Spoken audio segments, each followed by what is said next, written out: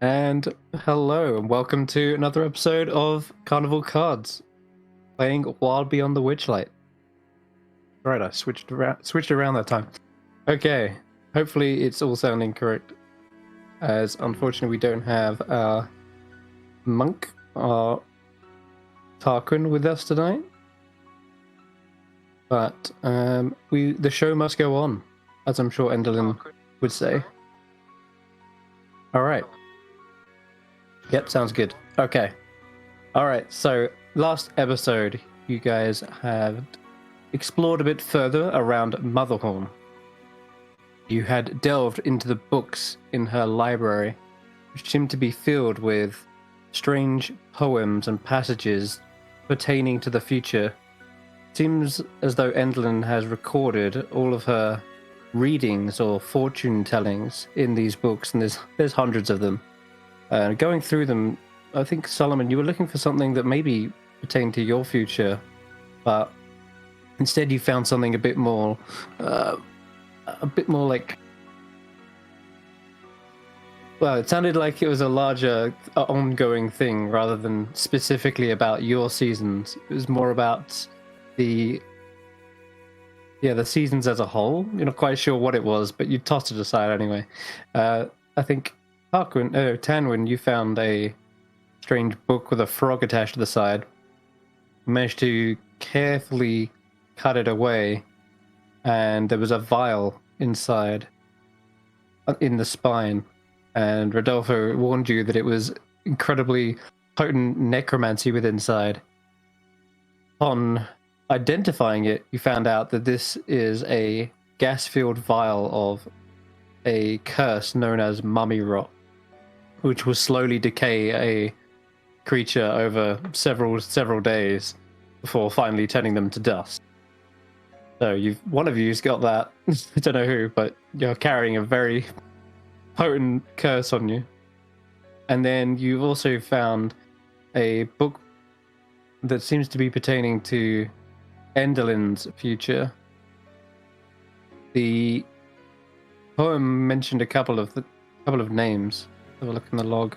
Yeah. It says that all she's wrought will come undone when the moon blots out the sun. And that kind of lines up with information you've heard previously from a certain unicorn. And it also said that Bav and Scab will never know that time has always been our foe. And with the capitalization of time, you theorized that it could perhaps even be a person. And yeah, some sort of hellish destiny that they're going to meet. We'll find out. Other than that, though, you walk down a corridor, found this very heavy-looking door, and as you opened it up, there was a room filled with a collection of masks. A poor goblin sitting in that chair got zapped by these pylons and turned into a mask, and you could see another one caged up, ready to go into a mask as well. And the Darkling Elder that was pulling the lever, you quickly charmed and dealt with by having him sit in the chair. You pulled the lever, and then he got turned into a mask. Yeah. Soapig theorized maybe the way to turn you and your friends back is if you wear the mask and then get zapped. Maybe that'll pull Faulkner out of the mask, which is your last season. Unfortunately, it didn't quite work. You got pulled in whilst wearing the mask, and you were sent into a autumn wonderland, a small domain of delight that Faulkner had created himself. He seemed very reluctant to go, as he was looking after and keeping company all of the other masks in this room, which he'd somehow also pulled into that little pocket dimension. And as he was explaining this to you, something in the background was at work. That Darkling Elder that you sent here, you'd almost completely forgot about, was pulling the strings and making sure no one was going to escape. And he'd somehow manipulated the pumpkin in the background to grow its vines and destroy the small little festival. And you both teamed up to deal with him. And finally, Faulkner agreed that he would come with you, as long as in time you freed everyone all of the masks within that collection. Yeah. That was his one condition. But yeah, after that, you got back out, promised little Binky here, the other goblin, and Vig, that you'd free them as well. And where are you now? You headed down under stage. Oh yeah, you found some balconies. Didn't figure out what was going on with the mirrors, but you had a couple of theories. And then you headed down under stage, where you finally met Jamey. She said she was tired of waiting for you in your cause, so she came down here. And you gathered some rather important information. And I actually have the recap lined out for this. Because there was quite a lot. Let me just find it. Where is it? Okay,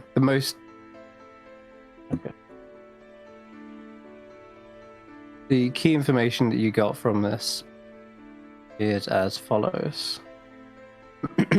Jamey was originally part of the League of Malevolence. The League of Malevolence is here we go. Is an odious assemblage of villains united in one purpose, the acclamation of power. Its founding member, the sorcerer Kelek, expects his confederates to work together and for their mutual benefit. But he also encourages them to pursue their own evil scheme. Kelek himself is a greedy, narcissistic sociopath who revels in chaos, but is also a coward at heart. The fact that he's highly intelligent makes him even more dangerous. More than anything, he wants the powerful, magical staff in the possession of his most hated foe. You don't know who that is, but that's what's brought him here to Prismir. Xaxx is an orc assassin without honor or conscience. Zargash, a human necromancer twisted beyond any hope of redemption. His hobbies include slaying the living and animating the dead. Warduke, a remorseless killer for hire who wields a flame-tongued sword, a fiendish-looking shield, and is never seen without his dread helmet on.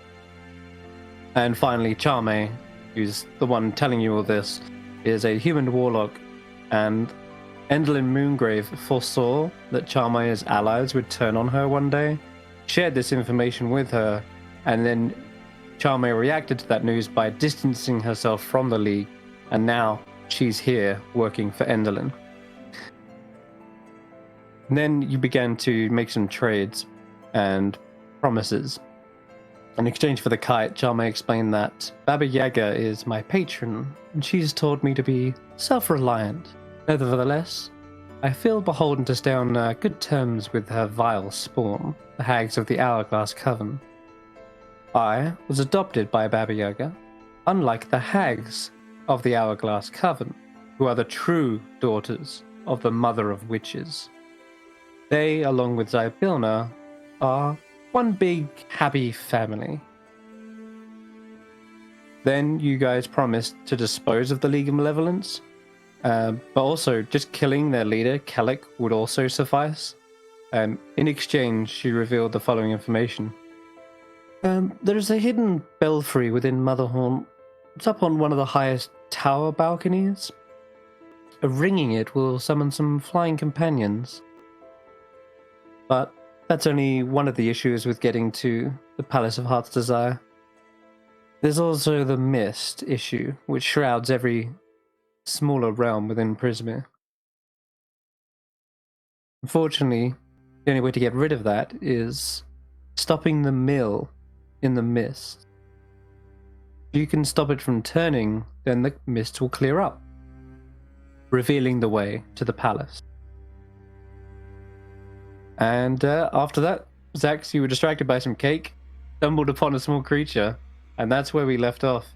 Little Golmo, the Briganock architect here, he looks timid and weary, and he's chained to a hooded lantern on the top of the tabletop there.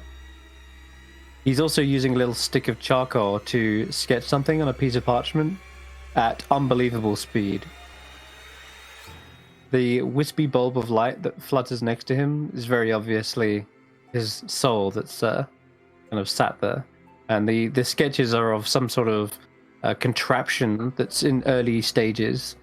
You can see other sketches for the thing, that weird ornithopter that Endelin rode down on. And you can see sketches for the cranes and the orae and all kinds of things. So that's where we left off, though. What did you want to do, Xaxx? Do we have a picture of him? Oh, yeah. He's just like other Brigands. He's down here. Here we go.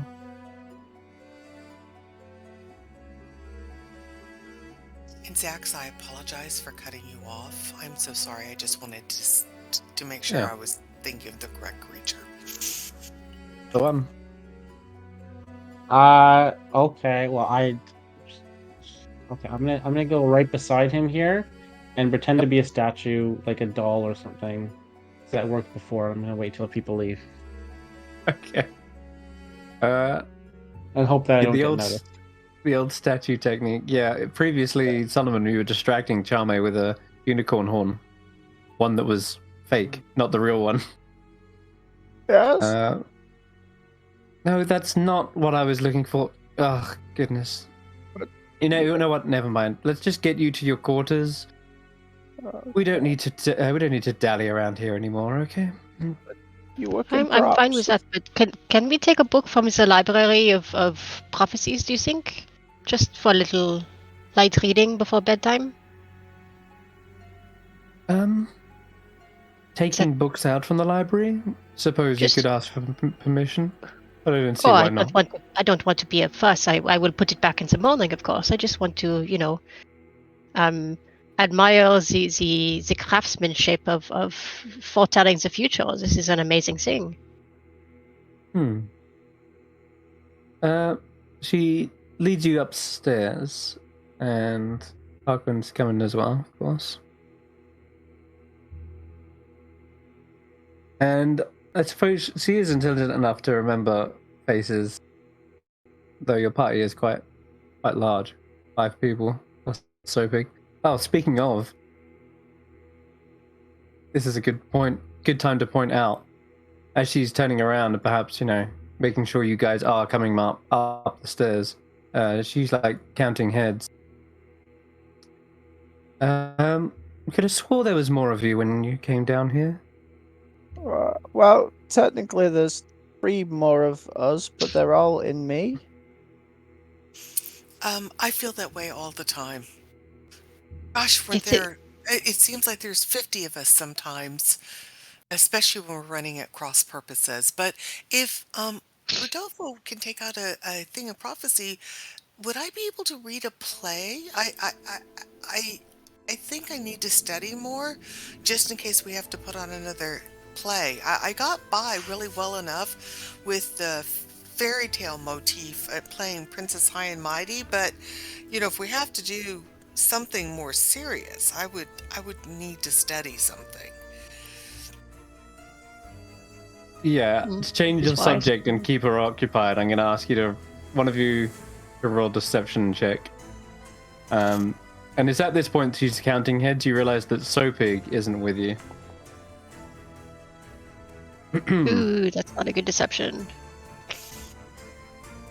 I mean, in as much as it matters, I am honest about wanting to read the prophecies. That's it true. wasn't really a distraction technique. I was honestly asking. Well, I'm just following Rodolfo's lead. So, do you want me to roll a deception check? Because I'm not telling the truth. Wait. More than anything, it's Solomon. I feel is the one who's misleading. Wait. Okay, but where's the cat? Oh, the cat. Oh, so big. Where did she go? Did she kidnap her? Oh my god. Let me see you to your quarters and I'll make sure I can find her. Oh, this isn't good. Rodolfo! Coming. She says, the books are here. Help yourself. And the plays, I'm sure that there are others who are running through their lines as well. If you follow this hallway down there, she gestures, then you'll make it to your quarters. Where are the facilities? I could really use some freshening up. Could we have a bath? Oh, that would be lovely. Yes. There is facilities just adjacent to your quarters. Oh, okay. This is most gracious. You are very hospitable. Yeah, thank you so much. We appreciate you stopping by. Why don't you come by and visit later on? We'd love to meet up with you. Yes. I really enjoyed our conversation. Have a glass of wine, maybe, and some chat. If you're not otherwise busy. I don't usually sit with the other riffraff. It's too much crying and sobbing in those quarters. The other actors, they're not having the best of times here. They're still trying to figure out how to get on Enderlin's good side. Well, I promise if you stop by ours, you're only going to cry with laughter. Because Tarquin is hysterical, and Xaxx and Solomon have some great one-liners, and Rodolfo, oh my gosh, Rodolfo can just bring you to tears with some of his stories of farm life. They're mostly stories about animals and manure, so it's that type of thing. I'm not, but yeah, some people like it. Sounds delightful. I'll make sure that's my second priority once I've found Sophie. Oh yes, the cat. Thank you. And she draws the curtain, and she quickly rushes back. So, Pig. During that time, Xaxx, I'm going to jump back to you. You have perhaps moments before she notices, but for the time being, I'm gonna with Golma. I'm gonna be in a just generic sort of standing pose, like I'm a full size, like the statue over here or something like that. Okay. Golma looks at you and sort of scratches his head. And then telepathically, because I can speak to him telepathically, I'm gonna say, are you a prisoner here? What are you doing just standing there? Oh, you're in my head. Oh, prisoner, yes. How do you see the manacle? Yeah, what's that all about? Are you what's going on? Why are you down here? I thought everybody else was just sort of enslaved somehow, but they could still move about. Well, I can mine. So I guess if they freed me, I would be digging a tunnel. But I'm not even here to perform. I just made these. And he holds up another kind of sketch. Oh, you're an artist. No, the architect. I'm Golmo. Golmo, the famous, renowned architect. I've heard of architecture. It's like art for buildings. Right. Yes, biology for buildings. I suppose there is a sort of art to it. Definitely. You're a building artist, building Scientologist. Not Scientology. No, goodness. Not that. So, right. Anyway, I'd make the designs for Enderlin's little contraptions, you see. Oh, for the stage, for the plays. Oh, well, all kinds, yes. And this. You make a perception check, actually. Sure. Not just for the play, but also for, yep, you spot it. As he's kind of sifting around papers, there's one that he holds up, and it is of a strange crank. And you can see the crank seems to fit into a larger sketch, and that very much resembles a windmill. A windmill? A windmill. Yeah. What, is that important? I don't... Oh, this? Oh, yes, yeah. It just sort of reverses the rotation of the windmill. The one in the mist. The mill in the mists. The mill in the mist. It's creating the mists, right? That's what it is? Right. Yes. Normally the windmill is a fine contraption that keeps away the mists, but this reverses that rotation and causes the mists to coalesce. Right. Is this making sense to you? Yeah. It makes the mist stay instead of making the mist go. correct. Excellent. Yes, You catch on quick. I'm smart. And So where is this windmill? Because we'd want to sort of clear the mist away. it's quite a distance. You'd have to fly there. I can fly. Well, not all the time. I usually get hit by lightning when I fly. Oh. Ooh, that reminds me, you could ride the lightning, so to speak. I could. Wait, is that possible? Like a horse? Oh no! Look, he holds up another design. This is my fantastic rain cloud balloon, I call it. Rain. So Is this the balloon that we saw before? it is the one that is actually currently docked on one of the high towers of Motherhorn. Right. Oh, I've seen this one before. We bought some stuff from some people there that was kind of like not that great. They kind of overcharged us a little bit. Yeah. He gestures to the lower part of the sketch. I attached a little shop to it. It's a large basket, but it doubles as a little. Look, there's a little serving hatch and everything. Little shelves. Okay. Good. But the true marvel is in how it uses lightning to charge it. He points to all the little wires and stuff. So it uses lightning to become flying, to fly? Yes. And it's probably at this point you can hear like footsteps echoing down from... Oh, quick. I might get kicked out soon. You want to be, do you want us to help you escape this? Gabe, I would like nothing more to get back to Briganock Mine. Okay. We have some Brigganocks and some other the stone people coming, and we're gonna see if we can get you out too. Secret. Are they digging? They are digging. Ooh. Why don't you just dig yourself around the chain that's keeping to the wall, and then you can sort of mine your chain away, and then you can dig away. He looks over to the wall and scratches his head for a second. Have you got a pickaxe? I would need something to dig with. And most of the stuff around here is all props. I have an obsidian dagger. Yeah, that would probably chip him into pieces before he gets anywhere. I have hempen rope. I have playing cards. I have a musket. Big pickaxe made of metal.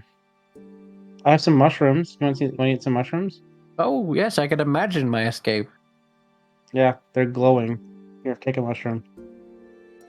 Okay, cool. He starts nibbling on it, and it's at that point Jamey has entered the understage, and she's looking around. She immediately checks over the props and things, the kite on the table. I freeze. Okay. She begins to look into the other room and seems to look around here first before coming back out. And then she starts to observe this corner and finds Gomo. And you're like sort of right up against... Are you right here? I'm like, yeah, in like against the wall. I guess I can't get right against, but I'm like against the wall, like here. Sure. Beside him. Just sort of looking out, pretending to be this statue. Like this statue here.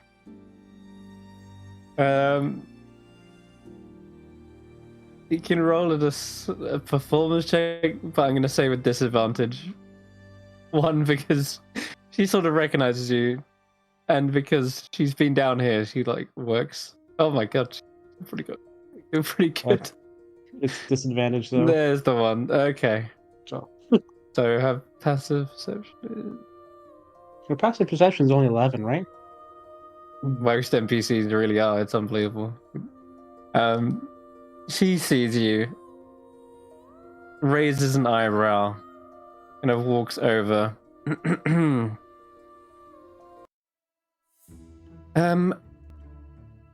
Gomo. Taking a little lunch break, are we? Oh, yes. I don't remember any mushrooms growing down in these caves. If there were, that'd be a problem for a lot of the props. Probably rotting. No, it was a packed lunch. Of course it was. But I better check these props just in case, just to make sure there isn't any rot. He looks over you, Xaxx. Yes. This one especially. It's got all this purple mold growing over it. And she begins casting a spell. Well, not so much actually. She just looks at you in the eye. Wow, so lifelike. And I'd like you to make me a wisdom saving throw. Wisdom saving throw. I mean, I got a pretty good wisdom saving throw. Yeah, you do.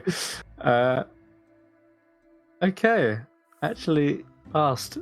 She looks at you, and the glint in her eye also sparkles for just a brief moment as she waves her hand. And it seems though it doesn't have an effect. You just feel your mind sort of kind of get lost in hers for a moment. Kind of lost in her beauty for a second.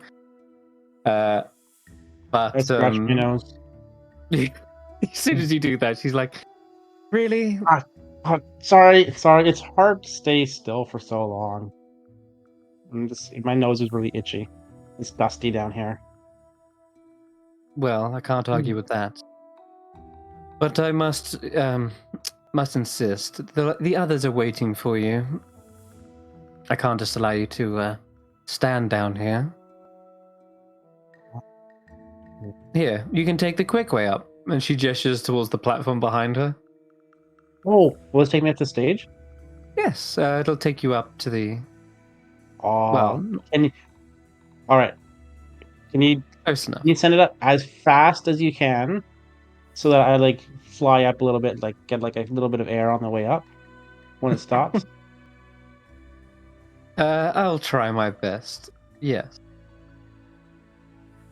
She says, you're a sneaky one, aren't you? As she pulls the lever, Gulmo's like rattling on about, oh, not one of my contraptions. And you hear the clattering of pulleys and stuff.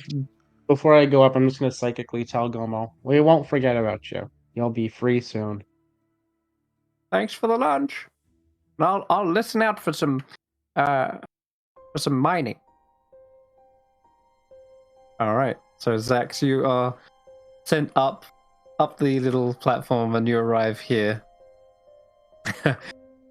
And you see Jamey. Not at the stage. I thought it would be at the stage. Oh, she lied to me. She said close enough. And as you're going up, you can see just the last little bit of Jamey. She seems to be taking the pin out of her hair and letting her hair down.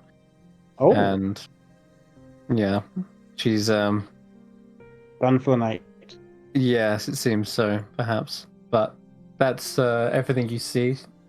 Next, you're back up here. The rest of your party isn't too far away. I don't know where the things are, so I'm just going to go this way. Actually, I know where I want to go. Oh my god. You go to the curtain and then you double back. I'm going to go this way. I mean, you can climb up that. It is a little bit above, but sure. Down the stairs. Where's Xaxx off to now? Over here. Well, everybody's going to take their long rest. I'm going to go take my long rest too. I'm going to go over this way. Sure. Okay. Heading back into the Shadow Theater. I don't know. I actually can't remember where everybody's supposed to be staying, so this is just, it's a nice dark place. Gonna be careful of the trap. Yeah. Because I remember that it's there. And I'm gonna come in here. And then just sort of sit in one of the chairs. Oh, my tray pie. I forgot to have my tray pie. Oh no, you left that here. Okay. I'm also going to hide a couple of these shadows. Did they eat the pie? The pie that you've placed, let me check. They even need to eat? Doesn't say they don't. So I'm going to assume yes, the pie is gone. Oh, good. I'm going to prestidigitation the pie tray clean, and then I guess I guess you guys enjoyed it. I'll put the pie tray down, and then I will sort of... Most of the shadows are hidden, but you can see perhaps two little ones of the goblins just sort of playing out something on the stage, whilst another one sits on the sidelines. I'm going to set up a little bedding area right in front, and do that thing where you're like, I'm gonna pretend like I'm gonna watch, but I'm actually falling asleep to the show. Okay. I'm just gonna just sort of sit here and chill and let sleep take me eventually, unless something happens. The rest of you've been shown to your quarters, but you don't have to go staying here. Hurley's here. He greets you as well, and he's looking different now that he's taken off of his costume and everything. He just looks like a regular bugbear, no makeup, no fancy outfit. Oh, you're back. I don't know how to thank you for getting me out of this tricky situation, but it seems as though Endlin is in a more lenient mood. Well, I'm finally free. It's our pleasure, and we did promise Hurley. So, we're glad to be of service. Is this it? Is this where we're sleeping? Yes, just past that curtain is here. What has it been like for you since you've been here? Like, how much time has passed? Like I said, months turned into years, and I've no idea how long that's been. Keeping track of years is very difficult in the Feywild. And you have been in the theaters the whole time? That's right. A captive like this? No. Captive, prisoner, yes, you can call it that. What? I don't suppose you know anything about the other hags? The Hourglass Coven, Zybelna, the Mother of Witches? I've heard... You don't hear things, just hanging around? Yes, I've heard plenty, but never met them myself. Wait, Solomon, where are you heading? I was stealthily walking off. Sure. Roll a stealth check. I wasn't stealthily walking off. Nope. Leaving a trail of ice where you go. Yeah. He's like, I'm not gonna stop you, but if you get caught where you're not supposed to be, well, Angela might turn you into a mask or throw you from the balcony, or worse. She said we could explore. She actually gave us free reign, which surprised me, but I don't know if she just I think she said your guests. Right. Well, but Jamey said we could, explore the baths and go to the library. They didn't say anywhere that there wasn't. We couldn't go. I mean, I presume we're not supposed to open any locked doors, but other than that, bath. Oh my he gosh, shrugs. bath. Right? He shrugs. He says, like I say, I'm not going to stop you. Just be careful if you're going off alone, right? That is probably good advice. But Rodolfo has two things he wants to do. He wants to have a bath and possibly wash his clothes, even if it's only in the sink. Yeah. And he wants to go to the library to see anything he can find about Zybelna. Okay. All right. So we'll start with that then. The baths here, pretty rudimentary, but yeah, you can get yourself clean as you can in a... Yeah. As best In a as we can. sense. Does anybody have a wind spell or something? A gust to dry his clothes? Someone has a prestidigitation, I'm sure. I have prestidigitation. Is that good enough to there you clean go. clothes? It's Like I'm more sure than you just can give the illusion? Yeah, you can like clean things, like unsoil Okay. them, but you can also warm up objects, so that'll definitely Okay. keep them All right. dry. All right, I will do that then.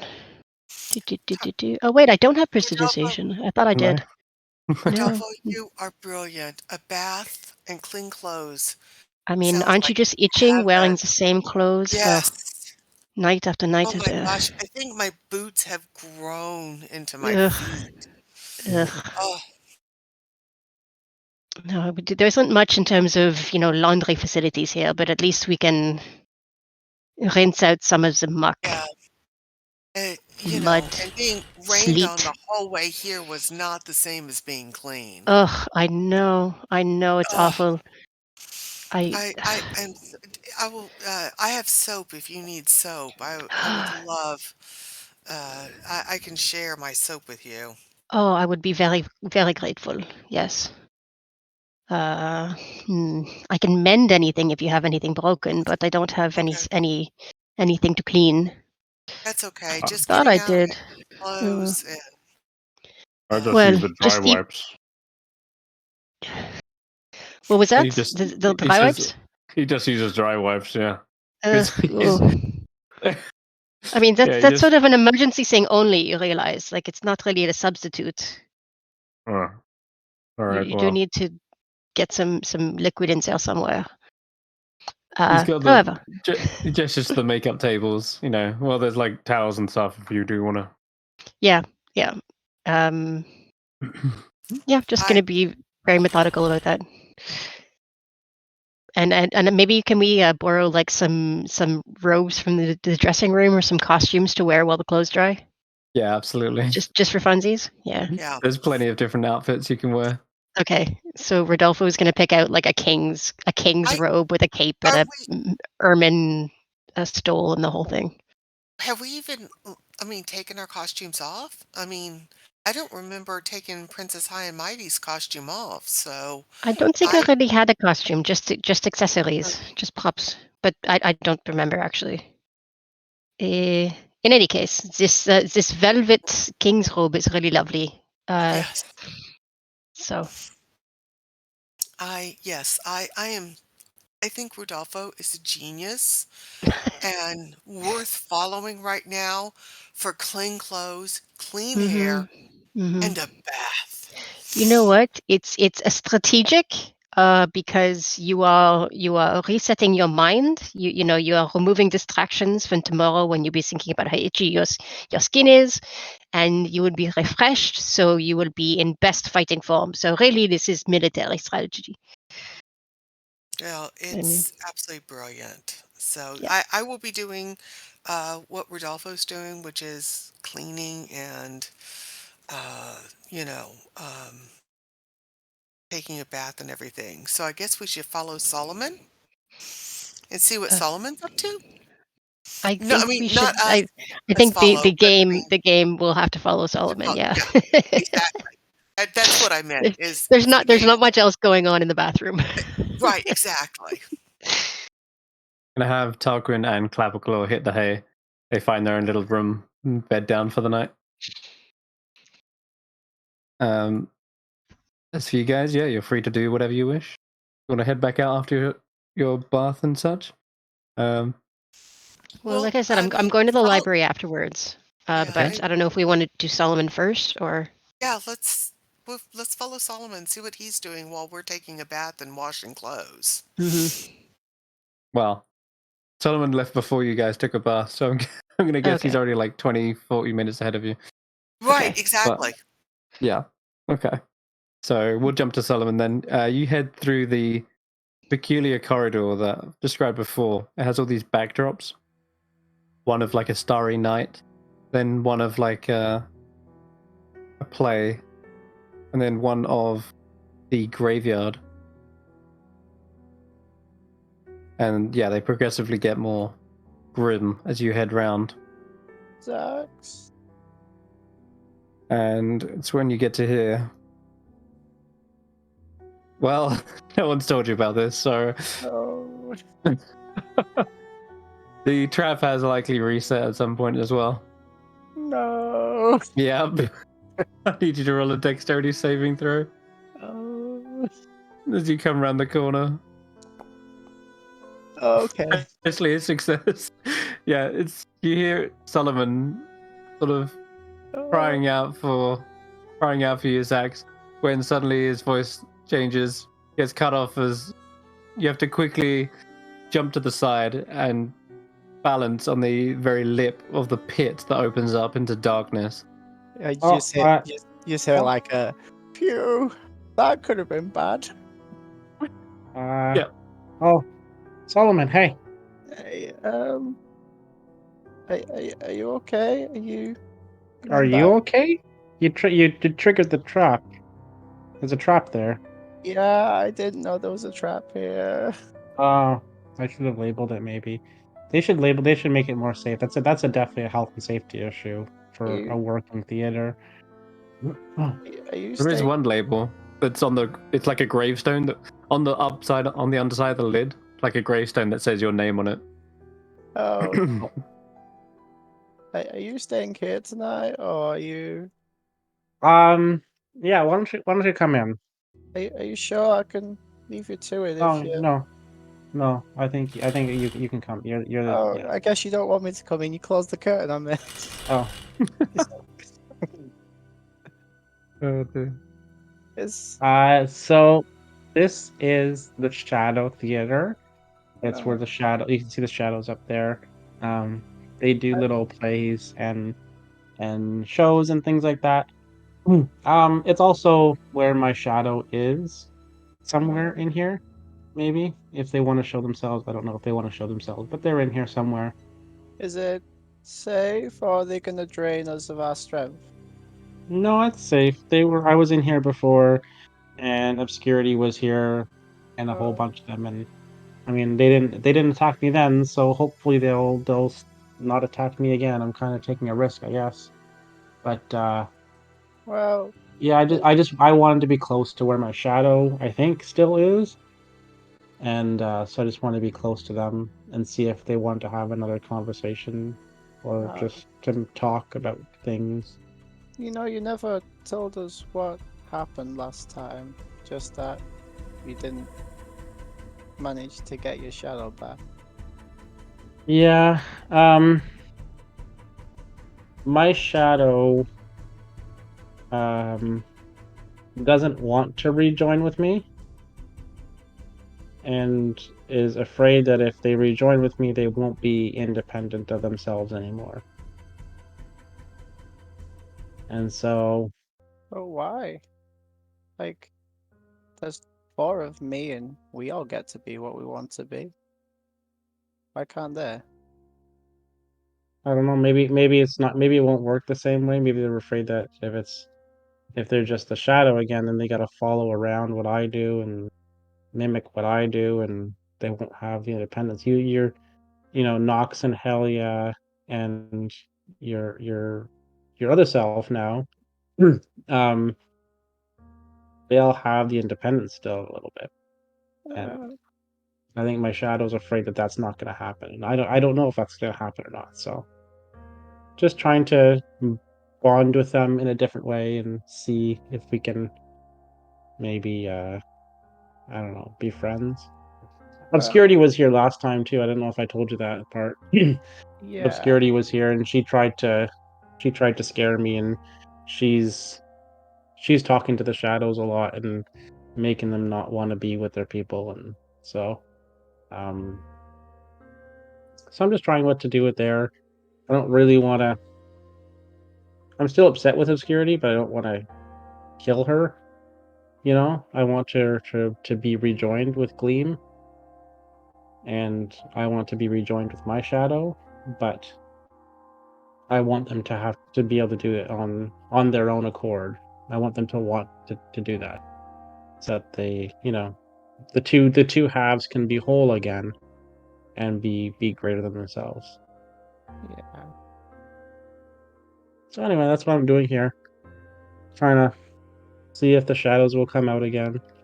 see if anything will happen, but Well, just to be close to them. But yeah, you can come here. You can spend the night here too. I've made a little sort of bed area because I'm watching the two goblin shadows here. They're they're doing a little fun little dance number for me. But yeah, I'm just sort of watching them, just chilling out and trying to think about what I can do, I if I mean, can do anything. shadows can be whatever they want to be in the light, really.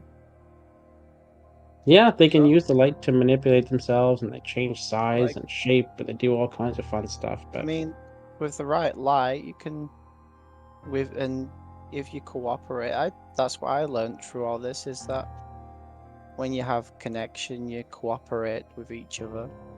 You can be whatever you want. Like your shadow could be a duck, or a dragon, or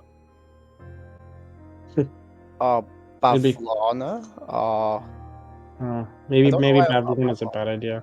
Yeah, Babylon is on the mind. I think we want to go back and and take care of that at some point. I don't know, but I don't know. Maybe you can convince your shadow that way that Maybe. just because you'll be together doesn't mean it can't be what it wants to be. You can, How would we even rejoin though, right? Like we but talked before about sewing and using the magic to sew, but I don't. That's like that would be doing it like against their will. I want them to like. well, I didn't see what happened with you and in the fall version, and I remember watching Nox and Halia, and there was no they didn't sew each other together. They just hugged. They wanted yeah, to be joined, and so they're joined. And well, I want that too. I want my shadow to want to be a part of me and to sort of want to be with me. well, I think we have a means of sewing you two back together. It's just, I guess it's just the conundrum of convincing it that that's what is best for both of you. Yeah. Because Yeah, I don't want to force them. we know, if I remember correctly, Tanwen got some bread from Bavlana, was it? Or was it in Scabathus? I remember her picking up some thread, and we, well, I don't know who. One of us still has the needle from the fairies in the carnival, I think Rodolfo has the needle, the little mini sword thingy. so it's an option we could try. But I, We yeah, could I get try, but I'd want them to want to do it first. But yeah, you're smart, Solomon. I get it. You don't want to force them to come back. I almost left Wagner behind when he seemed to want to stay behind. It just took a bit of convincing that we both needed to be together. Yeah, All of us. I'm not so good at the convincing part. I tried to use the pie. I tried to use my pie tray to create some really good pie, and I mean it's gone. The pie's gone, so the shadows definitely enjoyed that. But Well, you The can't. shadows nod. it didn't work with my shadow, and You can't I buy. mean don't tell the others yet, but my pie tray is not magical anymore. It's just a tray Uh, now. you So we can't. can make pies in it, but we'd have to do it the old school way. You can't buy your shadow though. You need to show it that you care what it wants, not just what you want. So maybe Yeah, when maybe the magical thread will make it so it can do what I can do. Maybe you can give your shadow free will, maybe. or maybe you can do like a swapsies where you become a shadow for a while, now and then. Ooh, then I can go on stage. No, it's One of the yeah, no, shadows you're gestures right. to you to like join them, to like beckon you on the You're stage. you're right, Solomon.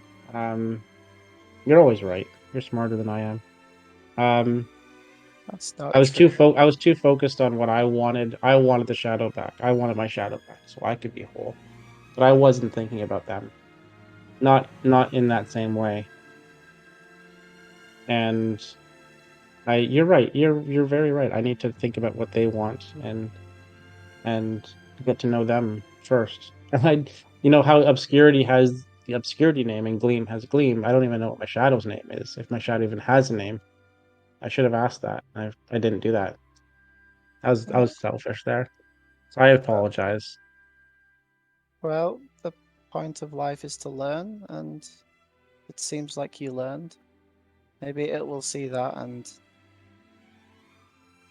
see that you do care. You just made the wrong decision. I seem to make the wrong decision a lot. Nah, people make mistakes.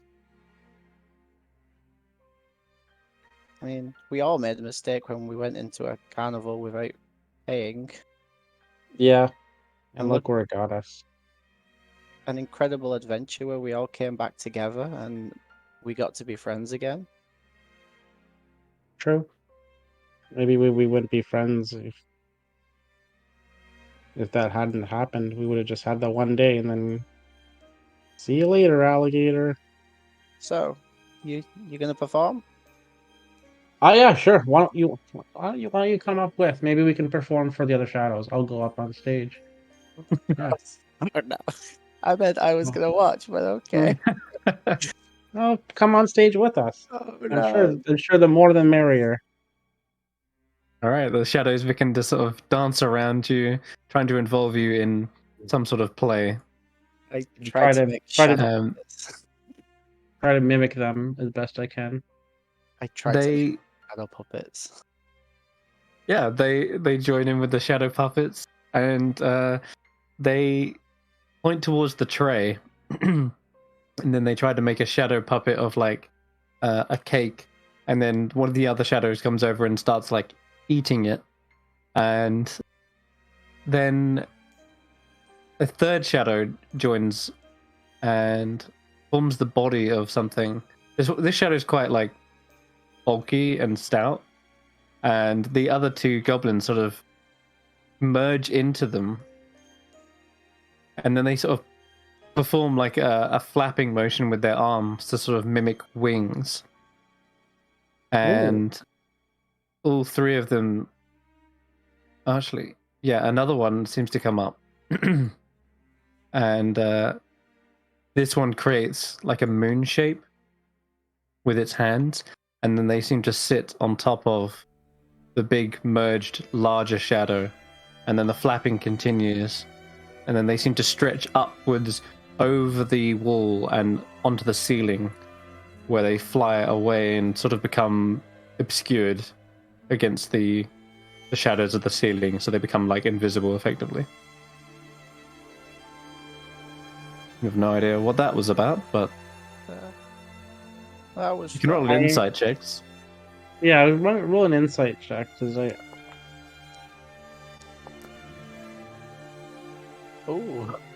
They you know a both little bit of better you- than I do. Not only will I tell you what that's depicted, but also I'll tell you who that shadow potentially belonged to. You can actually see them quite clearly if I make them visible again. One of those shadows is kind of recognizable, the stout, larger figure. At least to Solomon, who you were just in the room with. Oh, it's Hurley. It's Hurley. It's Yeah. Hurley. It is Hurley's shadow. And you remember that Hurley kind of depicted a dragon in the play? Kind of makes sense here that he is sort of showing that. That's the kind of idea you get, is that this winged creature is like a dragon, and the idea of that other shadow kind of showing itself like as a moon possibly represents obscurity. And that was them sort of sitting on top of it and then flapping and flying away. It's almost like the dragon has stretched out its wings and soared across the sky. I'm going to use a bonus action to use gem flight and pop out my gem wings. And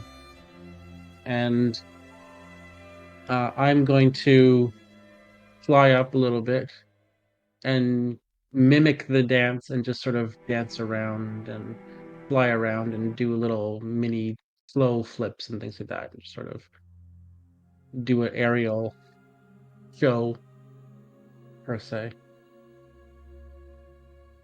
A couple of the other shadows seem to peek out just to observe this. You can see them like taking seats. Roll me a performance check, and Solomon as well for the hand puppets. Yeah. I'm not so good. Yeah. no. The hand puppets are fairly rudimentary. They just look like hands, sadly. Xaxx doesn't stop your flying ability, but doing a twirl and a twist in the dark down here, it's actually quite tricky. A couple of the other shadows perhaps feel embarrassed for you and then slink back away and It's slow and awkward. disappear. We certainly aren't shadows. Yeah. Well, we're not as good as they are. We need a little bit of practice, but that just shows how much talent they have. They're very good. They kind of fly back down to the stage and take the bow. As you say that. Thank you. Thank you for letting us join you on stage, and thank you for letting us participate in this. Solomon, Yeah. I'm gonna stay here for the night. Did you want to stay with and just to keep me company? Yeah. Like, you had our back through all this, and I don't want to let you do this alone until you necessarily have to. And I put a hand on his shoulder.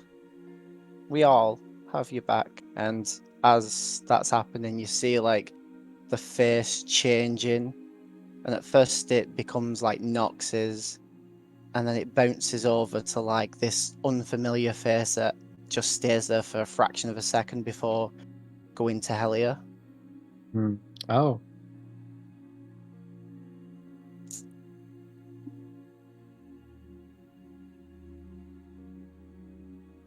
Hi, Helia.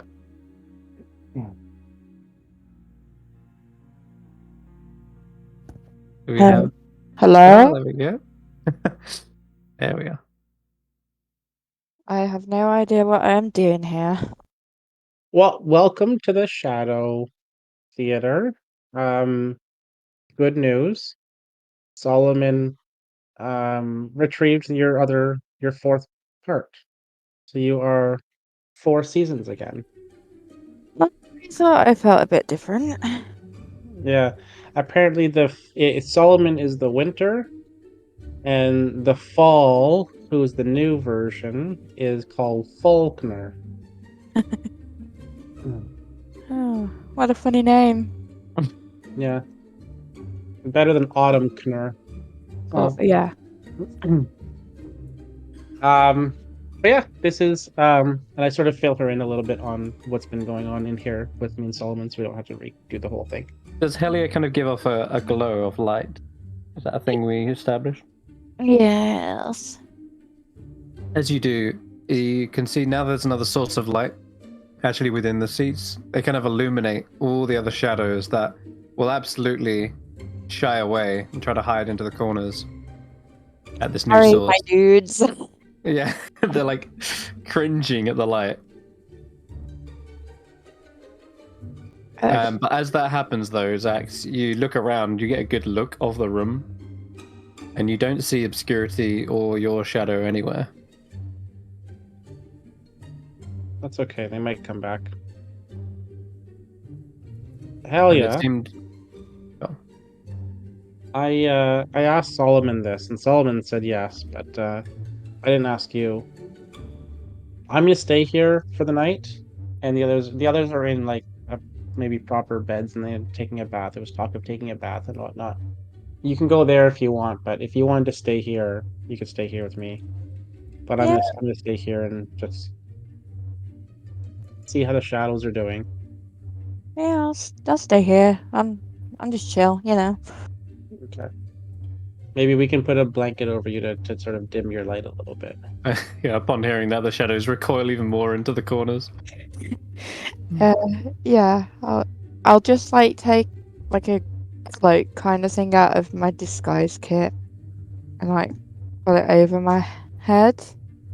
So Okay. the light isn't as intense. I mean, it's not intense, so to speak, but it is for them, right? They're not used Yeah. to it. Okay, cool. All right. So you get yourself comfortable on these cushioned seats, and Xaxx, you get your little makeshift bed. After A that, little though, makeshift bed. Got a little nightlight going. yeah. But all the while, you wonder where those two have gone. I don't know where they've gone. This is just the last No. place I knew they were, so it's just hoping that they'll come back, maybe. But from your insight from earlier, it seems as though they may have even taken flight somewhere, somehow. In any case, I'll jump back to Tanwen and Rodolfo. You guys are heading out after your bath, heading to the library. I'll just drag you over there. And you're looking around for a while before a couple of the Darklings approach you. These are the smaller ones.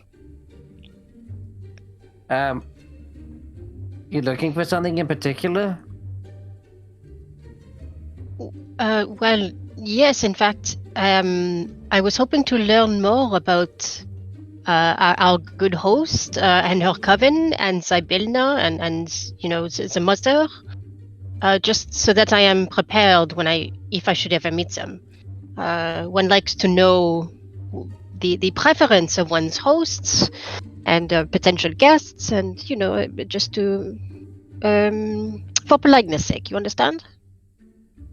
Oh, right. Yeah. You want to know You have about the godmother Zybelna? I mean, yes. she's the original ruler of Prismir. She's done great many things. I know a little bit. Let's see. I think he kind of like helps you out, pick out a couple of books. Most Yeah. of these, though, they're not really documentations on things. They're not like history books, but rather they just tell of the future. Oh, okay. But I mean, do you have anything that records, you know, maybe prophecies that were given and have already happened? Yeah, there's a few. Let's see. And while we look, let me ask you: have you ever met Zybelna? What is your impression of her as someone who lives in Prismir? We have not met Zybelna, no. But No. This place definitely used to be a lot different. That's what I understand. It's very interesting that she was the ruler of all three lands, and then she went away for some reason, and now things are different. I mean, what do you think things are better now, or just you know different? well, Sometimes you just need to get used to different things. we personally don't mind it. As Darklings, it's nice to have a nice dark atmosphere. Mm. And I understand that some people have had to leave Presmere or have tried to leave. So maybe not everyone likes dark as much as you. True. There are those who feel like they're stuck here, but Endlin treats us just fine. Maybe they should respect her a bit more. Yes, this is very much the case. If you need to get used to your circumstances and appreciate where you are, right? Yes, This is exactly. the secret to happiness. And Well, what did you do for Zybelna while she was ruling? Did you do the same sort of job as you do for Endela now? we've always worked for Endlin, yeah. Oh, okay. And Endlin was a trusted sort of advisor for Zybelna. Look, in fact, here, and they kind of pull out a nearby book that sort of goes over a few history, not histories, but futures rather, because this place is all about the future. Now, these ones are probably already taken place, but yeah, you can see Endlin, Scabatha, and what's her face, Pavlorna.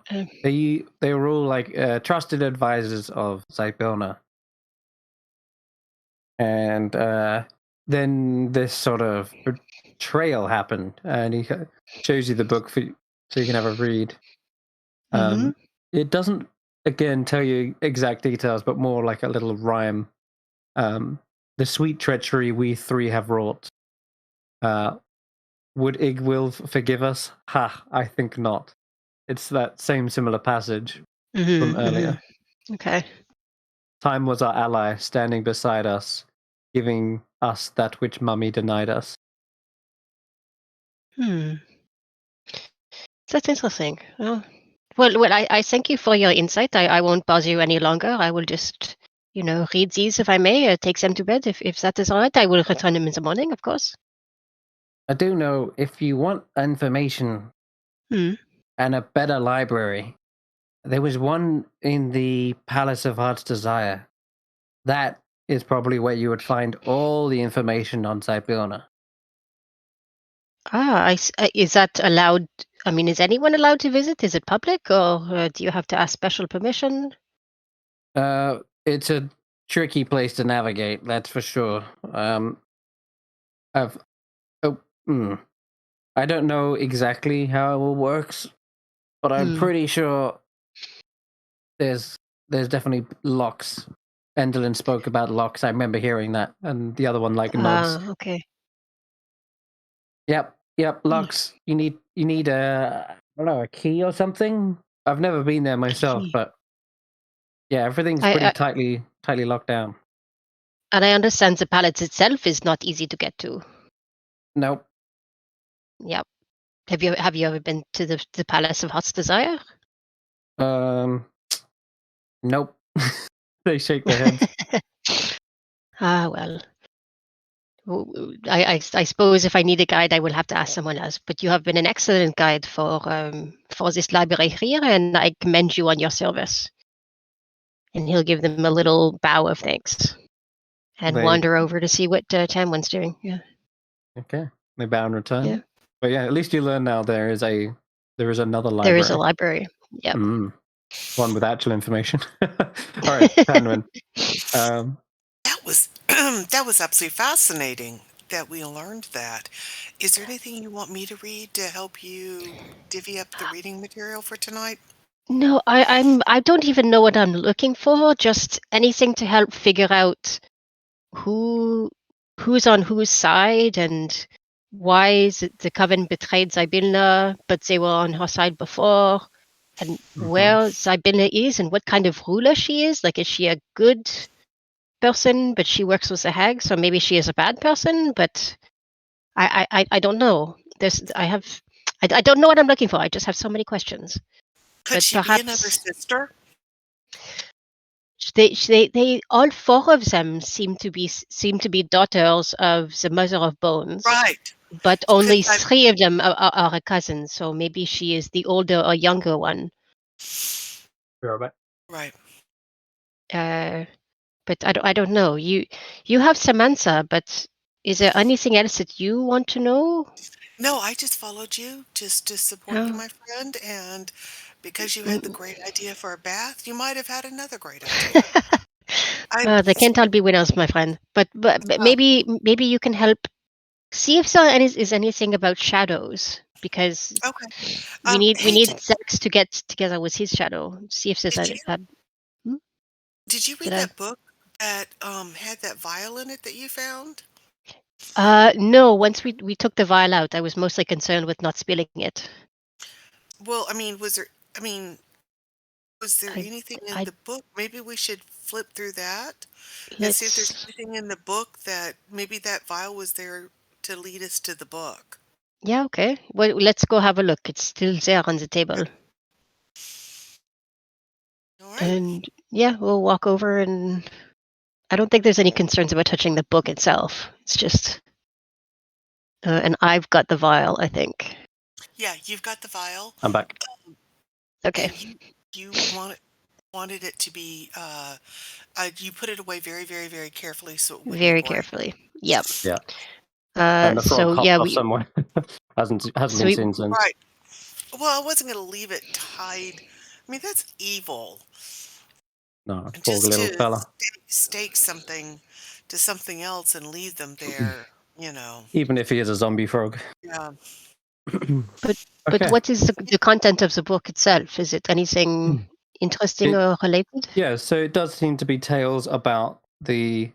This one actually is a real book, not written or penned by Enderlin, but one of. It seems like it's part of a collection, as it's listed the other ones here in the contents. The other Tales of the Soggy Court 3, Volume 2, etc. But this one probably pertains to the switching of kings and queens and other monarchs that have constantly changed hats over the years. Something that has been since the very dawn of time in Downfall. We could have used that book a while ago. No kidding. I mean, The- that was a strange place.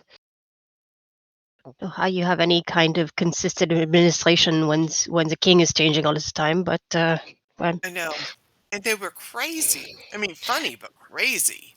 I mean, I would say it would suit them, and each to their own culture. But I mean, you had a lot of dead frogs at the end of each coup. It's just, I don't know, maybe not very efficient. What do I know? I'll also No, tell you that. Oh, it's gone. no, and it put me off frog legs forever. Hmm. hmm I mean, they're So, delicious in a little bit of garlic butter, but yes, I think I will have a hard time eating them going Yeah. forward. Yep. only Morgul could hear you now. So, this one I'm going to say also pertains to a wider history over Downfall and Hither.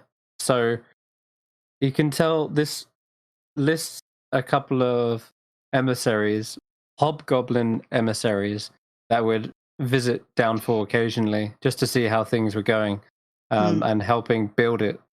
And turns out these emissaries were part of a larger faction of hobgoblins that were originally hired by Zybirna to build the structures in Hither. They weren't always just these random mercenaries, but rather they were here to build stuff and then guard it. And when you were in Hither yourself, you did see hobgoblins, and you remember there were a few, the stilt walkers, hmm and also the ones who were aboard the ship that Warduke was on and crashed into the swamp. So that was Thither even. So Thither had hobgoblins, Hither had hobgoblins. And it's kind of odd to hear their scattered remnants when in this book they're depicted as being quite a large band who were hired by Zybirna to actually build structures and carve out, land. Does it say what they were building, or Yeah, just? Prismir as a whole, effectively, from the tower in Slanty Tower to the even the smaller structures like the huts in Downfall, and the causeway as well is mentioned. The Queen's Way is the massive bridge that once led from the palace to the other three little smaller realms. And they had their hand in building that, but yeah. Can I don't know if this is possible, but would I be able to use an insight check to see if I can tell what kind of a ruler Zybilna would have been? Yes, Like, actually, is she a that's tyrant? Is she a despot? okay. Yeah, you can either use insight or perhaps even investigation check. I'll allow either one of those. Which one is higher? Hang on, I Because need to check. you're like piecing together tidbits in a book that's mainly Yeah. about the Soggy Court and Hither, but it does pick out the hobgoblins as a Okay, thing. let's So either investigation one. this. Yeah, because this is what I'm trying to figure out is who she is really. Okay. Not bad. Not bad. Can I guidance? Yeah, yeah. Yeah, I'm gonna guidance that. Ugh, 19. 19 is still pretty good. So, okay. Before, let's see. It's quite a lot of information. All right. So,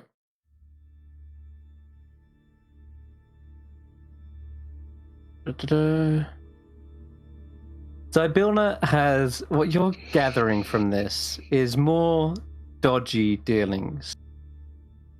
The hobgoblins themselves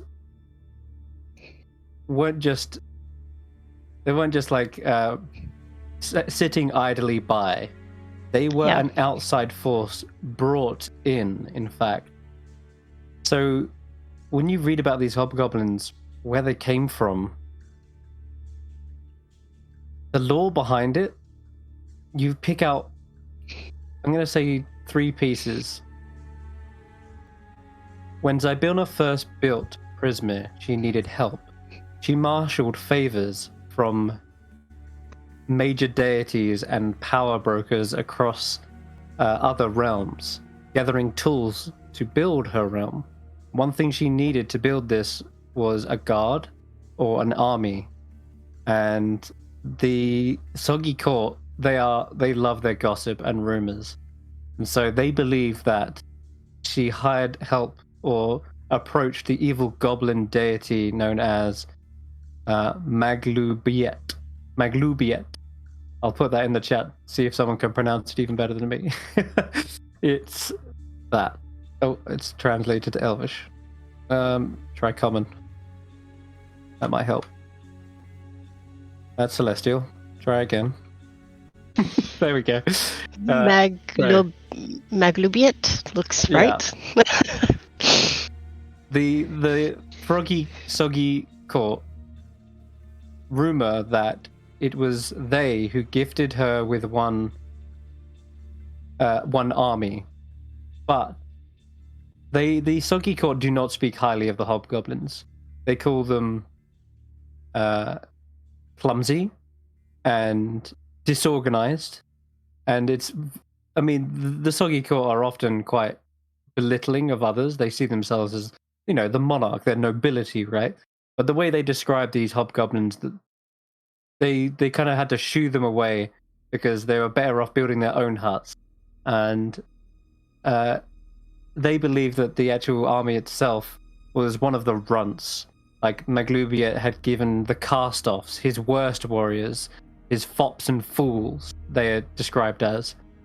And they made a sort of ragtag army. And Maglubiet was perhaps happy to even hide his embarrassments within Prismir. That way everyone wins.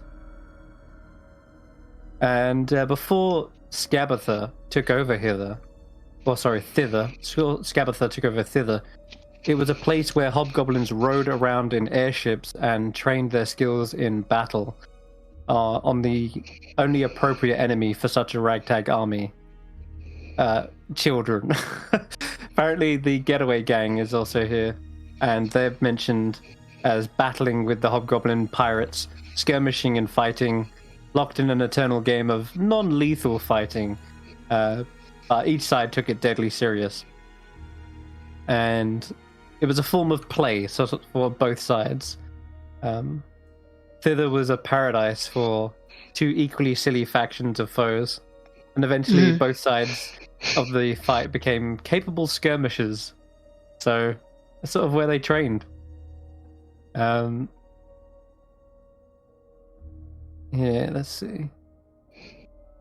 But now you know the truth, and that is that Warduke seems to be the leader, right?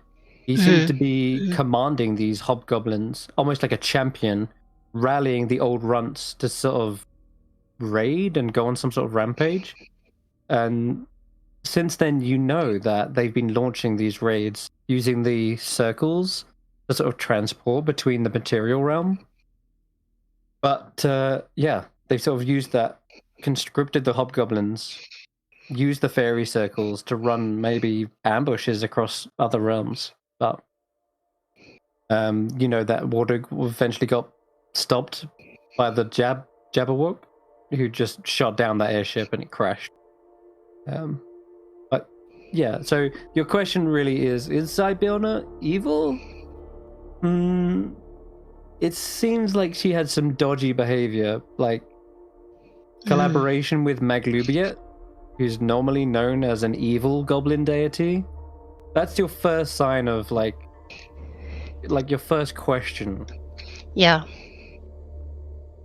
But not much is revealed beyond that. It's just sort of you're picking up on things and Yeah, you're questioning them. I would know that he's an evil god, and the fact that she's hired hobgoblins rather than say dwarves to build her realm is gonna have some significance. He's not quite ready to think about what all that means yet, though. But that's good to know. That's what I'm looking for. Is like, I'm fighting to restore her, but what kind of a person am I fighting for? Type of thing. Right. Exactly. Are hobgoblins significantly cheaper than dwarves? Maybe she couldn't afford the dwarves. Well, I know for once that the safety regulations and the union regulations are much more lax with hobgoblins.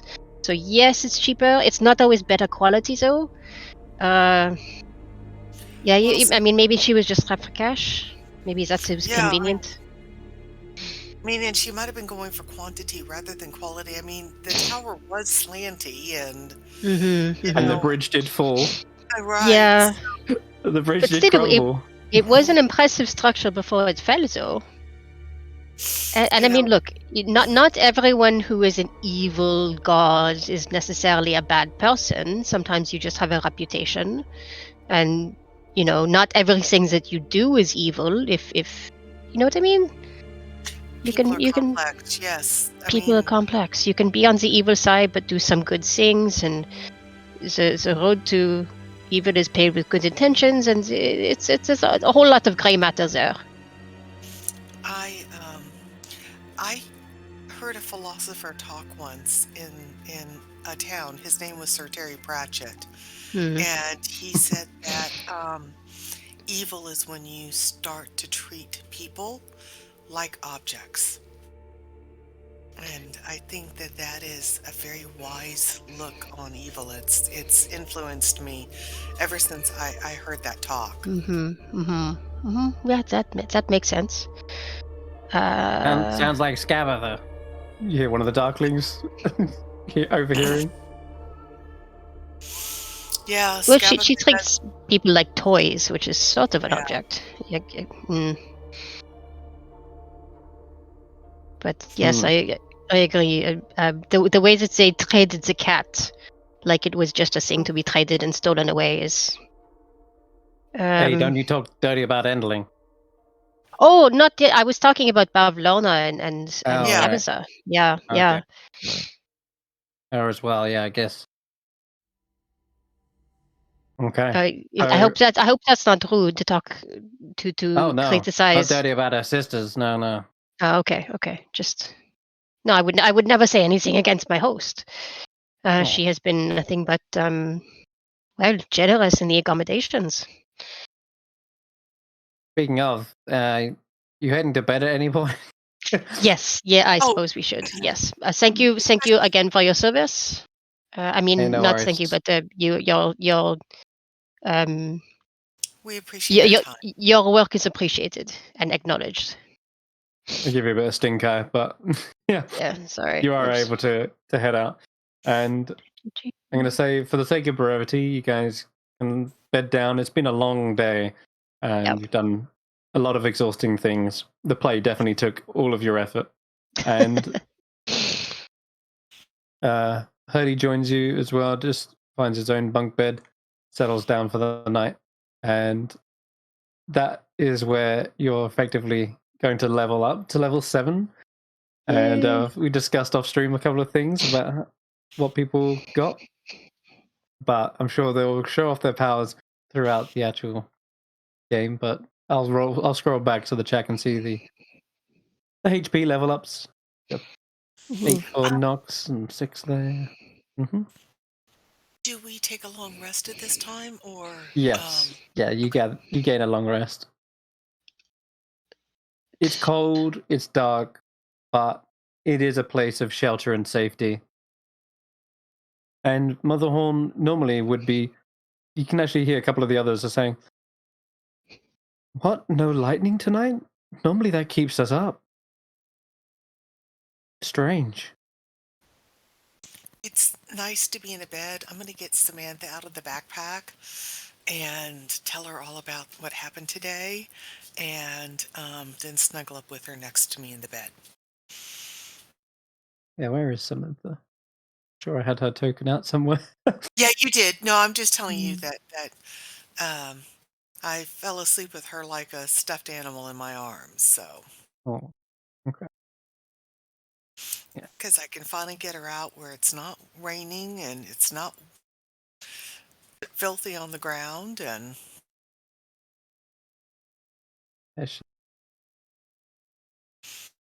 take off her All little right. boots, her cape, and snuggle up next to her. Excellent. You have the best night's sleep. Finally, united with Samantha, it is everything you've been dreaming of up to this point. Let's just make that token smaller. There we go. Rodolfo, you kind of have dreams of ideas of like perhaps which other deities and gods that Zybilna has perhaps encountered with, and your mind sort of sprawls through the pantheon, thinking of other gods, and maybe even darker thoughts sort of slowly creep into your mind. The ones not of benevolent but malevolent standings. And hey, deities are also on the same sort of level as demons and devils. And your dreams kind of wander into that sort of light. Yeah. See horns and eyes. You hear flames crackling. You almost hear like claws running down a chalkboard. Doesn't stop or disturb your sleep, but it is sort of uneasy. Yeah, Uneasy yeah. sleep. Yeah, that makes sense. Tarquin, I'm gonna not elaborate much on, but I imagine that before he goes to bed, he checks his stopwatch. The key is still inserted into the lock. He's still tempted to turn back time, but once again, like he did before, resists the urge and goes back to sleep, trying to find comfort in his new form, original form. And finally, Xaxx and Helia. Helia, you feel a sense of completion. This is actually a really nice sleep for you, especially on the cushioned the cushioned seats in a theater. You got plenty of space to sort of stretch out. But for once, as your dreams sort of come to you, you feel this wholeness and this natural cycle has been restored. And you kind of go through all the emotions, even through your dream, almost seeing the other seasons kind of conversing with one another.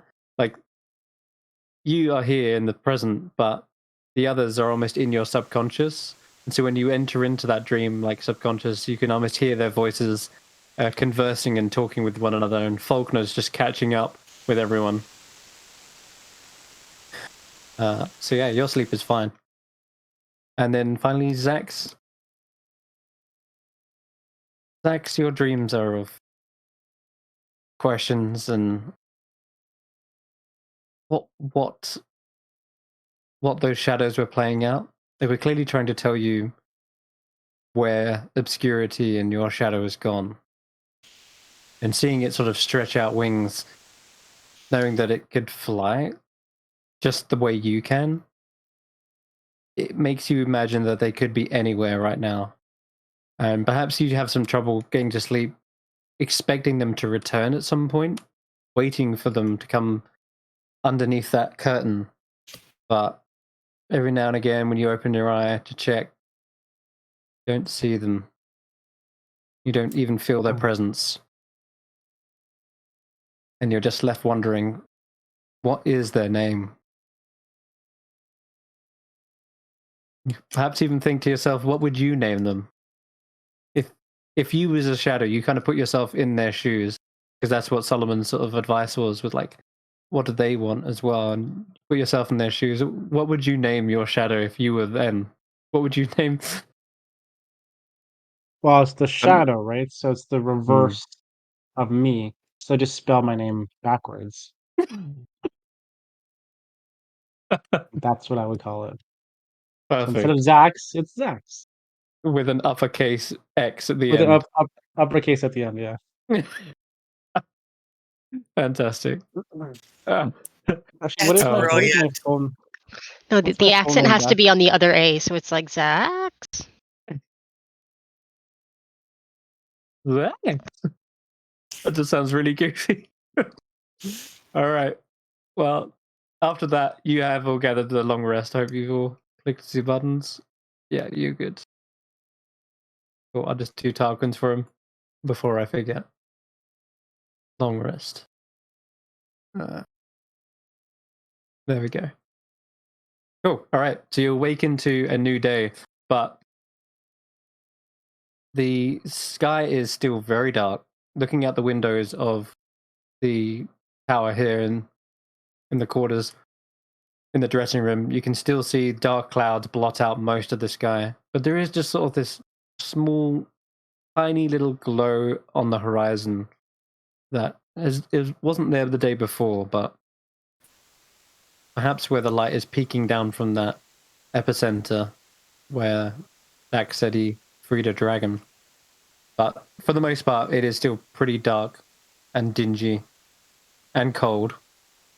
But you're all free to do whatever you like in the morning. Yeah.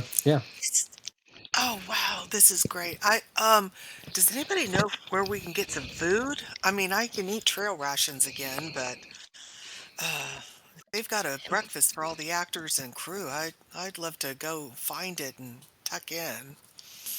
Any place with this much of a crew has got to have craft services somewhere. And it may not be the fanciest food, but it would be good stuff. Yeah. Should we wake the guys up or just let them sleep? I yeah, I think we should wake everyone. Tarquin can come with us, and Okay. I don't know Or where Xaxx and Solomon are. oh, they're not in the other rooms? Oh, yeah, okay. Yeah, Oh, that's and Yeah. I want to add, by the way, Tanwen, you're practically lifted out of bed. The swarm that is around you, dragonflies, moths, they all pick you up by like your clothes and just Oh my leap you out of bed. And you're oh hovering my there for a second before they gently put you on your feet. guys, y'all must have gotten a really good sleep as well. That was the best sleep. It was so nice not to be wet. For the first time, I imagine y'all are happy to have dry wings, and um, we're gonna go find food, and I know y'all don't eat, but the wasps may want something, so I will see if I can find sugar for the wasps and Oh the yeah, the moths. wasps are zooming. Yeah. They're proper zooming around, and Oh, you've never seen them this everybody. like lively, or I don't know. They just seem to be extraordinarily up. I don't know about.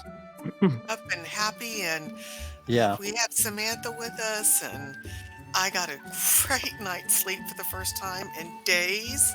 And So the I am mention of happy. breakfast has them like pick you up and zoom you towards the nearest kitchen. Whoa! Hang on, guys, wait, we've got to wait for everybody else. And when did y'all learn to pick me up like that? I knew you could push other people, but hey, Rodolfo, look, they're picking me up. Look. This is that funny. is kind of a neat trick, I would admit. Yes, well done, you Oh, how bees, fun. Oh, this flies, is whatever you are. Hmm. Oh, this is they're dragonflies. Yeah, that's And what I meant. wasps and a couple of moths that joined us. But yeah, they're hungry because they're wanting to go find food. So, shall we go see if there's a cafeteria? There's got to be something. Yes, come, let's go. Okay. Tarquin greets you as well in the morning, and you Good head off. morning. All right. So, and then finally, yeah, Xaxx and Helia. Yeah. Oh, yeah. Actually, for that. Rodolfo, you feel like during that dream when you were seeing Zybilna sort of conversing with demons and devils, you always put your, when in a dream you kind of adopt someone else's shoes in that dream. Mm. You almost sort of saw yourself conversing with similar figures, and you kind of remember a part of the dream, like one of them whispering, like a fiendish creature whispering into your ear. And when you wake up, you've learnt new spells, new capabilities that you hadn't had before. Okay. Almost So like you made a I know dark that I have feeling that. yourself. Yeah, I know that I have this, but I remember learning something. Yeah. Two kind of weird things, but I'm a little bit nervous to try them out now because I think Okay. it's going to start dawning on me. What's going on? Yeah. Mm. Helia, I don't okay. think that the cafeteria is going to be by the stage. Maybe it's in one of these towers. I mean, I know we've explored this, but it's got to Well, be around here somewhere. well, I assume that's where Xaxx is because if he's going to be anywhere, he's going to be at breakfast. We just have to find it. That is very good. So, okay, well, is there anybody in the library we can ask? That Darkling last night was so incredibly helpful. Yeah, they're probably munching down on some food themselves. Okay, yeah, we'll But ask for they help. don't. Food, you sort of have to bring your own. There's not much of a cafeteria. What do you think? This isn't like a soup kitchen. Who's talking to us? This is a darkling. Oh, Yeah, yes, but I mean, if we are not, I mean, the people who are here are not allowed to leave. So they, where does they get the food from? So it must be somewhere. I imagine it. Imaginary food's the tastiest food because it could be anything. You know. no, Like imaginary this. food doesn't fill the belly, but I mean, are we allowed to eat anywhere? I mean, like in this library, I'd be allowed to open my pack and pull out some, dried fruit and jerky and start chewing away. Yeah. Go. You'll have to go buy some from the store. Everyone stocks up when the balloon comes in. Ah, I so where's the see. I store see. at? Upstairs. You can't really miss it. It's crackling with lightning and very stormy. Oh, Ask okay. ask for charm. Charm. All right. Okay. Thank you. And Yep. enjoy your meal. Yeah. So I guess we're going. They're sort of eating Up. some sort of like shadow stuff. You can see as they consume it, it's sort of a wisp of shadow like bursts from it. And Rodolfo, you would know about. You actually have similar magic yourself. Stuff like, trying to think. Even like hex, stuff like that. Mostly like shadow blades and stuff. You know that in the Shadowfell, stuff can be made into like real illusions. And once they're kind of destroyed, they return back to shadow stuff. It's a strange kind of magic. A lot of illusions are made of just shadow stuff. But yeah. Okay, Anyway, well, that's weird, but I don't know how to do that myself. So let's go find the store. Okay. I'll jump to Helia. Yeah. Oh, I'm Helia, sorry. So Helia, you've, like I say, in the morning, feeling so complete, feeling like all the seasons combined. I don't know if Jamie's mentioned this, but the special power that Falconer's mask and all the masks combined now into one give you the ability to switch between any circle of the land spell lists. So if you want immediately to have something like Ice Storm from Solomon's spell list, you can do that. And then if you want to later go, actually, I'm going to have Divination from Faulkner. Maybe you can just switch it out as an action. It doesn't switch all your spells, but just the ones listed under the Circle of the Land, and only between coast, forest, Arctic, and grassland. Yeah. So, and and with that, you almost learnt some new spells. I think at level 7, right? I believe so, yes. Cool. Make sure you. Oh, yeah, you've done it. Yeah, cool. All right. Jamie done it. Perfect. All right. Then, yeah, you're feeling bright-eyed, bushy-tailed, and but Xaxx doesn't look as well rested, unfortunately. Oh no. I can't Yeah. see my token. Oh, can you not? No. No. Okay. I'll drag out another one, hopefully. Oh, I can't see at all. It Yeah, was in too there. sexy. Just drag the square over where you were, and you might be able to see her. I can see you moving a token. Are you Yeah, I have it good? now. Or Yeah, I have it now. I was focused on I think Rodolfo. I was using his one. okay. Ah, right. So I'll drag you back to the others. You will meet up, and they inform you because they're looking around for food. Hi everybody. Ellia's back. Solomon's in the other place. Ellia's back. Anybody find any food? I'm kind of hungry. Yeah, we I are didn't. just heading there. Apparently Yeah. it's up up back in the lightning tower. We have to buy it. It's Okay. not. All right. Did you guys sleep all right? I had a terrible night. You know, it could have been better. I slept like I was a kid again. You know, Like it was restless nice and to be clean. angry. I mean, a little not angry, a little restless, I would say. Yeah. I was restless. I think. I don't know. Helia, were you okay? I slept like a baby. It was like Oh. the best sleep ever. Oh. Yeah.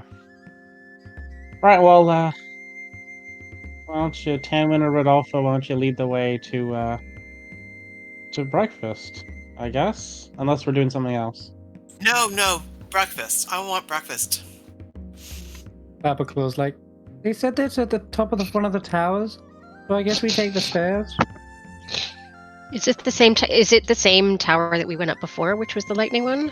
I don't remember what that was like. There's only one set of spiral stairs to go up to other levels. So I guess this one? And I guess that's it. Yeah. Oh, yep. Okay. Heading up then, you can find yourself on the second floor. Let's change this out. Rodolfo, you coming? I'm coming. Sorry. Boop, boop, boop, boop. Okay, so not being escorted this time, but rather exploring for yourself.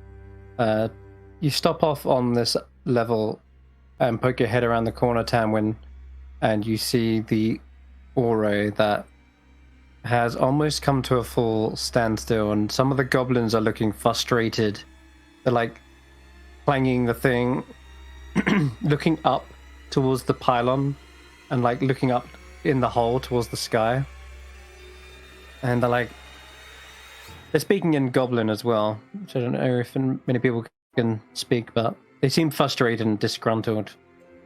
One's folded arms, one's tapping their fingers across a board, across a table.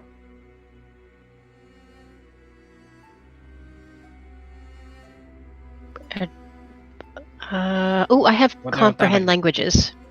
I'm gonna listen in. Okay. They seem to be saying, well, this isn't good. No, nothing that can be done. We've lost power. Like, as much tinkering as we want, it's not going to change a thing. We'll just have to maintain it like this. At least make sure it's still greased up, so when we do get some lightning, it powers back up without a screeching noise.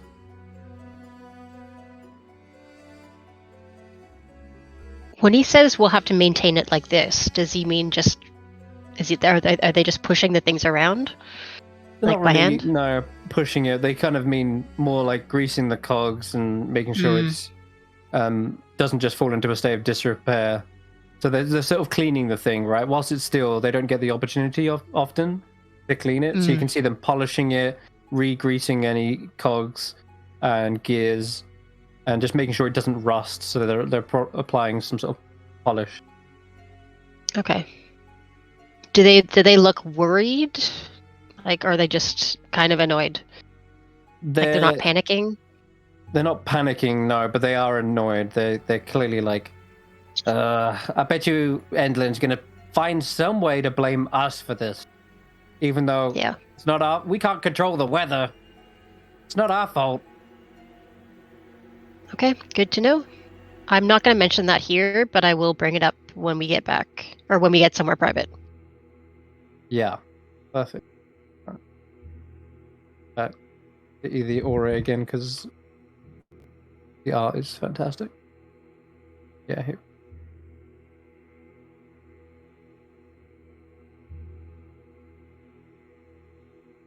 And you can see a little goblin in the background. He's probably sweeping the floor.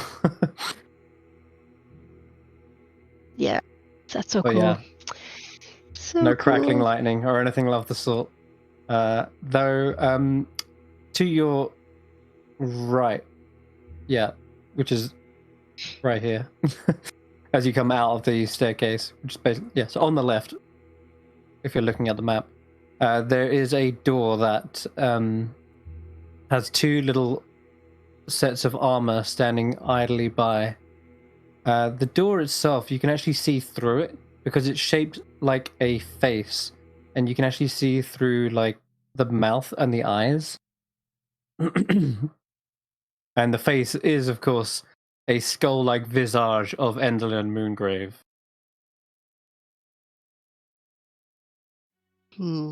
Through the actual door, you see a kind of dark, dingy chamber. There's not much about it that gives you any idea of what the room is used for. Like it's rather featureless, but every so often you can see there's some sort of other doors in there leading to smaller rooms, perhaps. But the doors don't look wooden; they look like stone.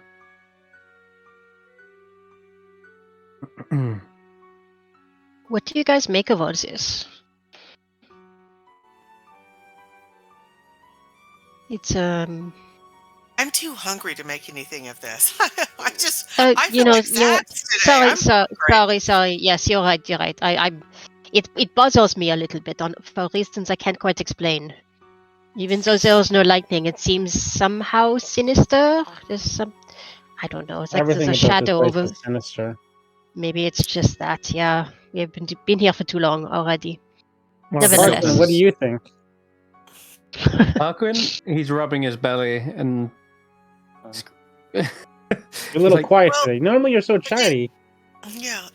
If it bothers you, Rodolfo, maybe after this, Xaxx can go touch it or fly up into it, and it'll make the lightning come that way.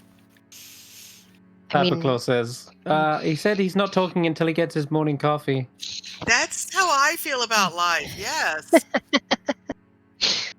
Okay. Coffee, breakfast, a pastry. Okay. So do you think the store is behind those doors? Let's. We can take a look. Can we open the door? So you can't go through the door, but you can go up to it and look through it, right? So the door, as you approach, kind of the actual expression changes. The two rusty suits of armor, they seem to be kind of like sized for goblins, and they're equipped with halberds. Each one of them flanks the large stone door, which is bereft of handles, hinges, or even decoration. But yeah, the skeletal visage looks towards you, opens its mouth, and says in her voice, "You shall not pass. Back! I command you." Wait, where's the store? Sorry, we're looking for food. This is the last place you want for food. Right. Go okay. Go where's the store? into the Ore. The goblins will guide you. Oh. Okay. Well, I'm sorry, y'all. I'm really hungry. Apologies for the interruption. Yes, we did not mean any rudeness. as it does open and close its mouth as it's talking, you get glimpses into the room, and where those doors are, you can see smaller little levers next to each door. But that's all you can really see. There's not many features of that room. It's quite bare. As you do come into the other room, though, the goblins are like, hey, don't, whoa. They speak in common. Don't touch anything.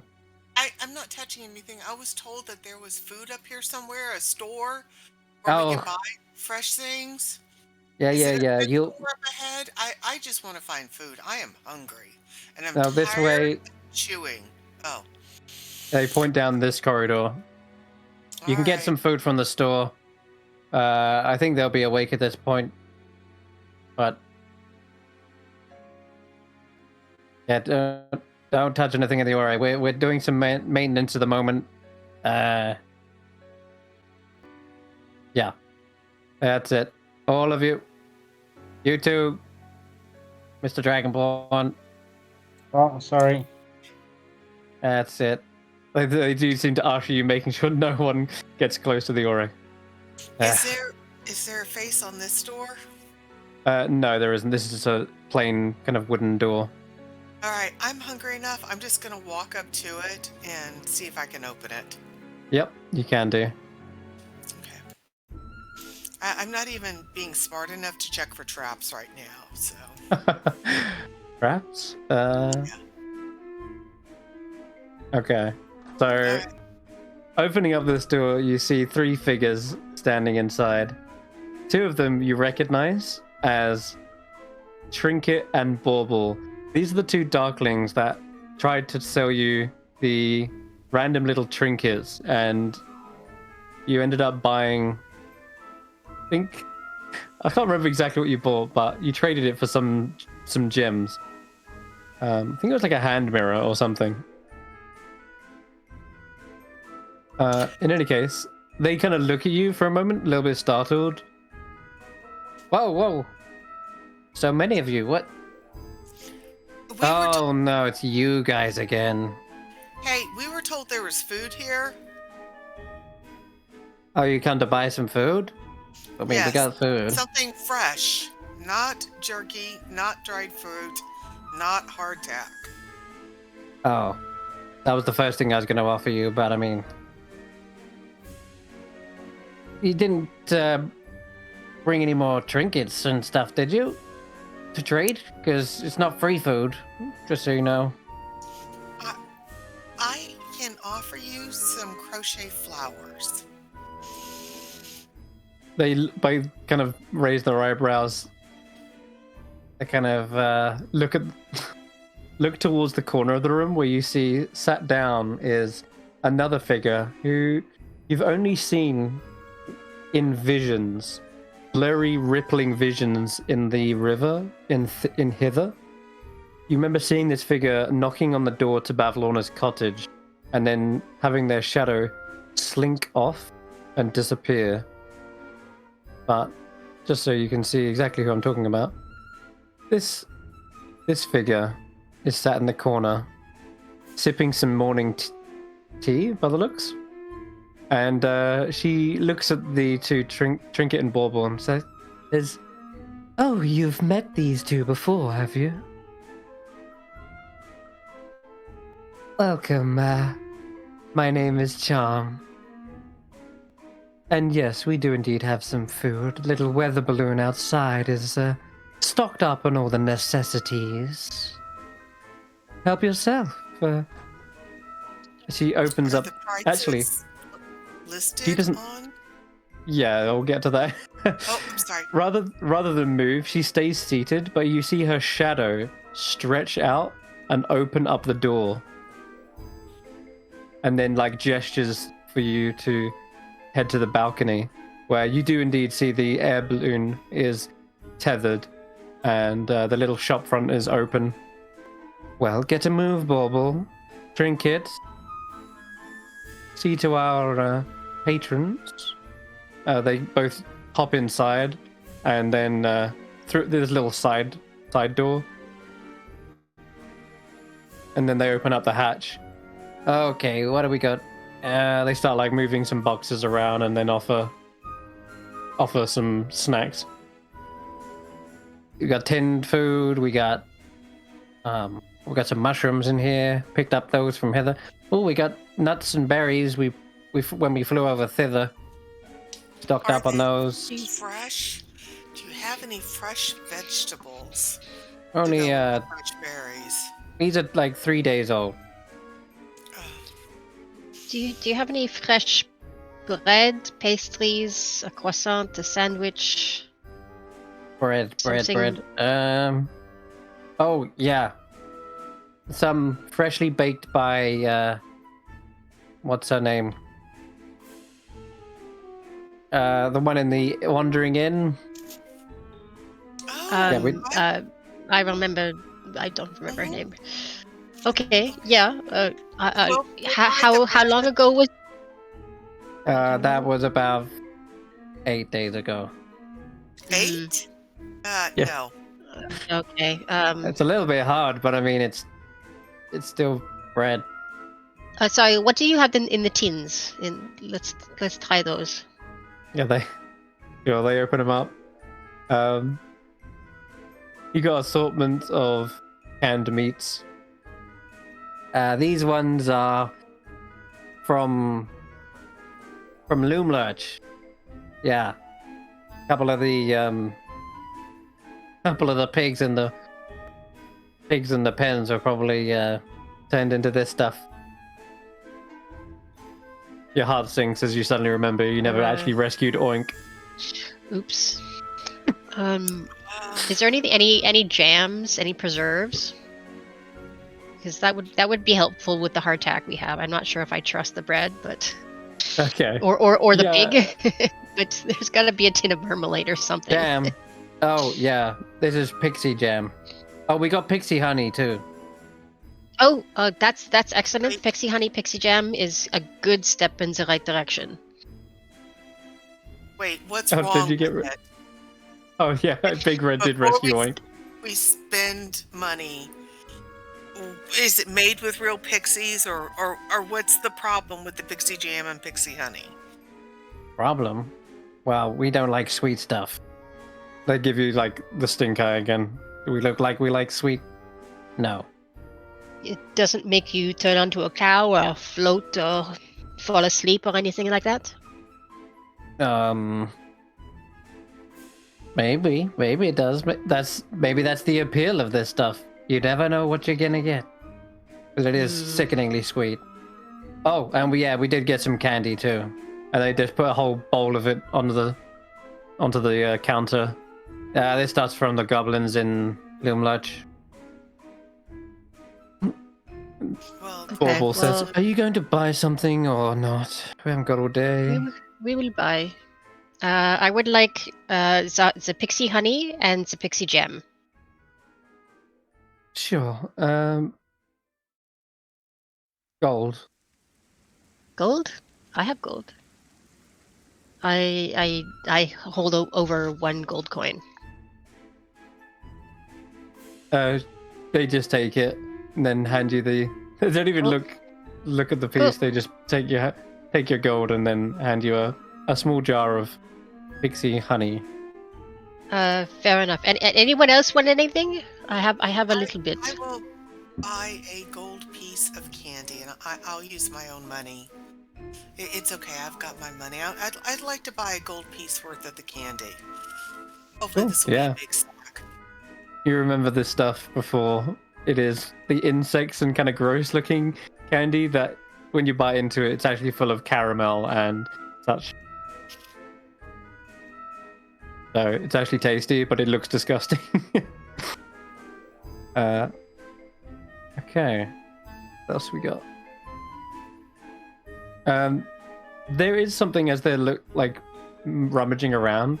You can see there's a stack of presents behind them, neatly wrapped with little tags on them, and they're just sort of stacked in the corner. They're not clearly on the shop front, but you can see as they're rummaging around, they do have those. Hey there, buddies. What are those things over there with the ribbons and the bows? They're not for you. What's in them? Presents. For who? Whose birthday is it? Not yours, not mine. No one of importance. That sounds suspect. It's just junk, honestly. I like junk. What kind of junk? They look at each other and look back.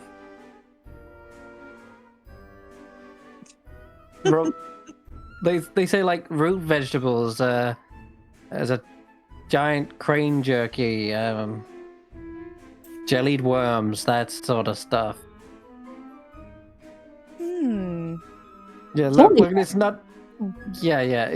He kind of rummages over there and like pushes them, trying to push them out of sight. Look. They're not for you. I can't just hand these over. Otherwise, Endlin will be very angry with us. But what if you tell her that you've given them to a good cause? You know, like donated them to charity? Donated? Yeah. Don't donate presents. You get them to their proper destination. And speaking of, we haven't got long. We got to run an errand soon. So buy up your food so we can get going. Yeah, but hear me out. You know, like Endelyn, she loves her tragedies and all that. What if she had like one of her presents went a little bit missing? That's kind of a tragedy, right? It would be unexpected. Yeah. Just like You really surprises. want a present that bad, huh? Yeah, those root vegetables are sounding very tasty right now. Well, you know the price. And they gesture with one of their little marbles that they've been sort of just fidgeting with in their hand. I'll take one eye color for a present. It's not worth it. Anyone's eye will do. No, it's not worth it. That does seem like a bad idea. They're from Auntie End herself. Well, I have something that's like an eyeball. It's like an orb.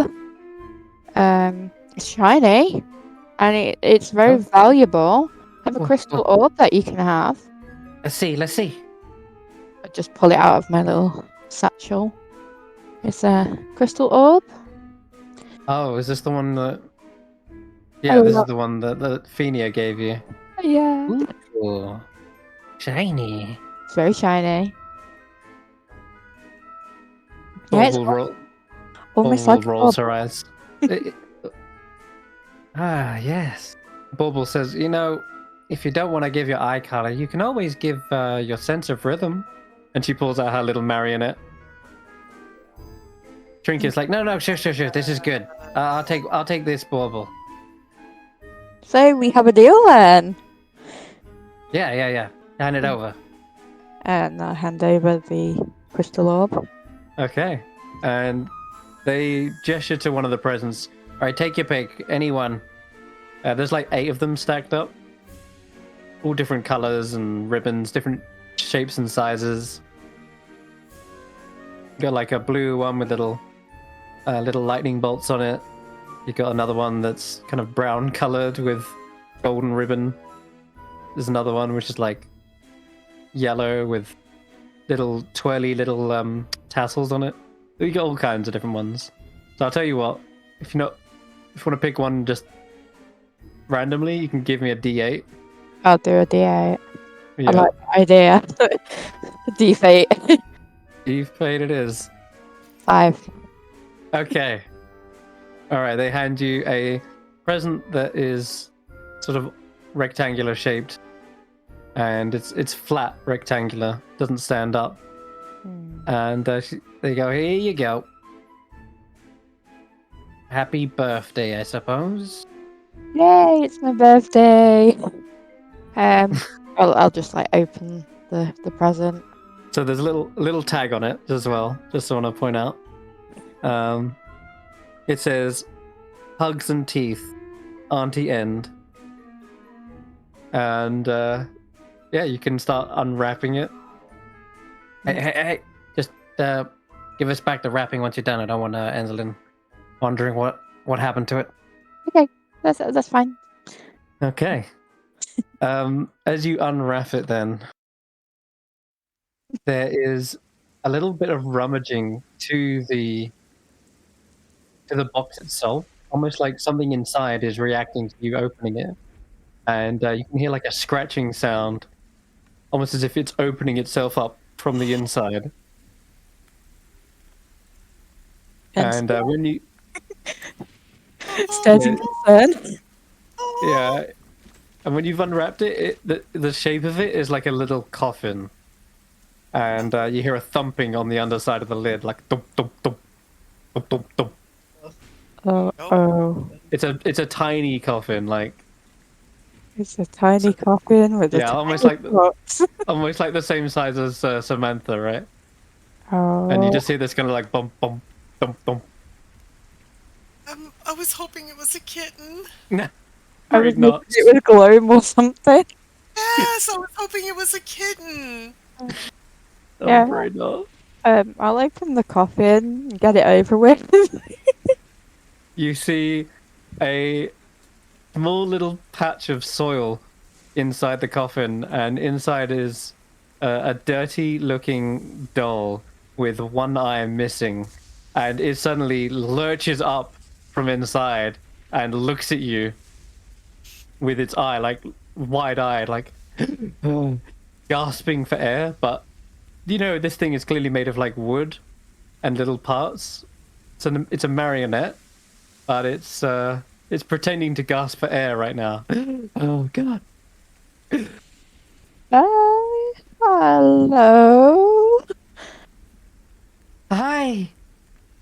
You saved me. Saved me. Thank you. I mean, You're not you have rude. my appreciation. Well, where am I? You're in a castle and you're kind of scary.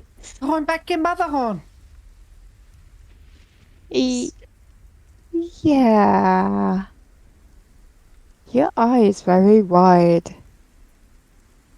Yeah. All the better to see you with. Oh god.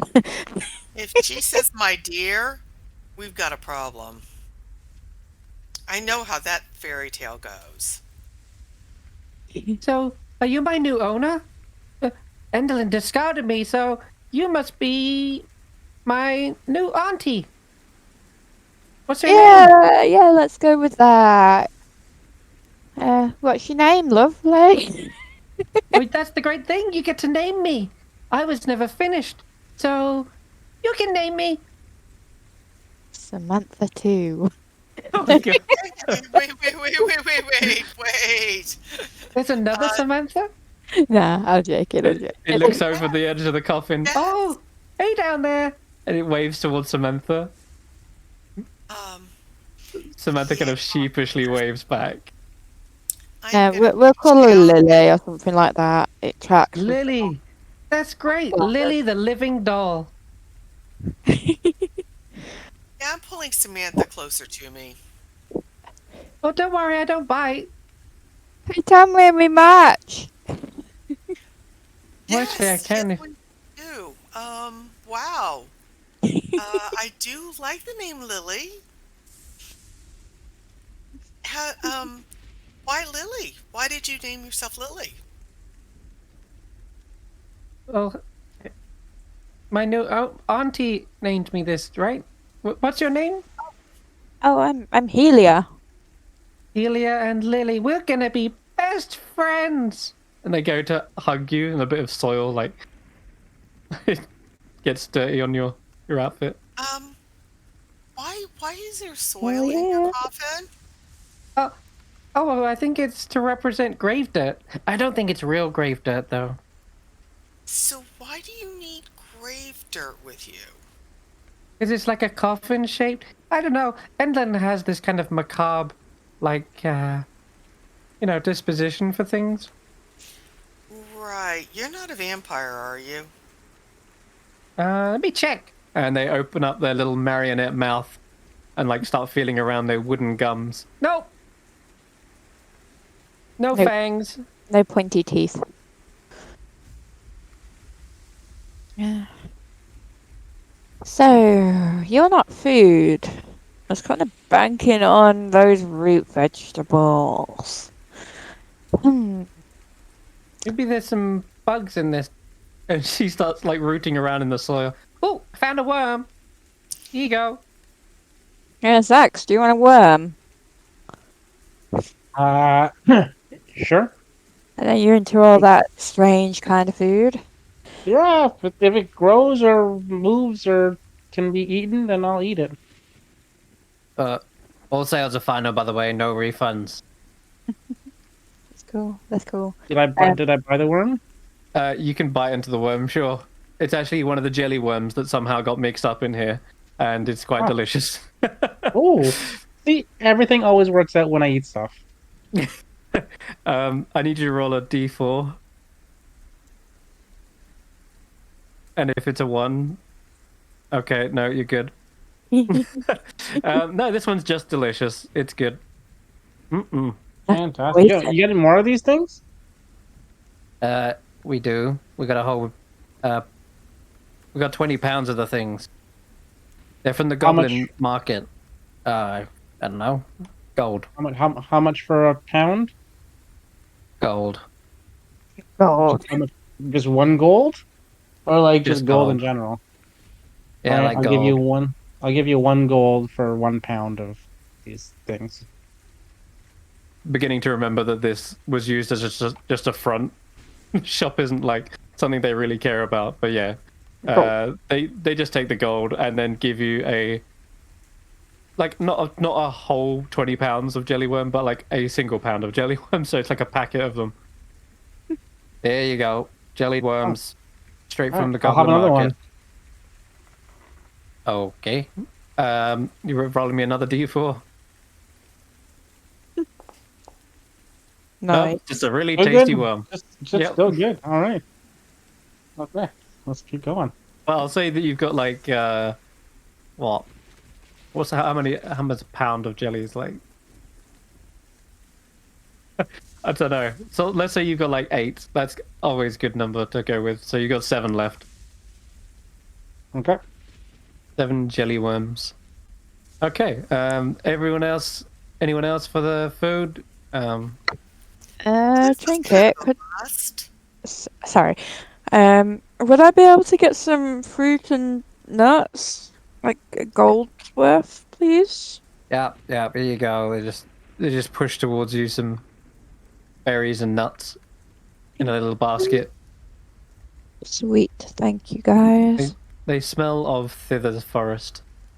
Nice. They've just got that fresh, earthy scent.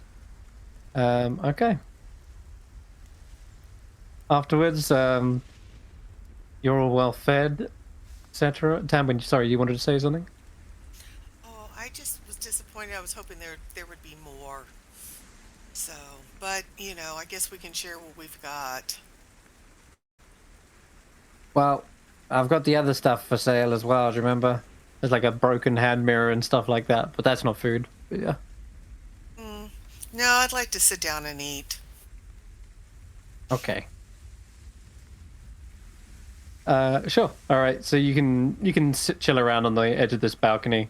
The rain cloud, the storm cloud above, just sort of crackles and roils inside the strange wiring. And Charm is probably conversing with Tarquin right now. Tarquin's like mentioning, were you in like hither at some point? Talking with Bavlorna, and Charm's like, oh yes, I am invited for tea parties occasionally. It's good to catch up on things, We visit every little realm, hopping from place to place, doing errands and such. Tarquin's like, I see. And if you recall, you remember that when you were here, when you were in Bavlona's cottage, she ate the lawnling that was killed in the attic. And when she did, she gained the memories of it. And she said that a shadow attacked her lawnling and then stole her thread. I'd forgotten all about that. Mm-hmm. She said that they had a missing ball of yarn or something. I don't remember this at all. That's why I thought I'd bring it up just in case, because I know Tarquin would probably remind you guys of this, but at some point. But yeah, I'm just reminding you out of game because I know it's been so long ago. But yeah, it was the thread that was apparently the color of something like an emotion. Do you remember that part? No, I don't. Okay. Because I mean, I know I grabbed a skein of yarn and a crochet hook. Yes, you did. Because I didn't think that she would miss it because it was a closet full of craft supplies. Right. And I've been, using, little bits of it to make the crochet flowers to give out. But I don't even remember what color they're supposed to be. So the color can be, the skein of yarn that you've got could be of any color that you picked out. But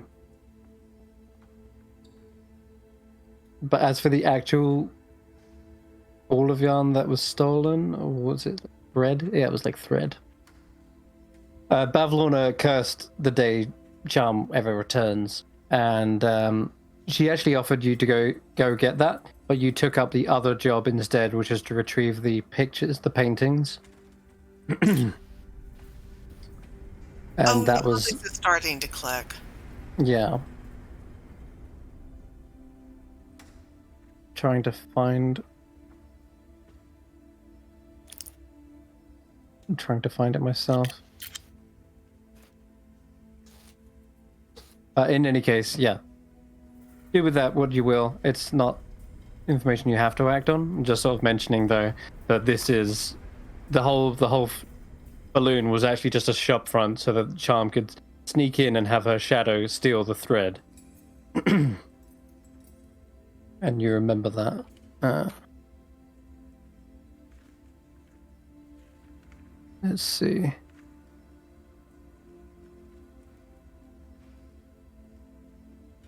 Yeah. Yeah, found it. Endlin obviously is in charge of the Darklings. You surmise that maybe she sent Charm to go steal it. The thread is the color of frustration and self-doubt. That's what you remember. But anyway, where that is now, you've no idea. But it's just another mention of clearly the sisters bickering amongst each other, stealing stuff.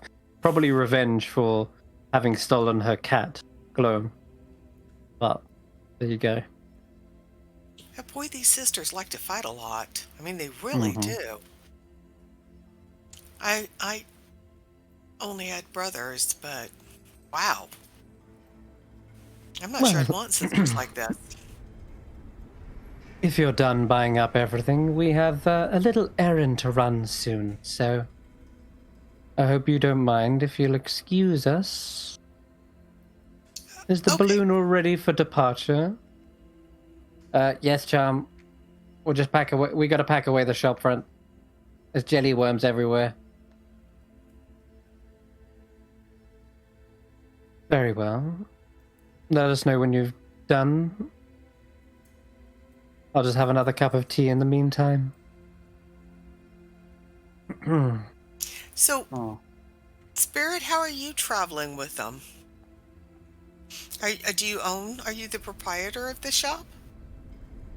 Yes, I am in charge of Bauble and Trinket here. How did you manage to become in charge of them?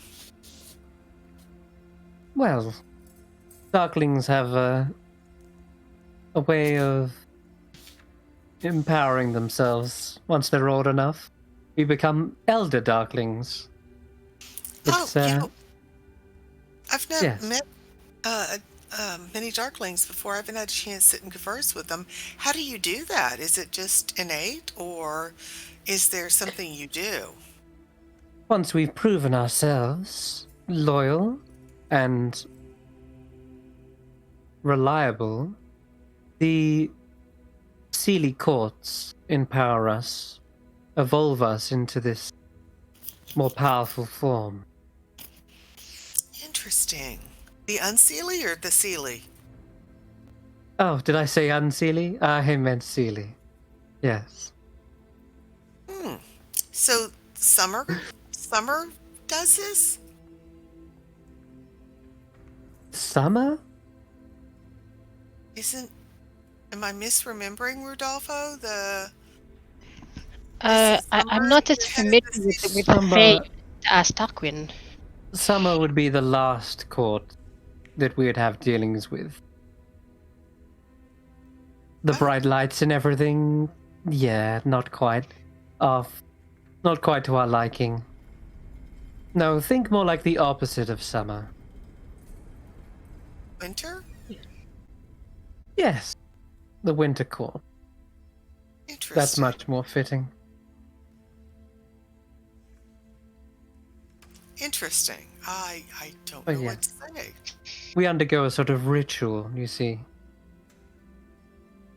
Other elders mark the supplicant with glowing tattoos, channeling away some of the Darkling's absorbed light. And if it succeeds, we grow taller, elf-like, and... well, the Darkling perishes if the ritual fails. So it's paramount that you're strong enough. How do you know if you're strong enough? That seems very risky if you are in any way unsure. Yes, I suppose you're right. I guess you've got to really know when the time is right. Your manipulation over shadow stuff. Your will, strength of character, that sort of thing. Well, do you live forever? Like elves, I suppose, yes. We don't really see the ravages of time, at least not as quickly as others might. Do the same things that kill elves kill you?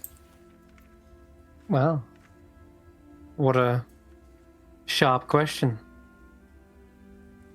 I don't think she means to suppose. kill you. I think she means perhaps you are not immortal, invulnerable. Yeah, I was of course just curious. Like I said, I haven't had a chance to speak to a Darkling before. So this is absolutely fascinating. You're an interesting person. I suppose, yes, we are not immortal, but funny to think, though, that even if you do kill the living, their shadow still live.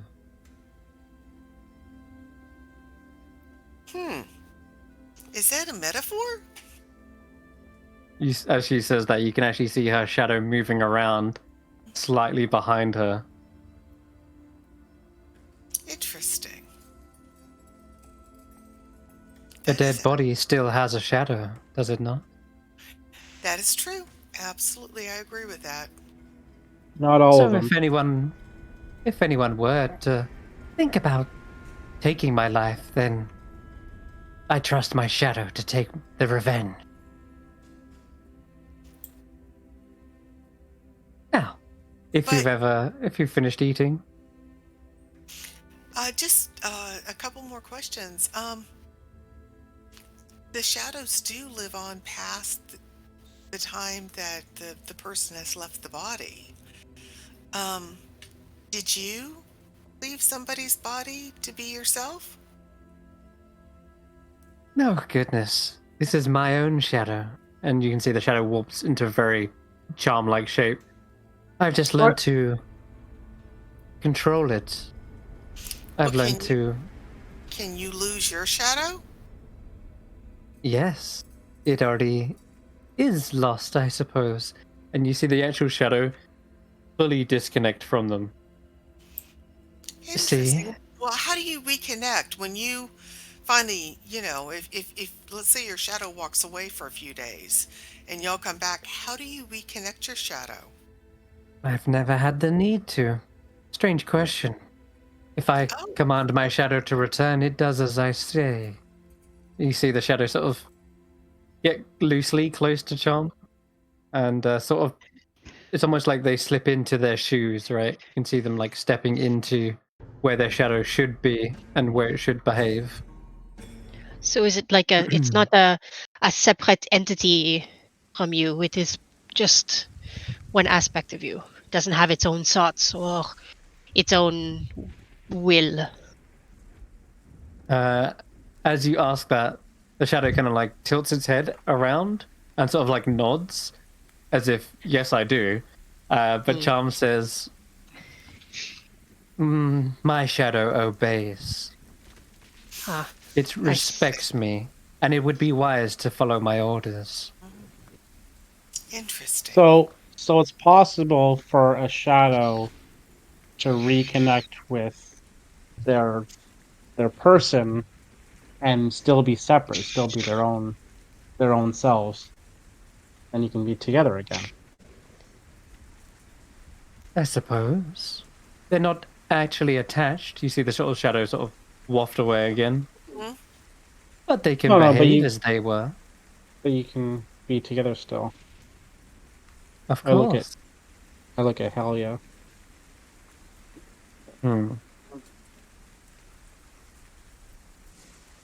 But I've never considered attaching mine fully. Something Endlin must know about, I'm sure. She's the one who detached it in the first place. Why did she detach it?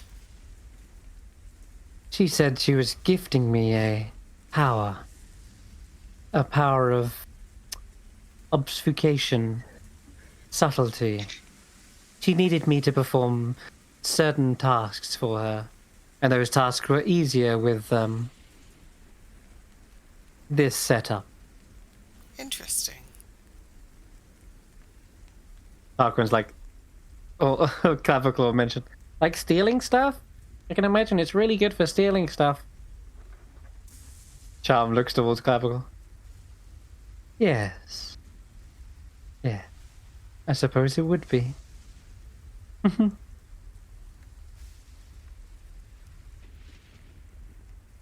In any case, you're getting crumbs all over my balcony, so... Oh, our apologies.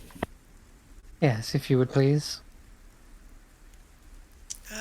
Okay, I'm All going right. to go into the orrery and give each of the goblins a piece of candy and say thank you for letting us pass through. Set a course, Trinket, Bauble. We depart for the mill soon. Wait! Screeching down the hallway. Hang on. Where is she going? Oh, we have to drop off a few things. I've been dying to see the mill. Is there any way we could just hitch a ride with you? Dying, you say?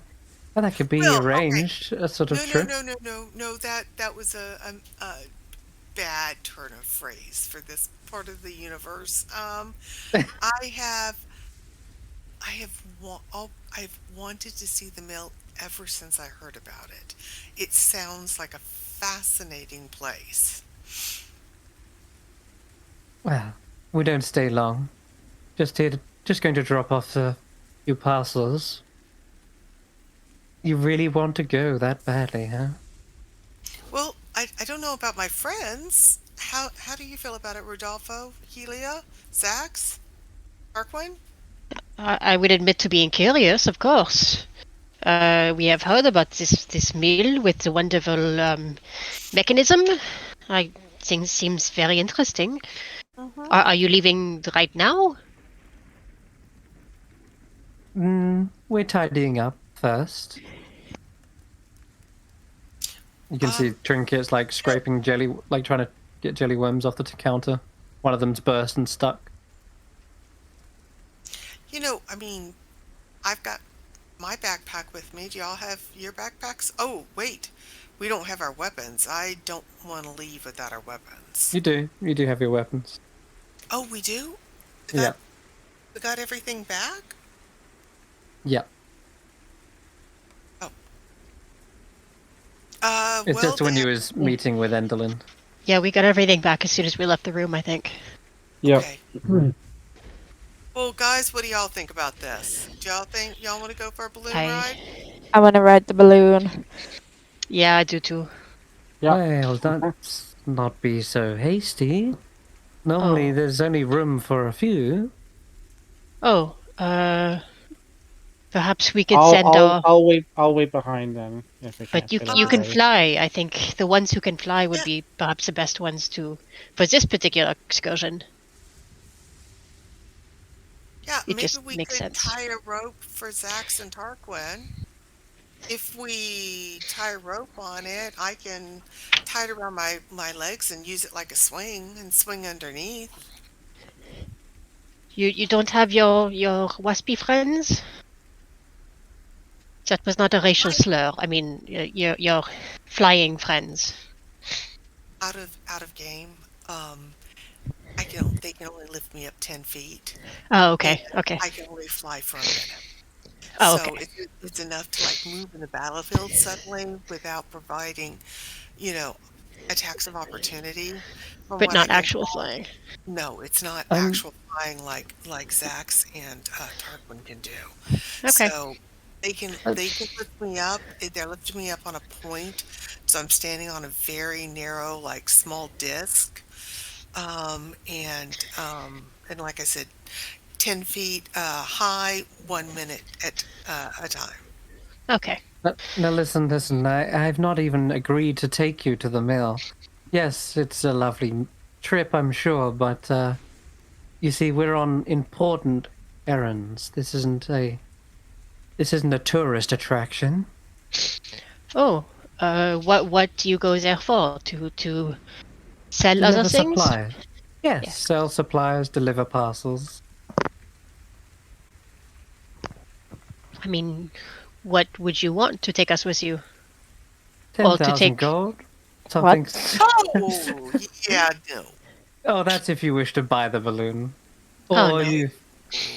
Thank you. Xaxx, That's... didn't you sell them insurance on this balloon? No, not on this balloon. I sold insurance to the other balloon that actually crashed, so they owe me money on it. I think.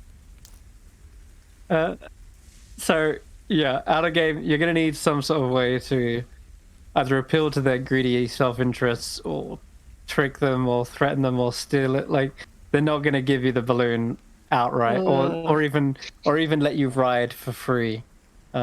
Something you're gonna need to do something. Yeah, it's not a tourist attraction. Oh, I'm sorry.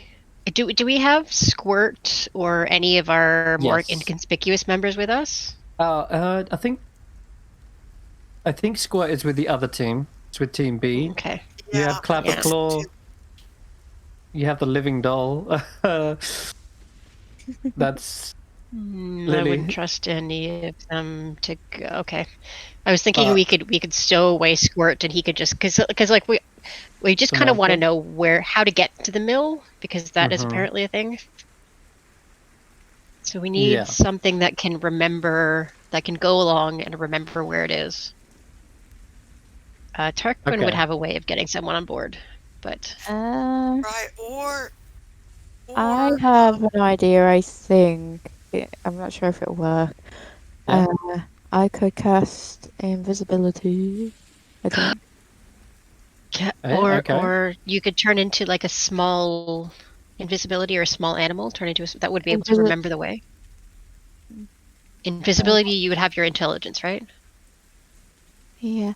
Although that is grassland, would I be able to use that as... So you, as an action, simply switch so that your mask looks like Faulkner's, and then you would have access to Faulkner's spell list. It Is would be Faulkner Nox's. as a grassland? Sorry, Nox. Apologies. Yeah, and I'd want to kind of cast that possibly on Clapperclaw. Like I'd like go into this like bit of the room and cast it on Clapperclaw, and he can Okay. like stealth into the balloon, and then we can. Okay. Although we would need to actually be able to communicate with him. That's a little trickier, unless you just wait for him to return. But if Yeah. you'd like to do that, you can totally do that. What do you guys think? I think it's a brilliant plan, Halia. I think that's a great idea. Yeah, I like it very much. It Okay, gives we're us going to go everything with we that need. then. All Oh, right. split the party, but yeah, do it. Let's split the party. Oh, Always split Clapperclaw. the party.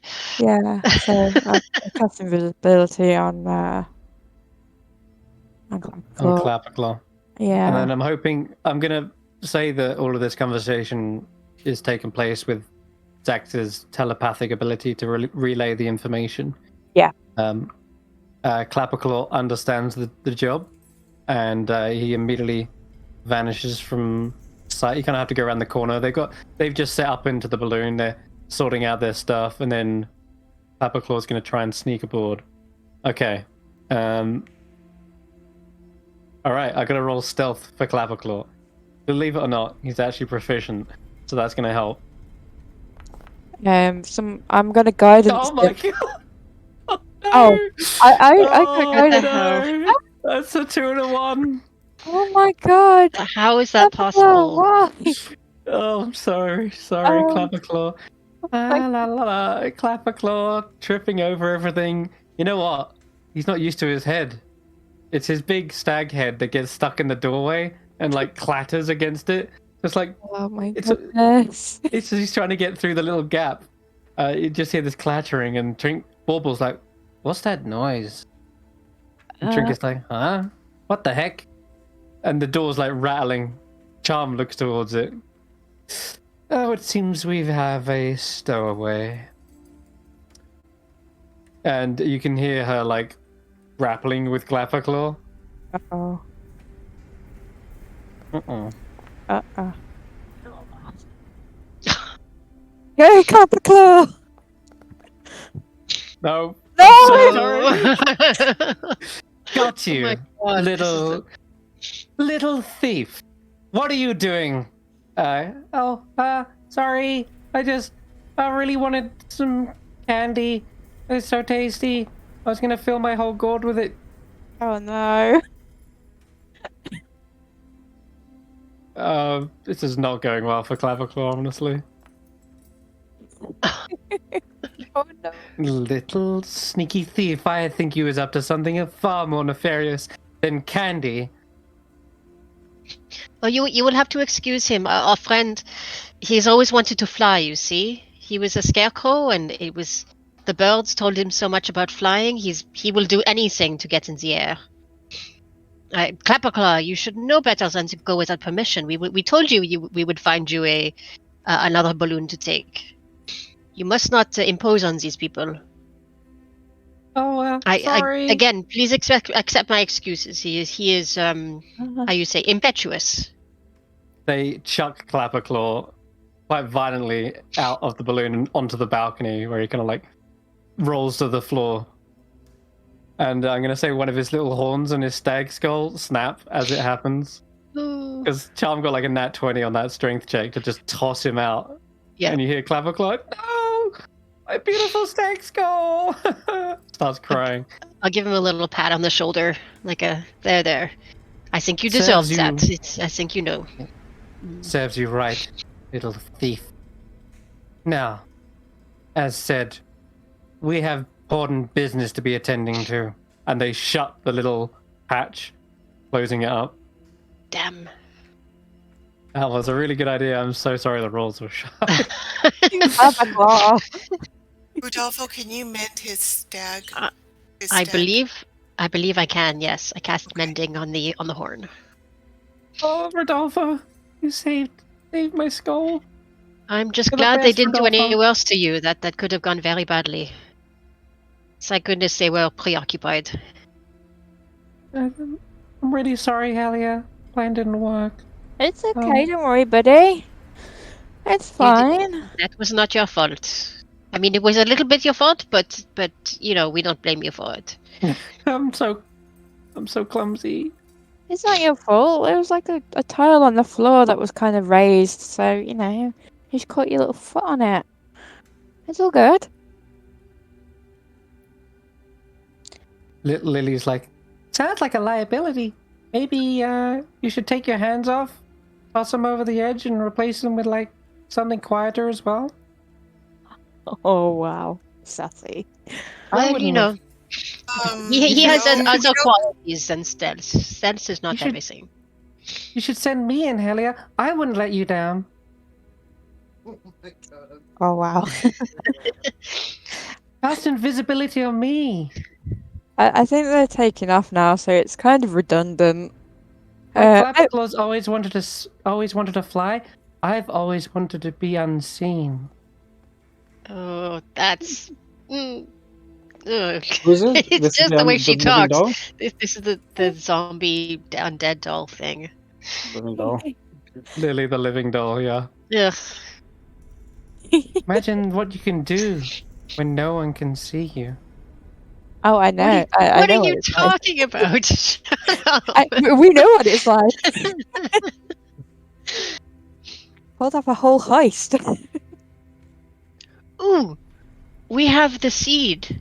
We have the Pass without a trace. the sycamore seed with pass without a trace. It's true. You do. I don't have it anymore, but I do. I you do. got- Yeah, Who you wants got to one. go? Is Morgoth here? Morgoth. Morgoth's not here. She's plan B. She's plan B. Team B. Yeah, team B. she's the B team. They've shut the door as well, so that's another thing. You'd need to like slide open the hatch and climb Yeah, aboard. damn it. And then they're, Oh, I thought of they're that kind too of late. on guard as well. But there are Ah. plenty of other ways you could think of getting aboard. I'm gonna Do we wild have to get shape. aboard? Do we have to I'm get gonna wild shape. Oh god, okay. What are you Okay. wild shaping into? I'm trying to think. There's A so many bird? options. Something intelligent. Or no, a bird will remember. can't be Will have anything that- homing instincts. I can't have anything that flies. Apparently, Jamie's just No, like, correct. maybe like a mouse or something. Hmm. Just scuttle up and like get in that way. You- If you can, something either with good eyesight or good memory, or like Oh, homing yeah. instincts. Like yeah, an elephant. I'll be a spider and just hang on. That's Okay. a brilliant idea. Okay. Oh, That's yes, Hell that- yeah.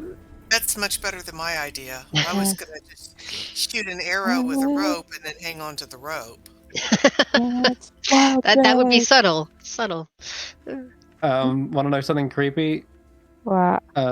Lilia is on your person, and all objects and belongings wild shape with you when you wild shape into a spider. So, Lily the living doll wild shapes with you, and now you're a spider with Lily riding atop of it. What Like, should I shape part it of you. to? Should I just do the giant wolf spider or Yeah, that's fine. just for flavour? But you can be a smaller spider, just a normal A spider. small wolf spider. Yeah, exactly. It's just Um, for flavour flav. Oh, I'm a frog. A frog spider. I always laugh because I know it goes haywire, but It's even an there elf. you, Or, there you go.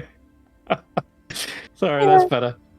or There you go. So everyone can have a little closer look. This is what Yeah. Helia looks like now. You mouse over there, token. yeah. That's adorable. All right. And you climb onto the side of the basket and then hang on the underside. Yeah, totally. That works. We're super spy. Duh. Okay, perfect. This is the. Oh my god. I Sorry. need you to roll a stealth check, but I'm going to say with advantage because they physically cannot see you either. On the spiders sheet Yeah. or my own? Yeah, no, it should be the spiders. I would have guidance myself beforehand, Oh, okay, sure. if that's okay. Yeah, either that or Rodolfo could do it for you as well, so I don't Don't mind. know. Yep, I gotcha. I gotcha. Natural 20. Oh, Don't even need to yeah. reroll that. Perfect. It I love is. that. You are out of sight, and you don't even need to move. You're just hanging there by the thread on the underside of the basket. It's the perfect hiding spot. The last place they're going to look. Just make sure you don't be here when they land. Otherwise, squash. Okay, looks like Helia is on a solo stealth mission for this little encounter. So after a few moments, they untether the balloon. The crackling lightning powers up, and you see the balloon beginning to drift away from Motherhorn. Bye. And yeah, you just see the little spider on the underside waving as you guys are Don't wave whisked back. away. We can't wave back. Remember? Clapperclaw puts the hand down. Sorry. We don't know this desire. I'm not sure that was a good idea, but we needed that. So I don't know. Yeah, we need to know where the windmill is, but gosh, now I'm worried about Helia. Knox, Helia, Solomon.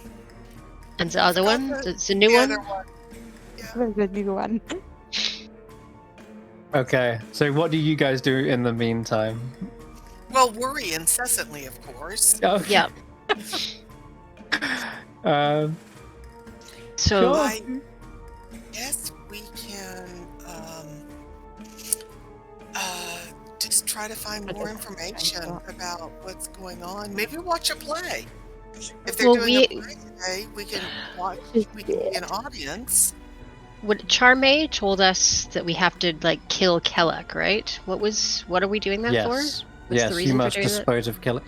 Because she learnt that at some point they're going to betray her. Endelyn read her future. And so she wants to get the jump on them.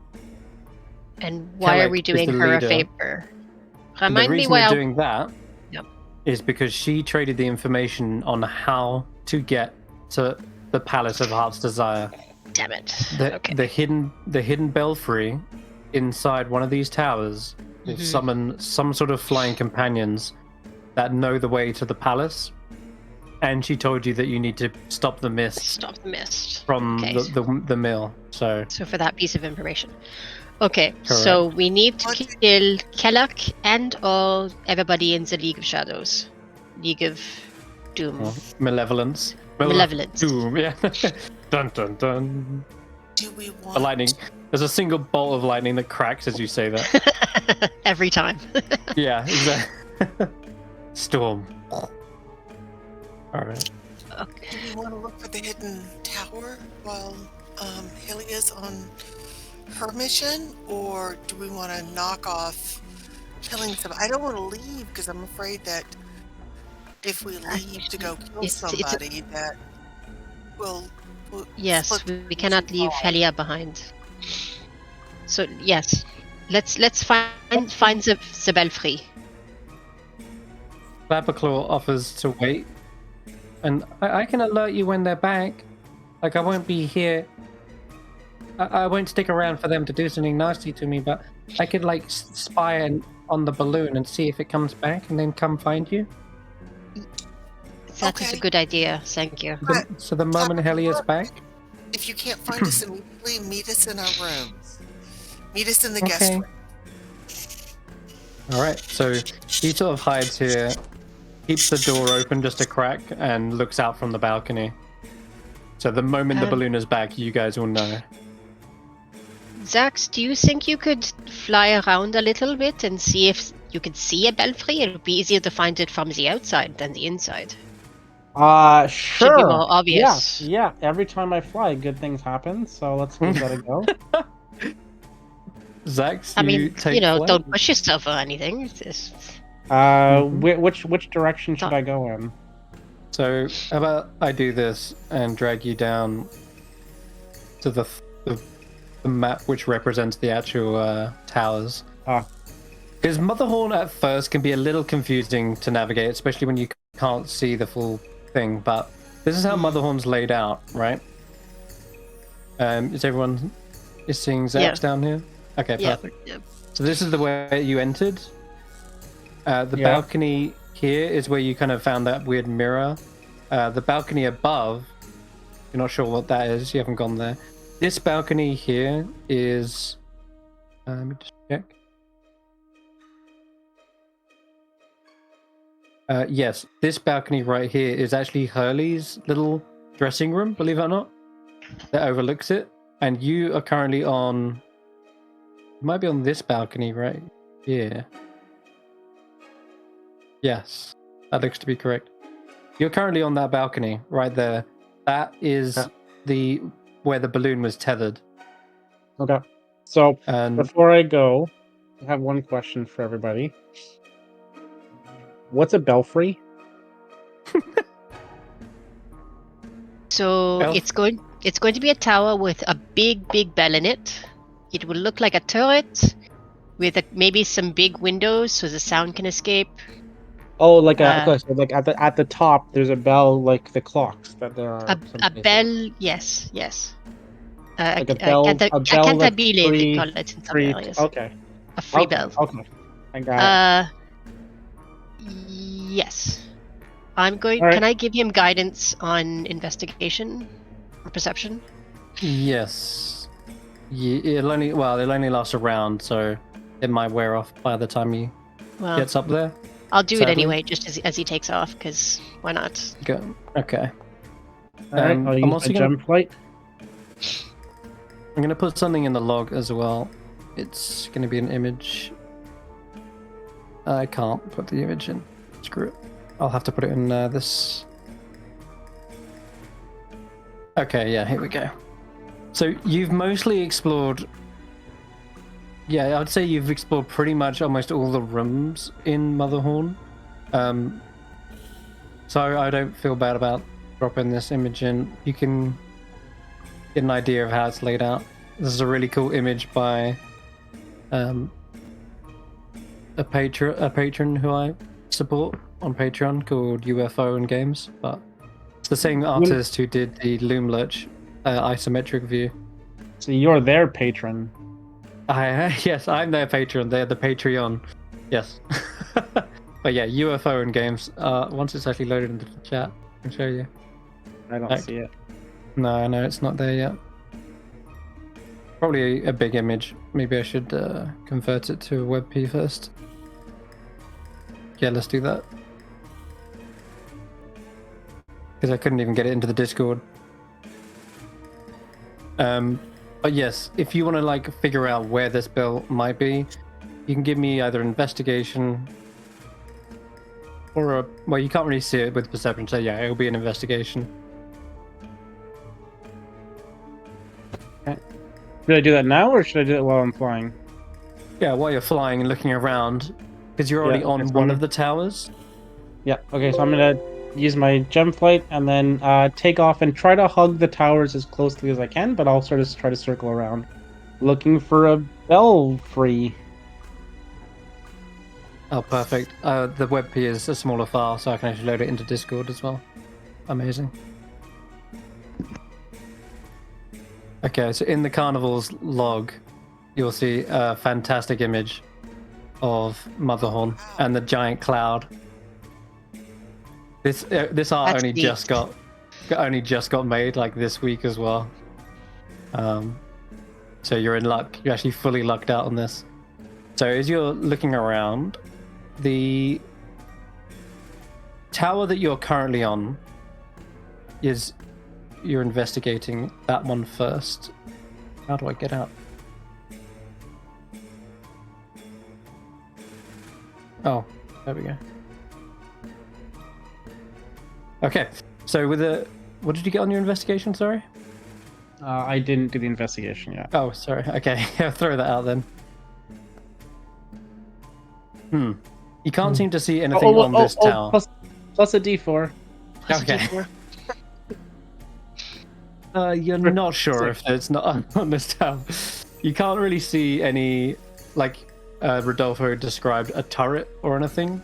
And you're already quite high up. You can fly up to this very top of the tower. I'm gonna fly around it. I want to circle around the back end. Yeah. First, like So around this way.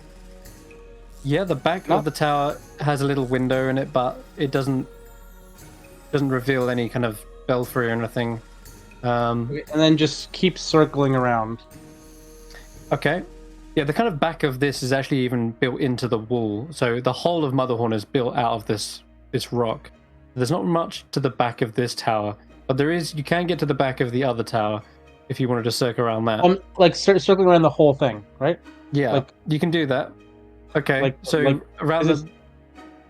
Yep, Yeah, around the like back around, of the rock. around Motherhorn in the rock. There isn't actually any windows on the back of Motherhorn, so I'll show you from this side as well. Looking around for doors and windows, it's all just sheer rock. The first thing you notice, though, is you're not being struck down by lightning. Like, this is the first time you've actually been able to fly around. Massive relief. Okay. And Looking then, up out the sky, you can also see that nice little glow coming from where the epicenter was, where you freed the dragon. And there's a sense of as I'm peace. doing this, I'm also circling higher because I want that was told it would be like above, so going as high as going up, Yes. up the whole way. Absolutely. So you go to the very top. This is tower level 2. This is right at the very top, and you circle around here. You remember this is probably where Enderlin's personal chambers are, but there doesn't seem to be a window or turret to there either. But as you come around here, you find the balcony at the very highest level. This is where Enderlin was observing the play from, and you can even see her ornithopter stationed there as well. Oh. So yeah, this is where you end up. There's no doors to the balconies either, so you can sort of just land and then waltz on through. Yeah, I'll land. Mm-hmm. I'll land here, and I've got a limited amount of time before I have to get back to everybody. Can I take a look at the ornithopter and see if I can figure out how it works? Yes. Yes, you can.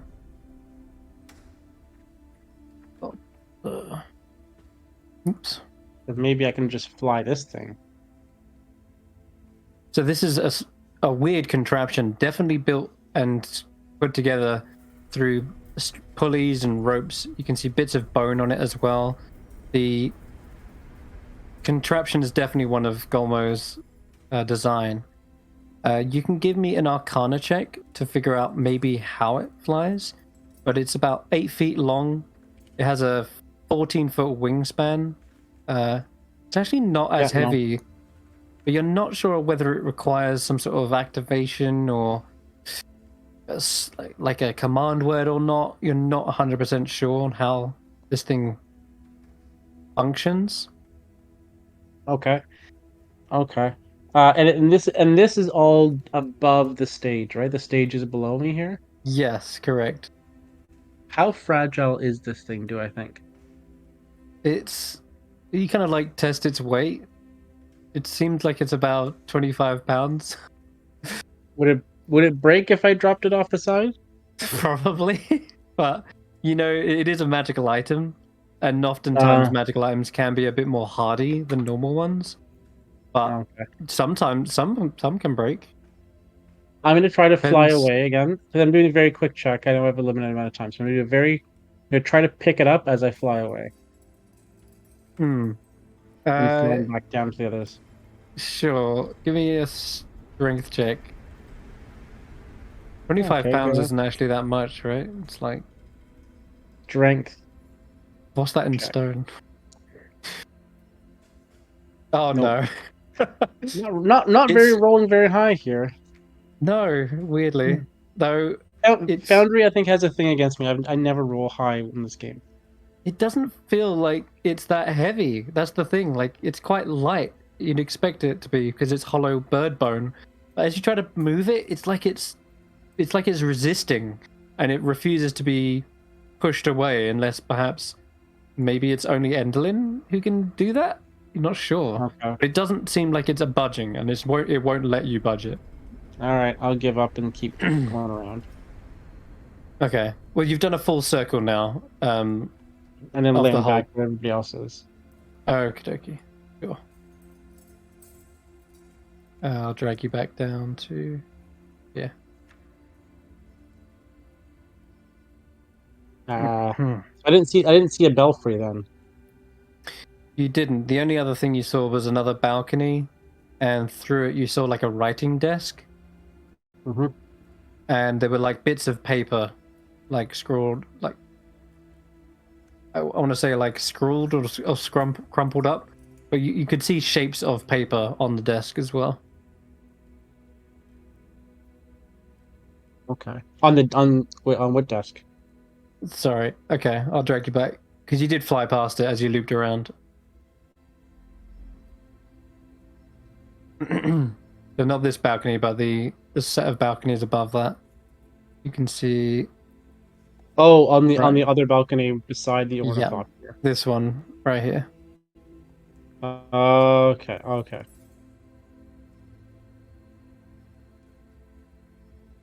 Yeah. If you take a little closer look, you realize those shapes of paper are actually folded into shapes of birds, like little paper birds. Okay. All right. Well, I'll come back down to the group then, but still, just keep Okay. that stuff in mind. Yeah. You can see like ink quills and inkwells. It's clearly some sort of like writing room, but Yeah. let's drag you back. There you go. So what did you see, Xaxx? I saw an ornithopter. I saw some paper. I saw Endelin's bedroom place again thing. I just go through all the stuff.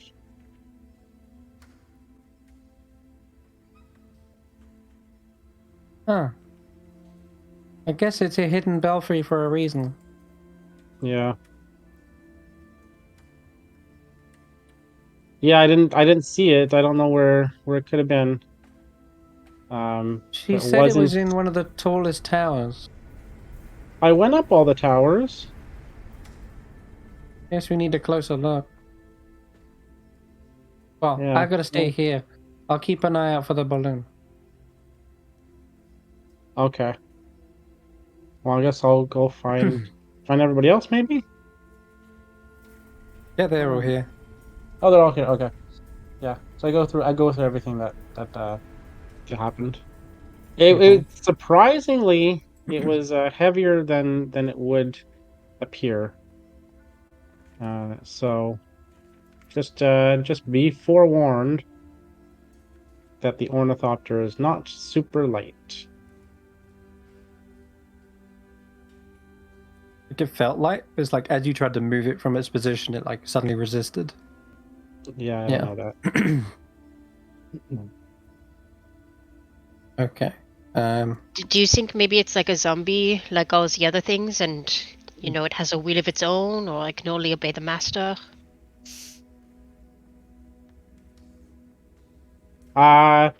Maybe. I don't know. It's hard to tell with stuff like this in me. I'm not very good at most That's of it. fair. Sorry, I realized it was not a fair question.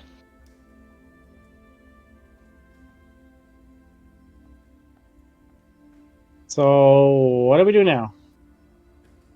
Now we have to figure out how to kill the Legion of Doom. Another crash Cue of the, lightning. cue the thunder crash, yeah.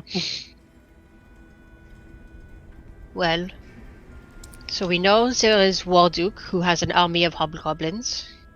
We know there is Xaxx with dark Do you know magics. where they are? No idea.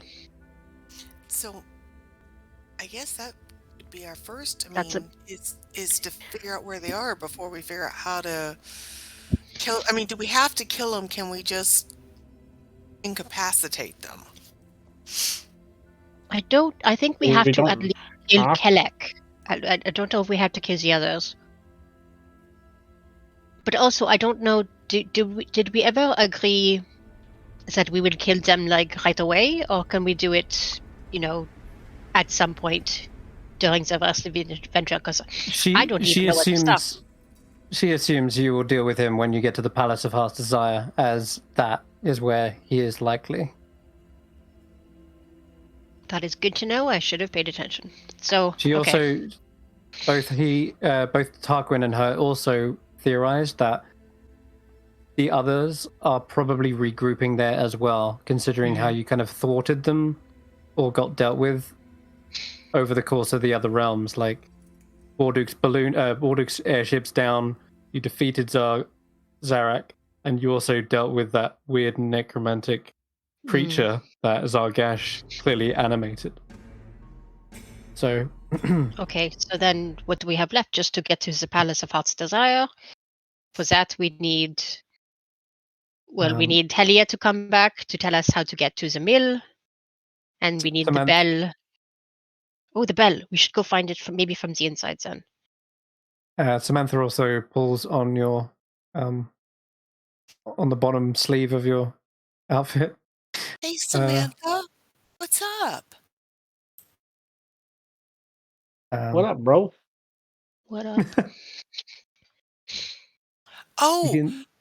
She said not to forget that we need to find Glister as well. I forgot about Glister and all of this. So I'd forgotten about thanks, Glister. Samantha, honey. I totally forgot about that.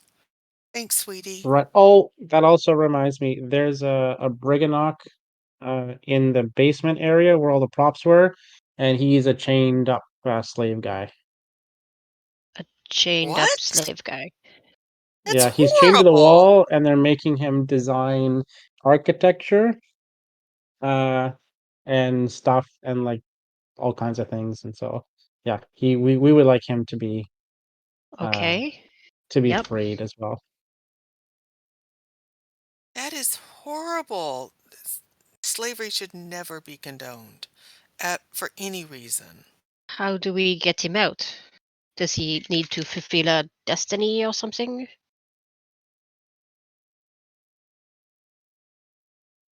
You didn't get the specifics on that, I'm afraid.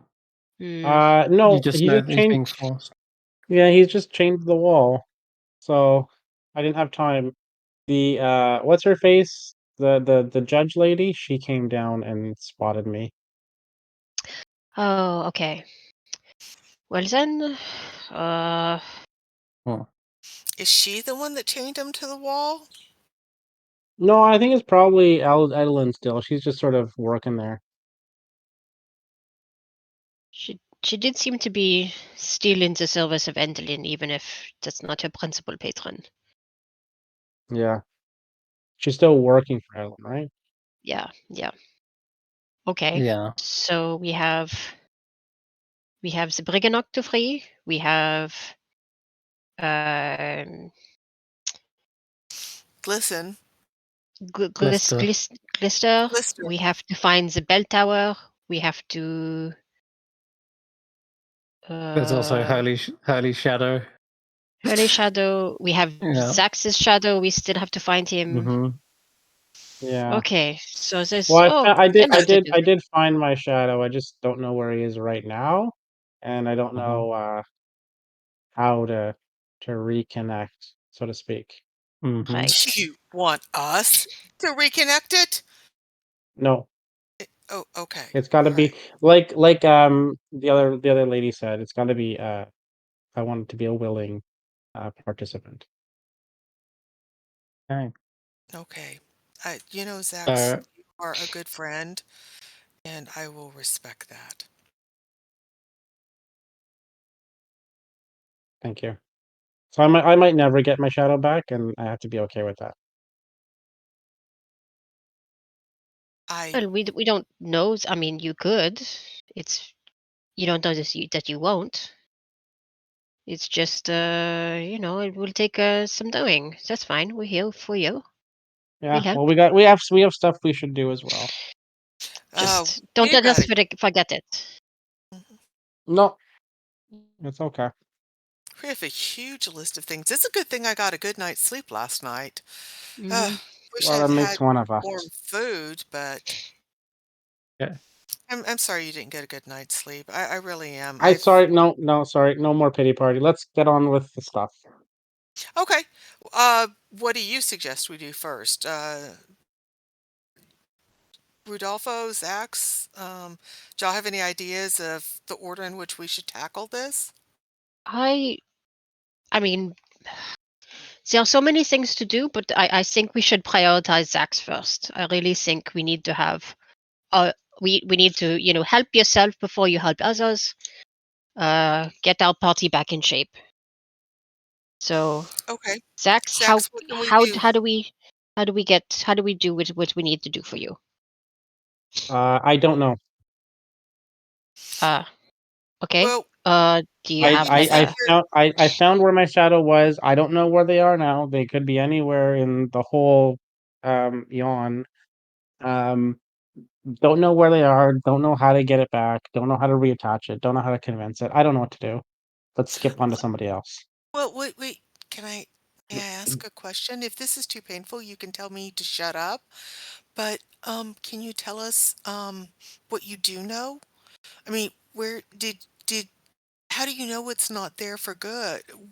Wherever you Well, think it it was is. in there's an area, I don't know, that Solomon and Halia were with me in, called the Shadow Theater, where the shadow creatures do little puppet dances and things, and they're actually pretty nice. They were fun. They let me sleep there. Um, Okay. and that's where I saw my shadow for the first time, and I saw obscurity there, and I talked to them, and my shadow said they did not want to rejoin with me because they didn't know if they would have autonomy anymore, and they wanted to be themselves. So I I mean, don't that want to does sound force my like shadow you. to do it. Yeah, it's very in I don't character. want to force them. So Did you I'm not a offer them character. food? I'm a person. I Did you offered them offer them food. food? Yeah, Oh, yeah. I because offered food. I actually offered the last of my pies from the tray. So it's just a Did, tray. It's just a I regular tray now. There's no more magic pies. I'm sorry. It'll have the memories of a lot of fun pies, and it will always be magic to me. we'll see if we can re-enchant it when we get back to somewhere magical. I mean, not this place, but somewhere with good magic. Yeah. But Samantha gives you a little hug on the leg as comfort, oh, Um, and then well, they point to. Samantha's got a really good idea. She said that if you want to see if the thread works to attach shadows, we could try with Hurley's shadow first. Yeah, that's a good as idea, long actually. as long as they're willing to be do. I just don't want to force my shadow to do it. That's all it is. No, Did you I try understand. reasonable debate and carefully moderated arguments? That Yes. always works for me. Okay, then, well, I'm out of ideas. Okay, so can you show us where these shadows are so we can see if Hurley's shadow is willing to give this a try? And if Sure. not, I if we mean, can force them. Hurley's shadow was there last time, so Okay. Did you interact with it at all? a Do little we bit. know Yeah, of Holy Shadow? Yeah. we danced. I didn't talk to it though. Just come down this way, through these curtains. Watch out for the trap, and then here we are. Yeah, without a little Watch out effort. for the trap. Oh, here we are. Yeah, Zax gives you a quick, speedy tour of the place, but eventually you end up in the Shadow Theater. This is fascinating, Zax. What is it? I mean, are those It's a shadow marionettes? theater. They're shadows.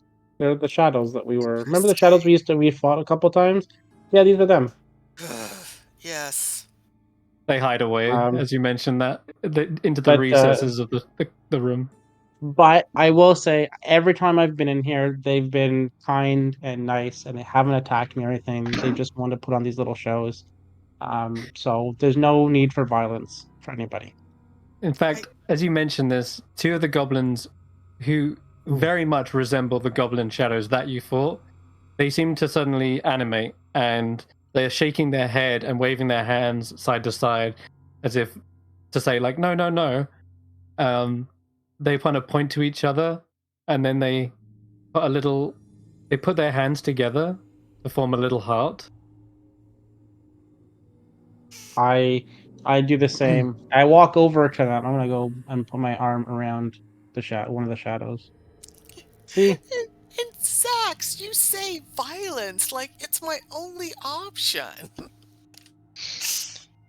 Another shadow. Sorry, the shadow also tries to do a little finger puppet of a smaller goblin, and then the other shadow next to them forms a shadow puppet of a kite.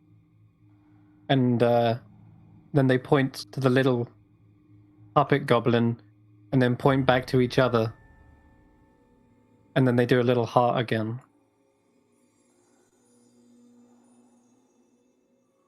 What does that mean? I don't know. Heart, and then to the you got your guess is as good as mine. I'm still figuring all this out. Does it mean you have to love yourself, or you have to love your other side of yourself? They point to the kite again, a little shadow of a kite. You have to love your kite. maybe my shadow was near where we saw the kite. Your Before? love has to soar beyond the clouds. Oh my goodness. Okay, you can roll insight checks. Thank you.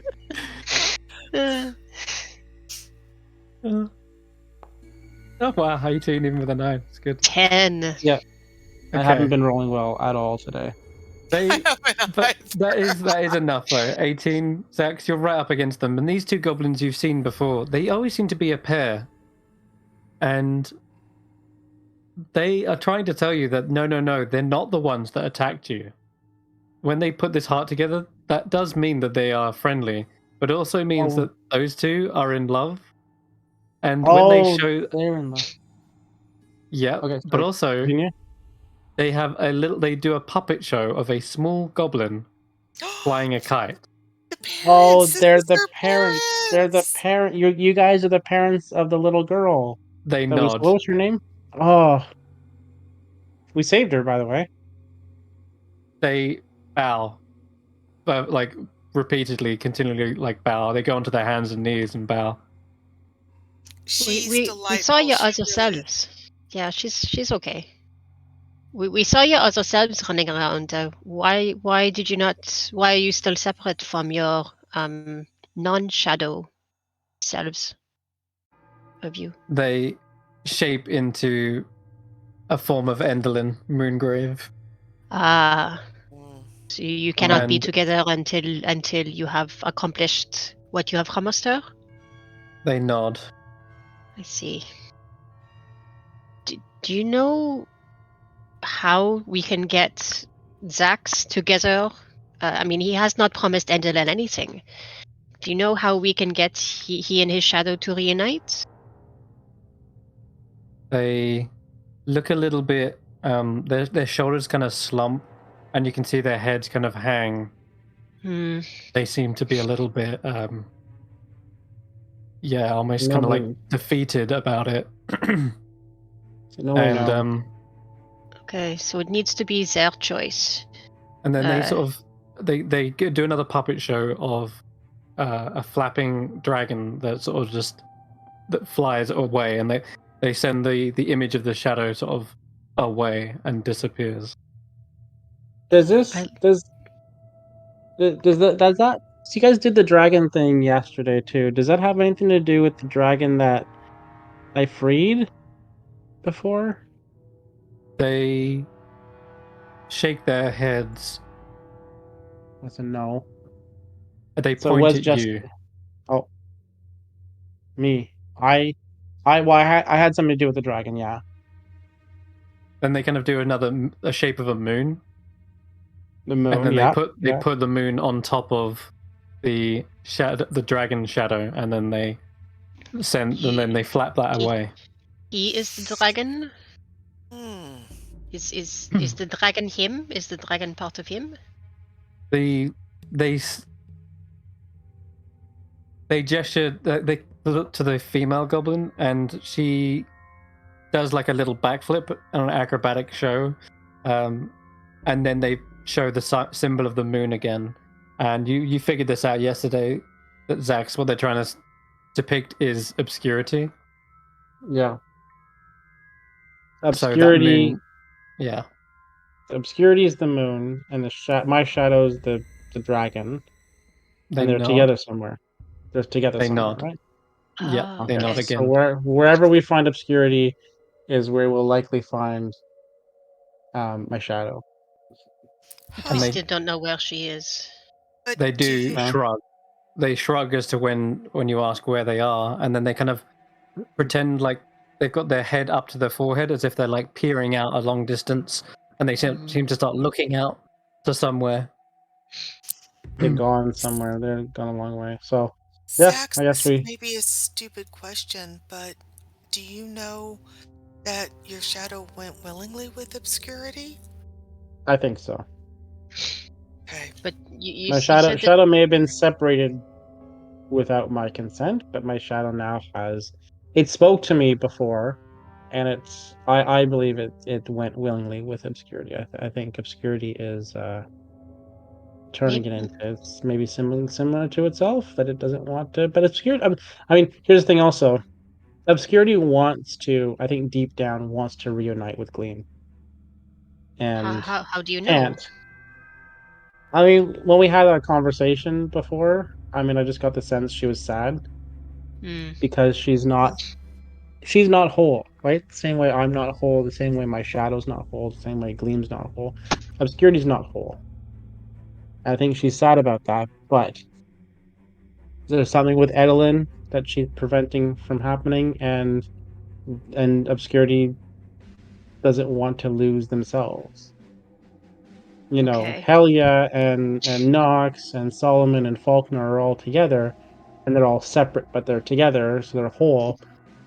And I think if we can do something similar to that with my shadow and with Gleam and obscurity, maybe it'll work out. But they're worried. The shadows are worried that it's not going to happen.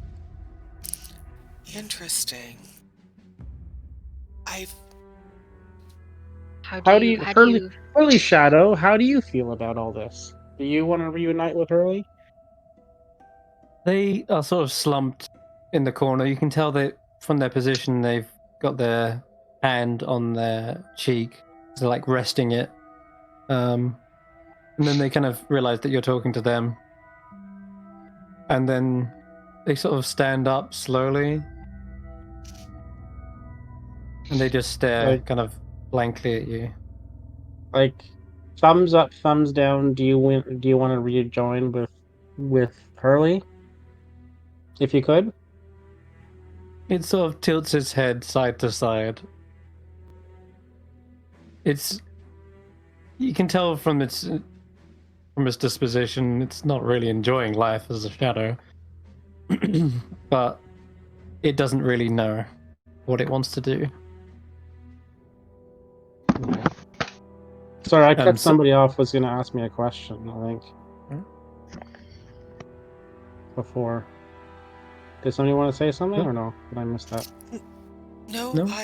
you answered my question. Thank you so much. I'm sorry if I'm touching on a sensitive topic, and I don't mean to deprive if I'm just trying to help, and if I come across as prying, I'm very sorry.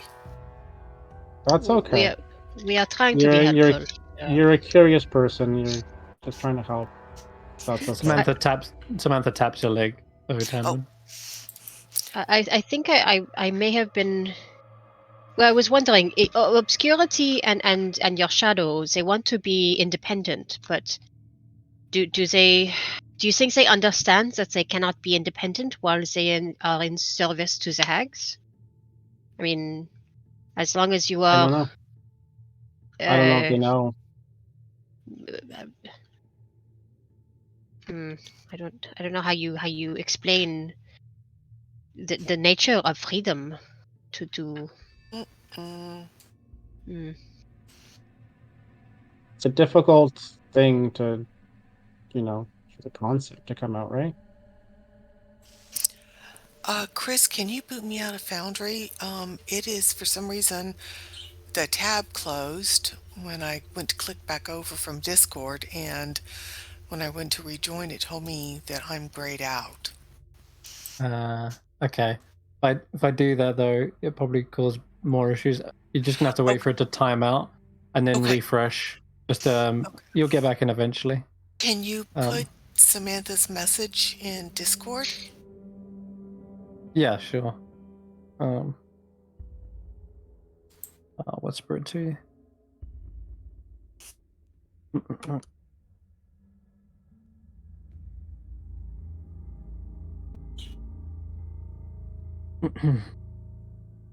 Oh, Samantha brought up a very good point.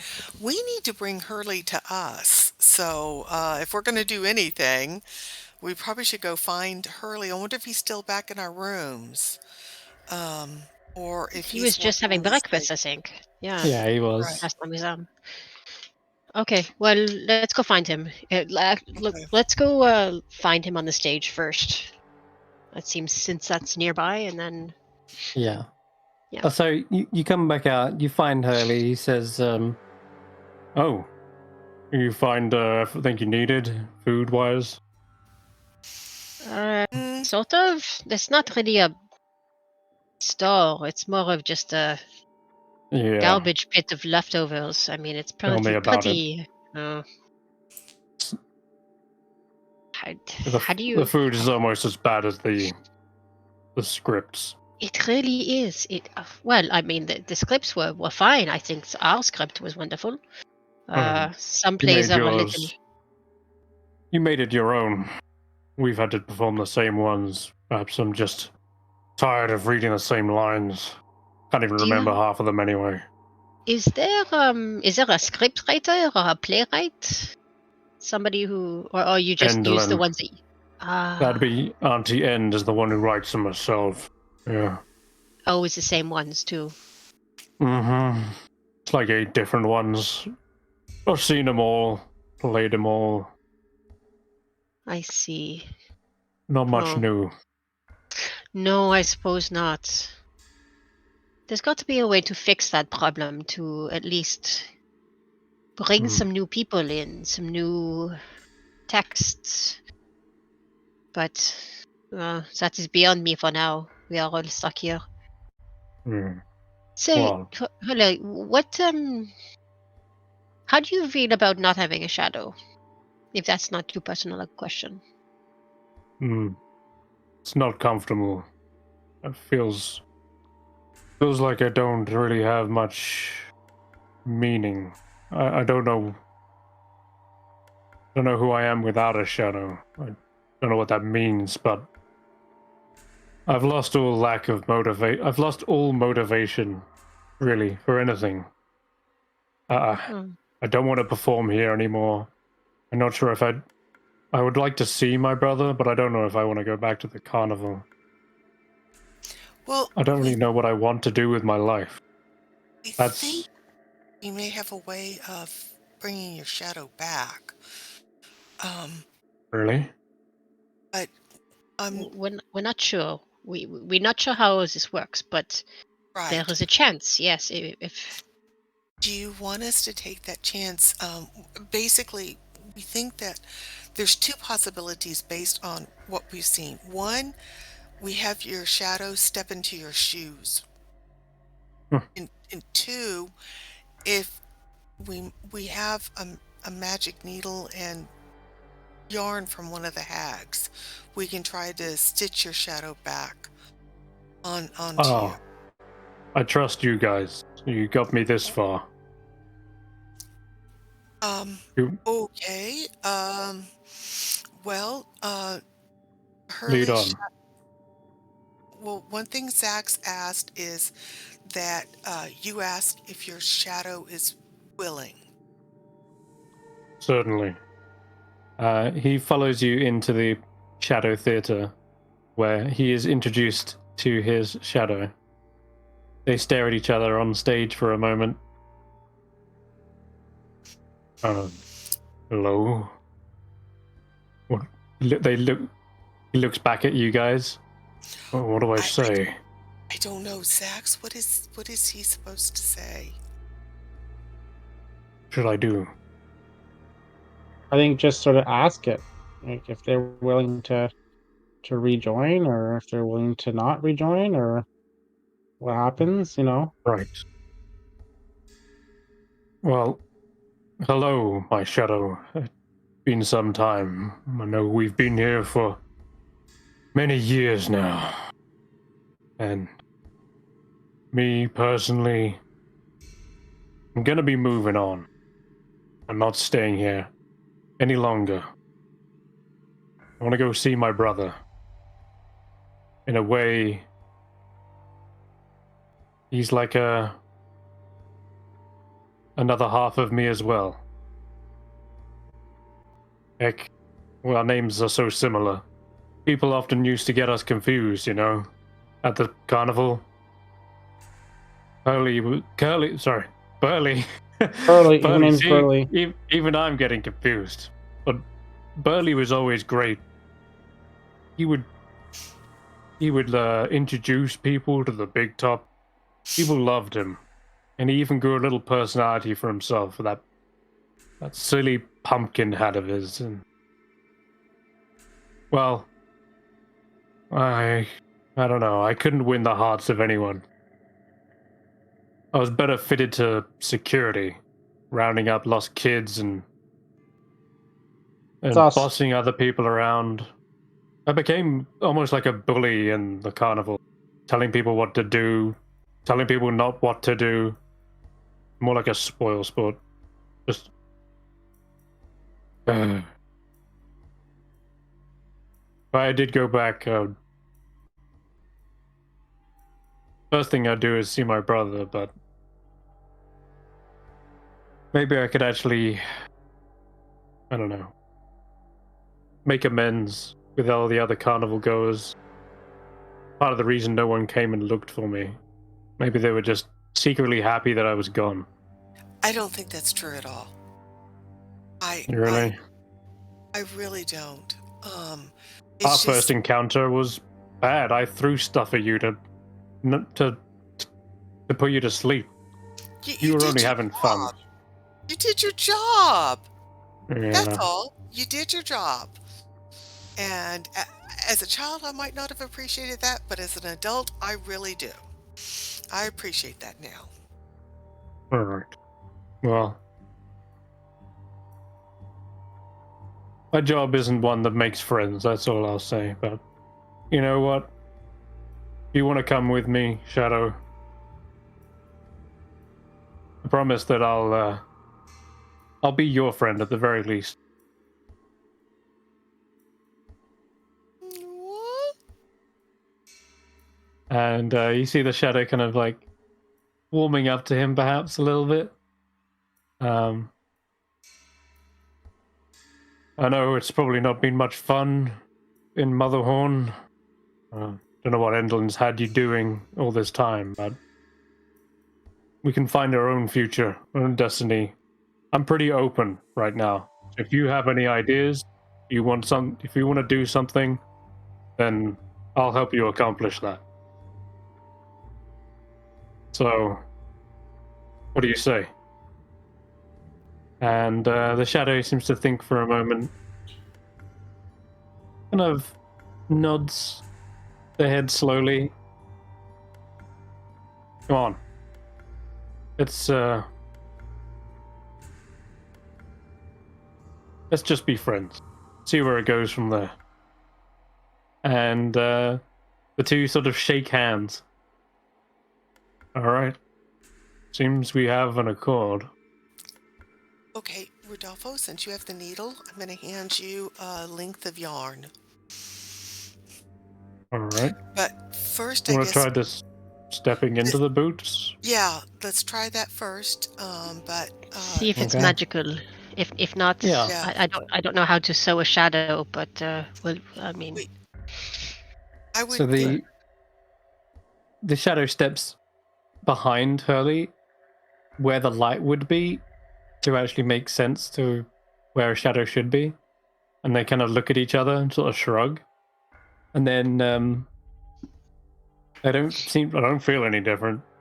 And then when Hurley kind of steps away from their shadow, the shadow doesn't follow, kind of showing that Okay. They're just standing where a shadow should be. And that's what you saw with Charm and her shadow. Okay. All right. Hurley, this is going to sound really weird, but I want you to step out of your boots and your socks into your bare feet.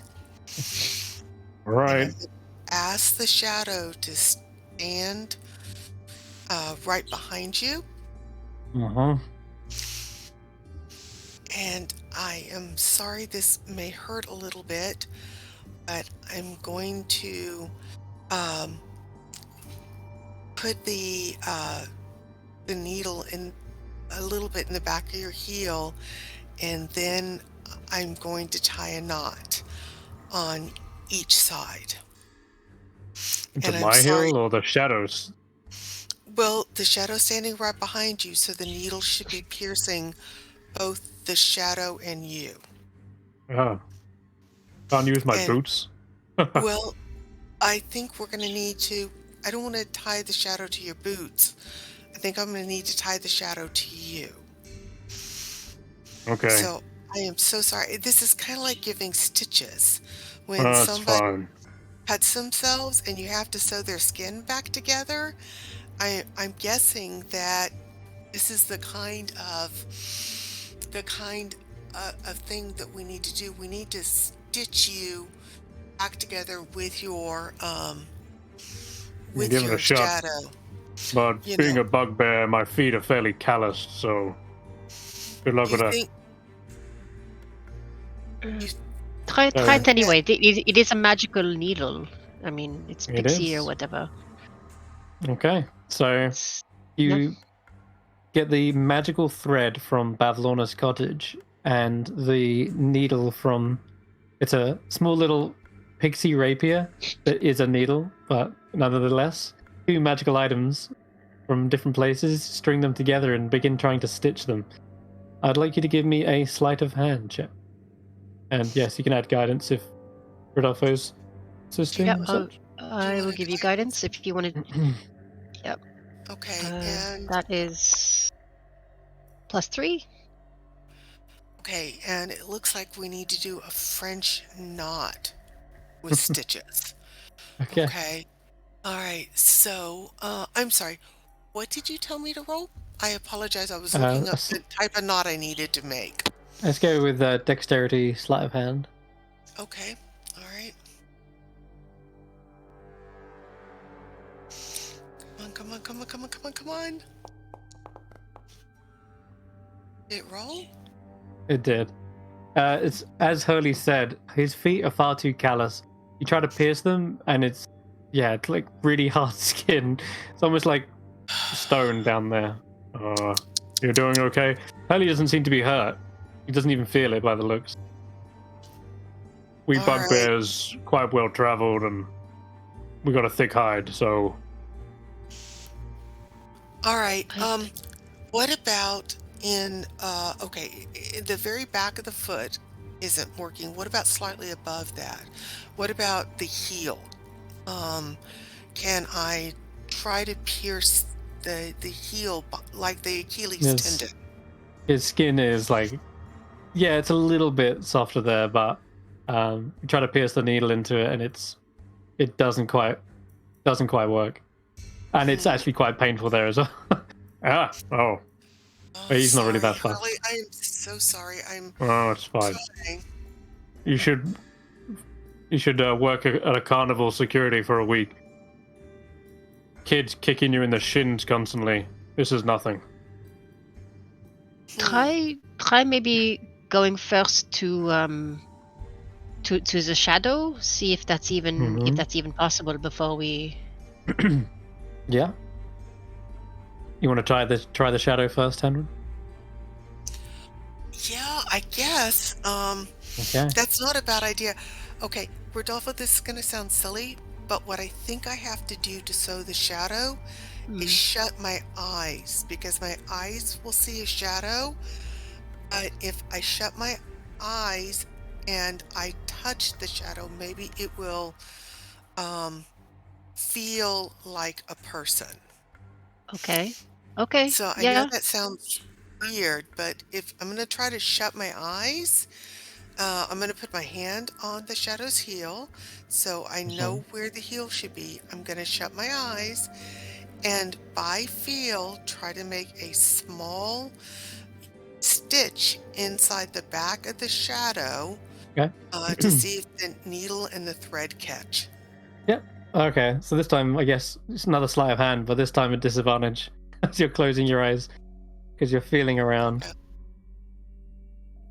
Well, I'm thinking this is going to be like your eyes can deceive you kind of a thing, where if you see something and your eyes will tell you that it's not there, or that you can't do it. Your eyes can make your brain believe you can't do it.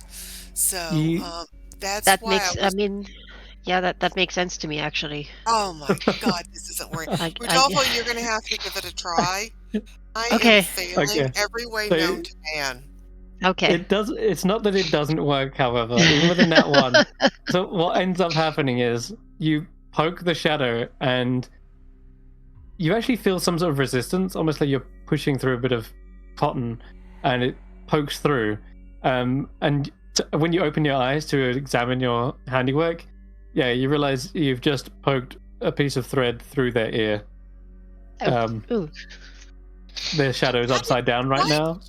Bend over. Oh my goodness. Okay, let me very carefully. I'm going to take the thread off the needle, and I'm going to very carefully, very slowly pull the thread out of the ear, and then re-thread the needle. Yeah. Rodolfo, do you want to try?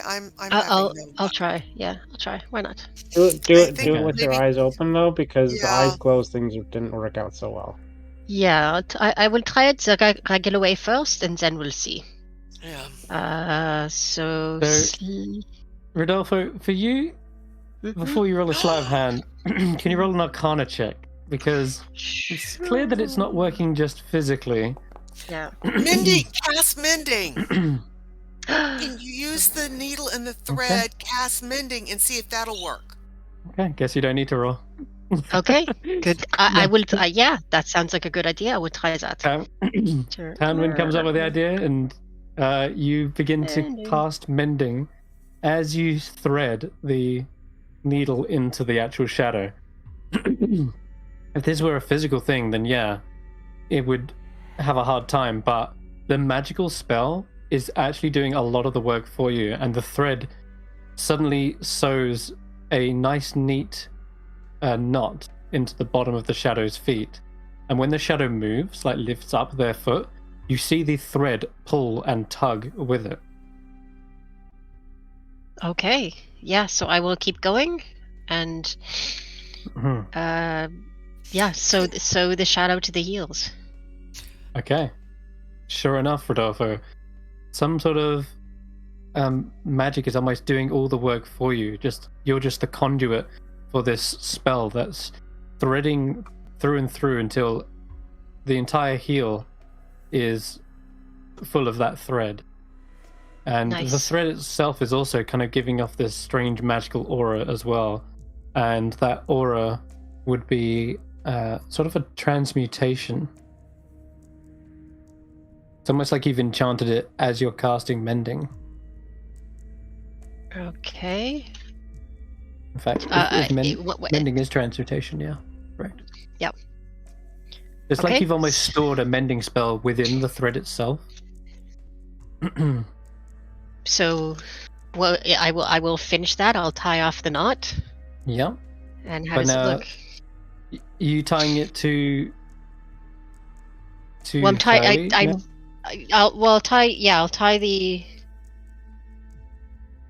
I don't know. It was the needle was going through the shadow, right? Yes, correct. It went through the shadow and knotted, so you need to do the needle through early and knot it. Yeah. So that you tie them together. Correct. Okay. So I will try. Yeah, I will try with the needle to mending to pierce through his heel. Okay. It doesn't quite go through his skin again, but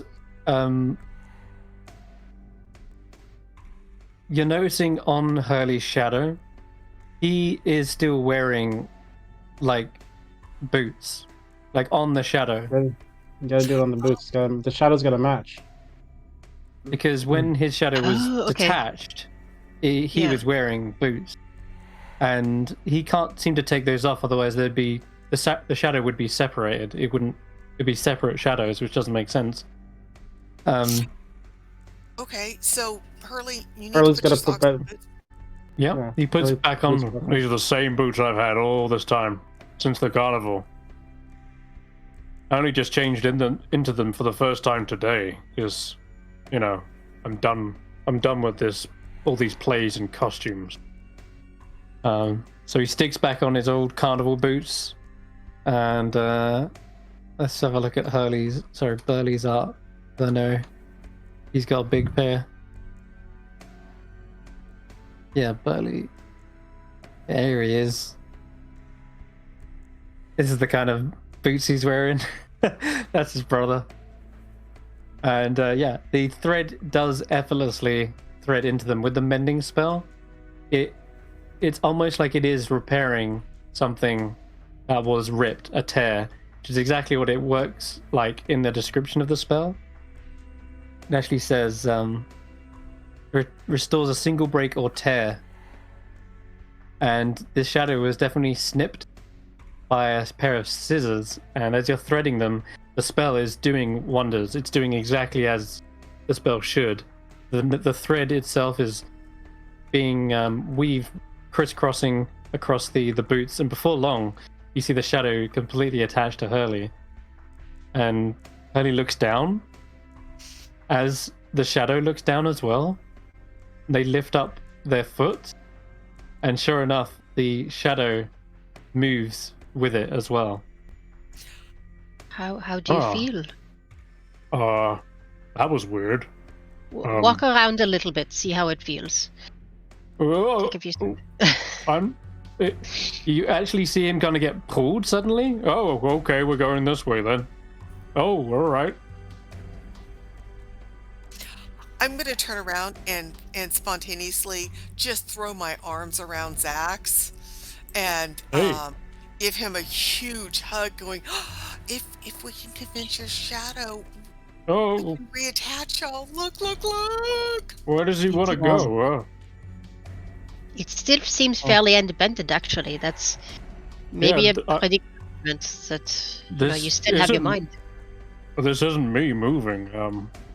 Weirdly, that was all the shadow. Can you move, though? I'll try.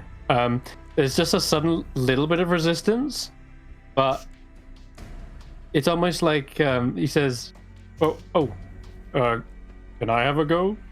And as soon as he says that, he's able to move very freely, and the shadow completely mirrors his movements. Oh, there we go. That feels just as good as new. Maybe you just needed to practice a little bit. Huh. Yeah. Hey, back to you, Shadow. And then you see the shadow kind of move, and then he's like, feels weird, but the shadow's moving me, like I'm the shadow. But when I asked to be the lead, it like let me control. That's a little weird. Maybe you just have to get used to one another again. You've been independent for so long. You know, you see a smile spread across Hurley's face. I feel like I know what I want to do with my life now. That is wonderful. I feel like going back to see my brother is the first step, but you know, I've got ideas. I want to grow like a pumpkin farm and start fishing, and he starts reeling off all these ideas that he has. These ideas weren't there before. Shadow, was these your ideas, Hurley Shadow? You see, as Hurley Shadow nods, he nods. And this, you're happy to be back together? They nod, I feel like I know what he's thinking too. And before, when he would like touch living things or and such, they would kind of like drain away, like some sort of rot. But he couldn't do that as a shadow. Rodolfo, to you, this kind of you understand this to be like some sort of necrotic energy. But now he's got a physical body. We can do that stuff. We can grow a farm. We could. All the things you have dreamed of, both of you. That is wonderful. And We can Xaxx, do these this, things now. if nothing else, this is an amazing reason to show. I don't know how we will show this to your shadow, but maybe it's not out of the realm of possibilities that they are convinced. No, we just need to do the convincing. We know how to attach it now, so that's Yeah. one step. We just need to find Yes. them and do the convincing, and yeah. I Like my am shadow quite- was always my motivations. It was always my passions. But I had like forgotten about them or something. I had lost them. I am jumping up and down, Xaxx. I am so excited for you. This is incredible. This is very good news. Well, okay. Hurley, I'm so glad for you. Xaxx, this is good news for you, and for he gestures towards the two goblins, and you, if you wish to be reunited, well, with your other selves, you can be. They look at each other and they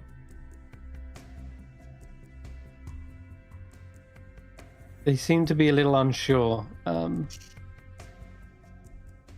Well, I know your daughter would love to have you back. As soon as you say your daughter, they animate and then nod, and then like fervently nod, as if that is the exact reason. That's why they want to do it. Okay. Not because they just want to have their shadows back, but so they can be with their daughter again. I don't know how to repay you, Rodolfo, and everyone. If you can help us get back to the carnival, help us with what we are doing, on if it's not too much trouble. Of course, yes. Get back to the carnival.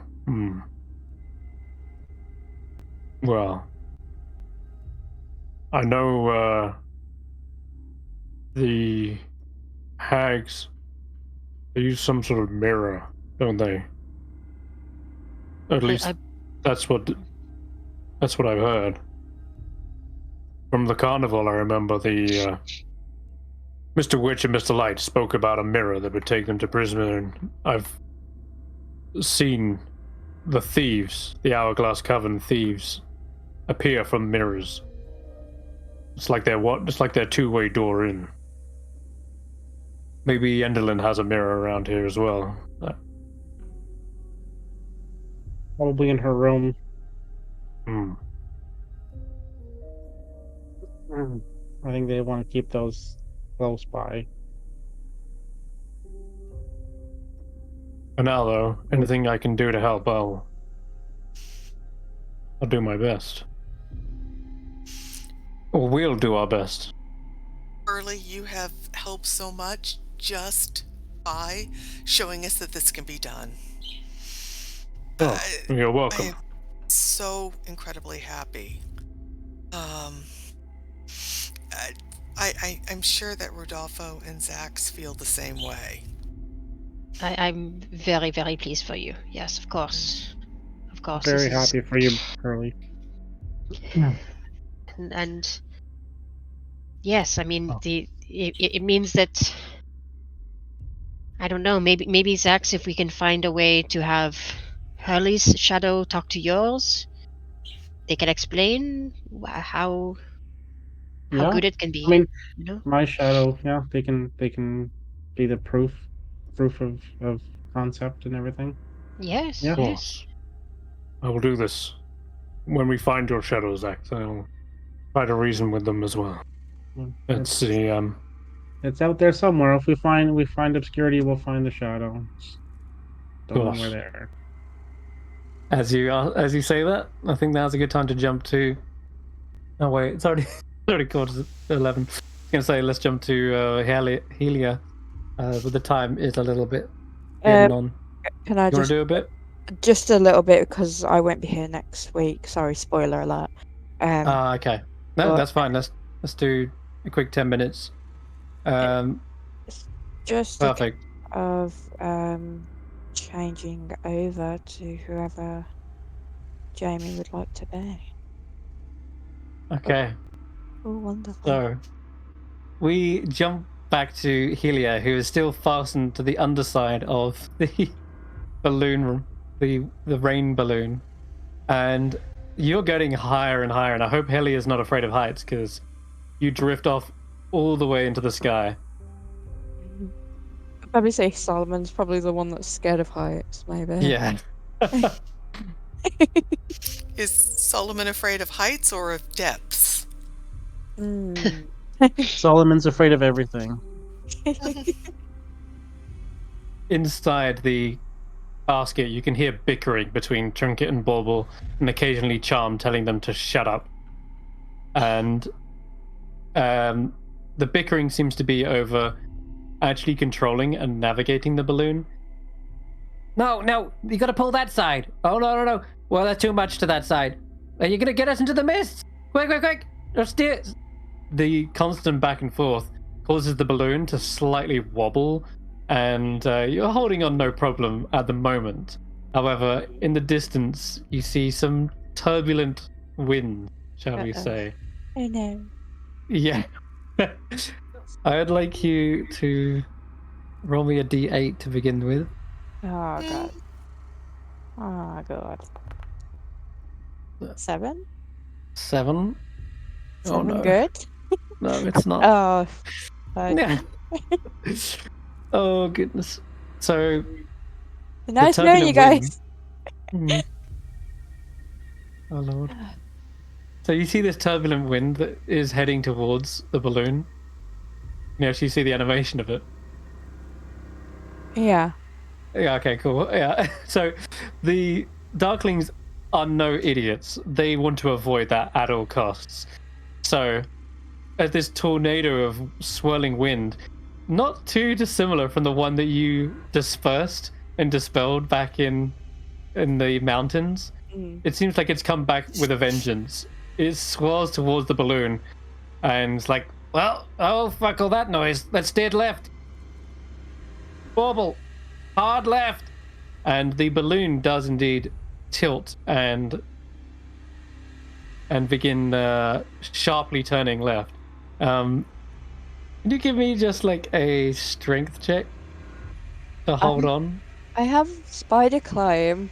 Okay. It says the spider can climb difficult surfaces, including upside down on ceilings, without needing to make an ability check. Okay. I'll give you advantage for this then. Because you it's not essentially that you can't hold on, it's that the fact that as it sharply turns, it like jostles and attempts to almost like throw you from it. But you got advantage because you are sticky, and you maybe you've even like formed a little web up here just to sort of hold on to, stick yourself to it. Apparently, Just Ross. I have a, what is it called? Freedom of movement or something? It's an actual feature. Yeah, it's a feature from my druid. I can't remember where. Nice. Land stride. Yes. You just need to roll athletics or strength. Athletics. Land strides for difficult terrain and stuff like that.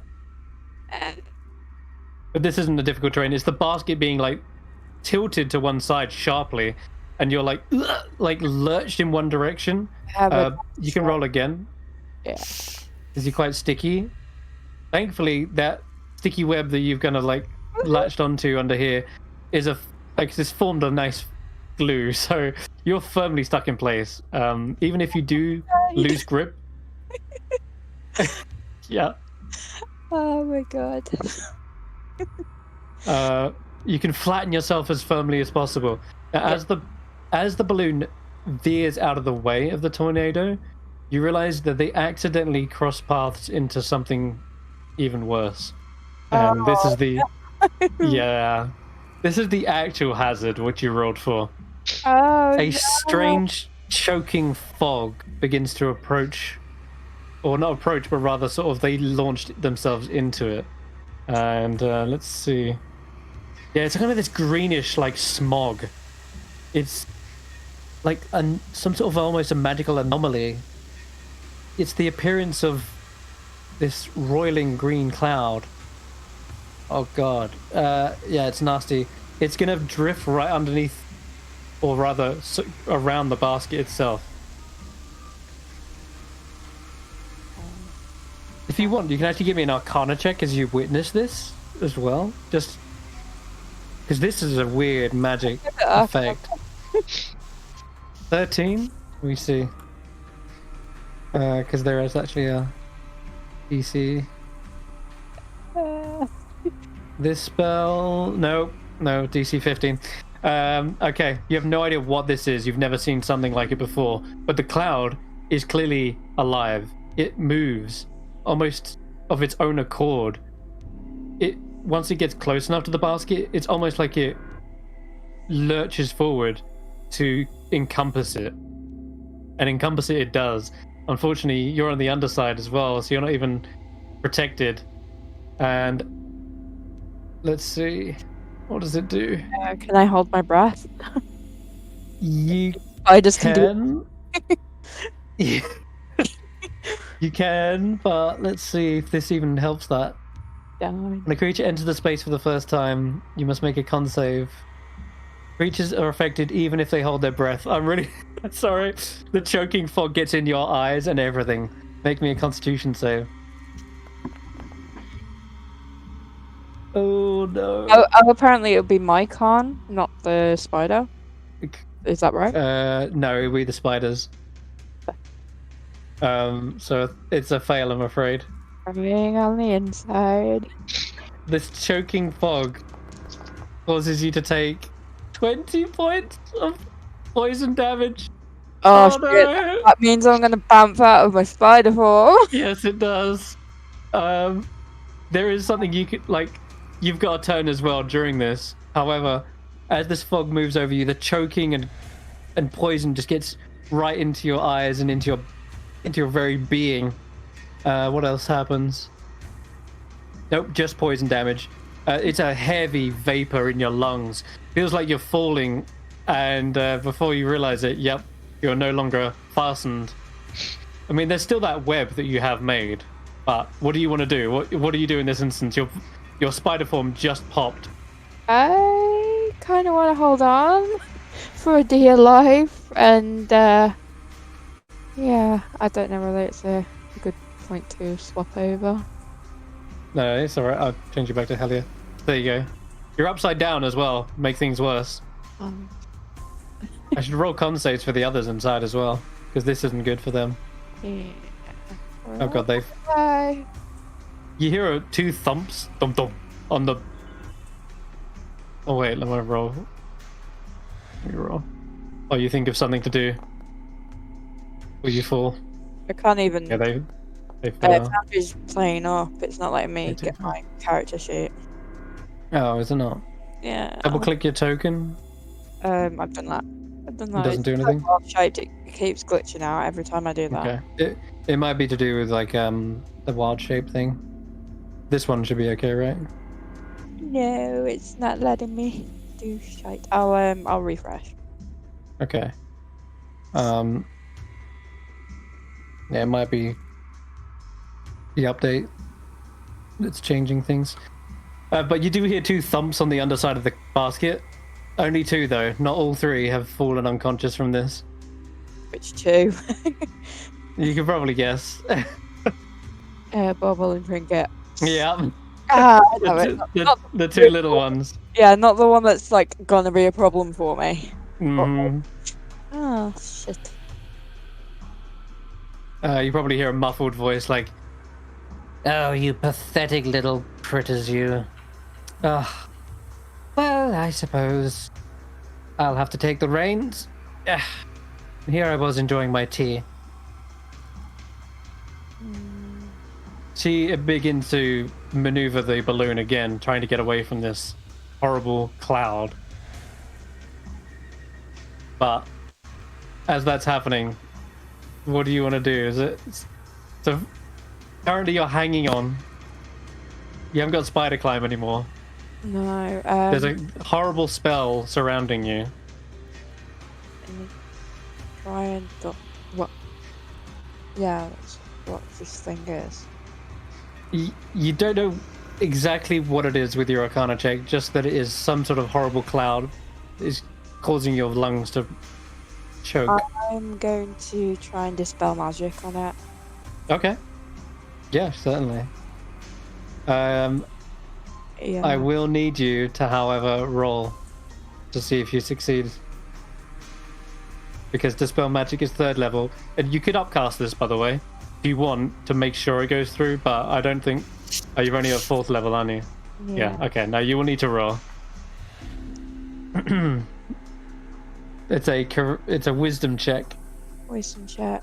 Yeah, good luck. That just press the wisdom. Yep, just press wisdom.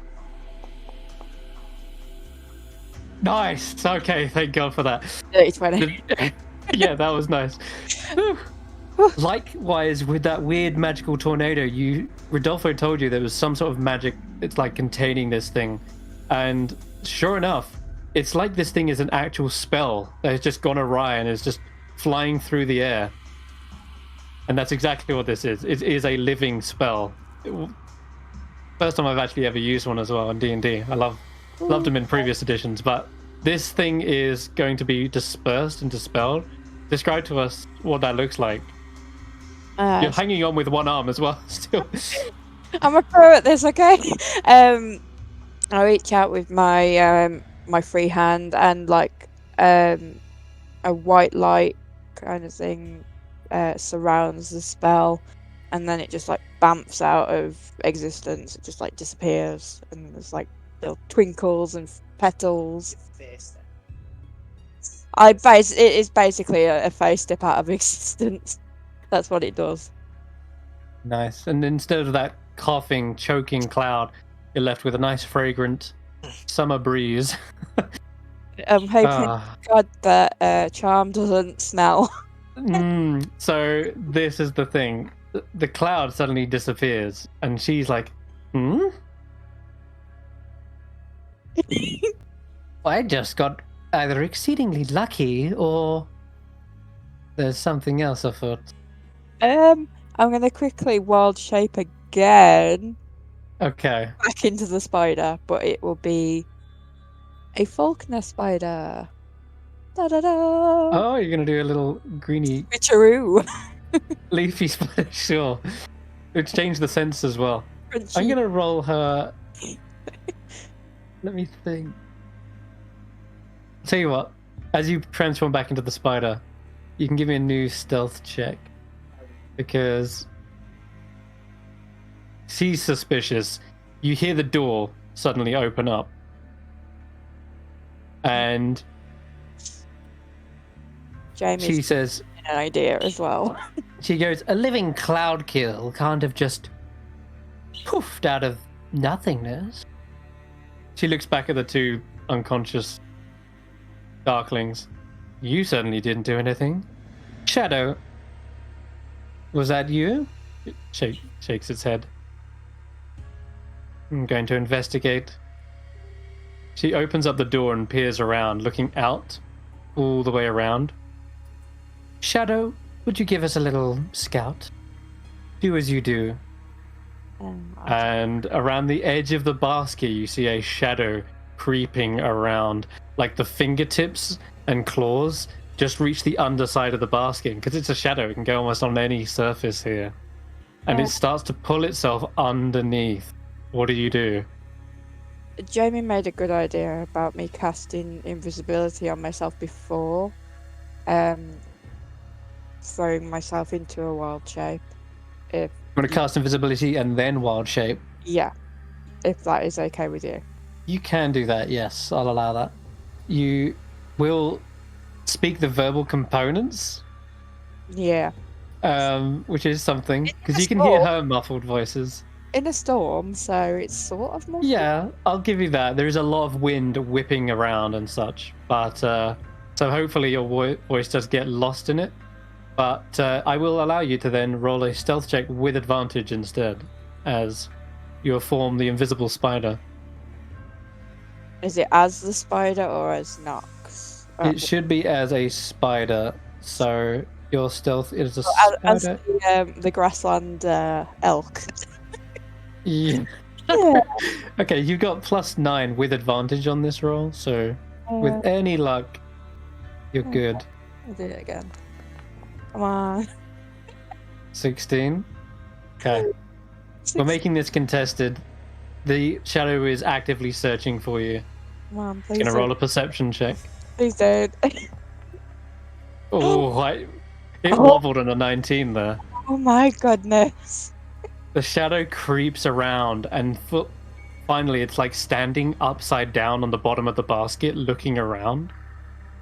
It probably finds the area where you were, but doesn't see any sign of a spider. Like, you're not even visible. It then walks all the way around to the other side of the basket, looks around, and then it continues around on the other side. It almost like does a full loop, but then it stops halfway through the loop, and it quickly dashes backwards on itself. And then it comes back underneath and is sort of like shaking its head and sort of scratching its temple. And then shrugs. And then heads back inside. Yeah. It was like thinking that if there was something on the underside, it was crawling around the basket as it was going around. And that's why I did the double back. But because you're invisible, you're just completely undetected. So after that, the shadow reports back. Nothing? Yeah. Well, you can't explain the Feywild's magical surges after all. I mean, that thing came out of nothingness. It probably went back into nothingness. And you two, are you going to lay around all day? Ugh. Drink this. You hear like a bottle glug glug glug. Oh, my head. What happened? Just another horrible, turbulent experience. At least you didn't get mist malaise. Could have been worse. Could have been a phantasm. Or a cloaker. We know those are lurking around these dark clouds somewhere. Yeah, I suppose, but like... I still feel like shit. And before we end tonight's session, I want you to give me a perception check. What, on that thing that I've just seen? Not that thing. That one I just did for the last. It There looks is a cloaker. Oh, I'll tell you what. You see that free of charge. The cloaker that just suddenly veers around a nearby cloud is this horrid bat-like creature with claw-like forearms and a set of leathery wings. And like Chernobog from Fantasia. yeah, it does a little bit, yeah. But he doesn't seem to pay you guys much attention. In fact, as he gets close, there's a zapping of lightning that perhaps dissuades it from going anywhere near. And so it flies off. It's alright, you didn't roll that on the wild encounter. But as you watch it disappear, your eyes catch sight of something else instead. Another shadow within the clouds. And some of these clouds have begun to clear up, remember? Now that they're not all dark and stormy, there's some that are kind of white and fluffy. And you just about see something...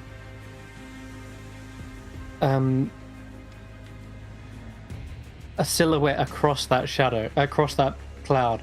And with a 24, at first you're not sure if it is just a silhouette and the shadow of a creature, but you trace your eyes around trying to find out what is making this, and realize it is a shadow itself.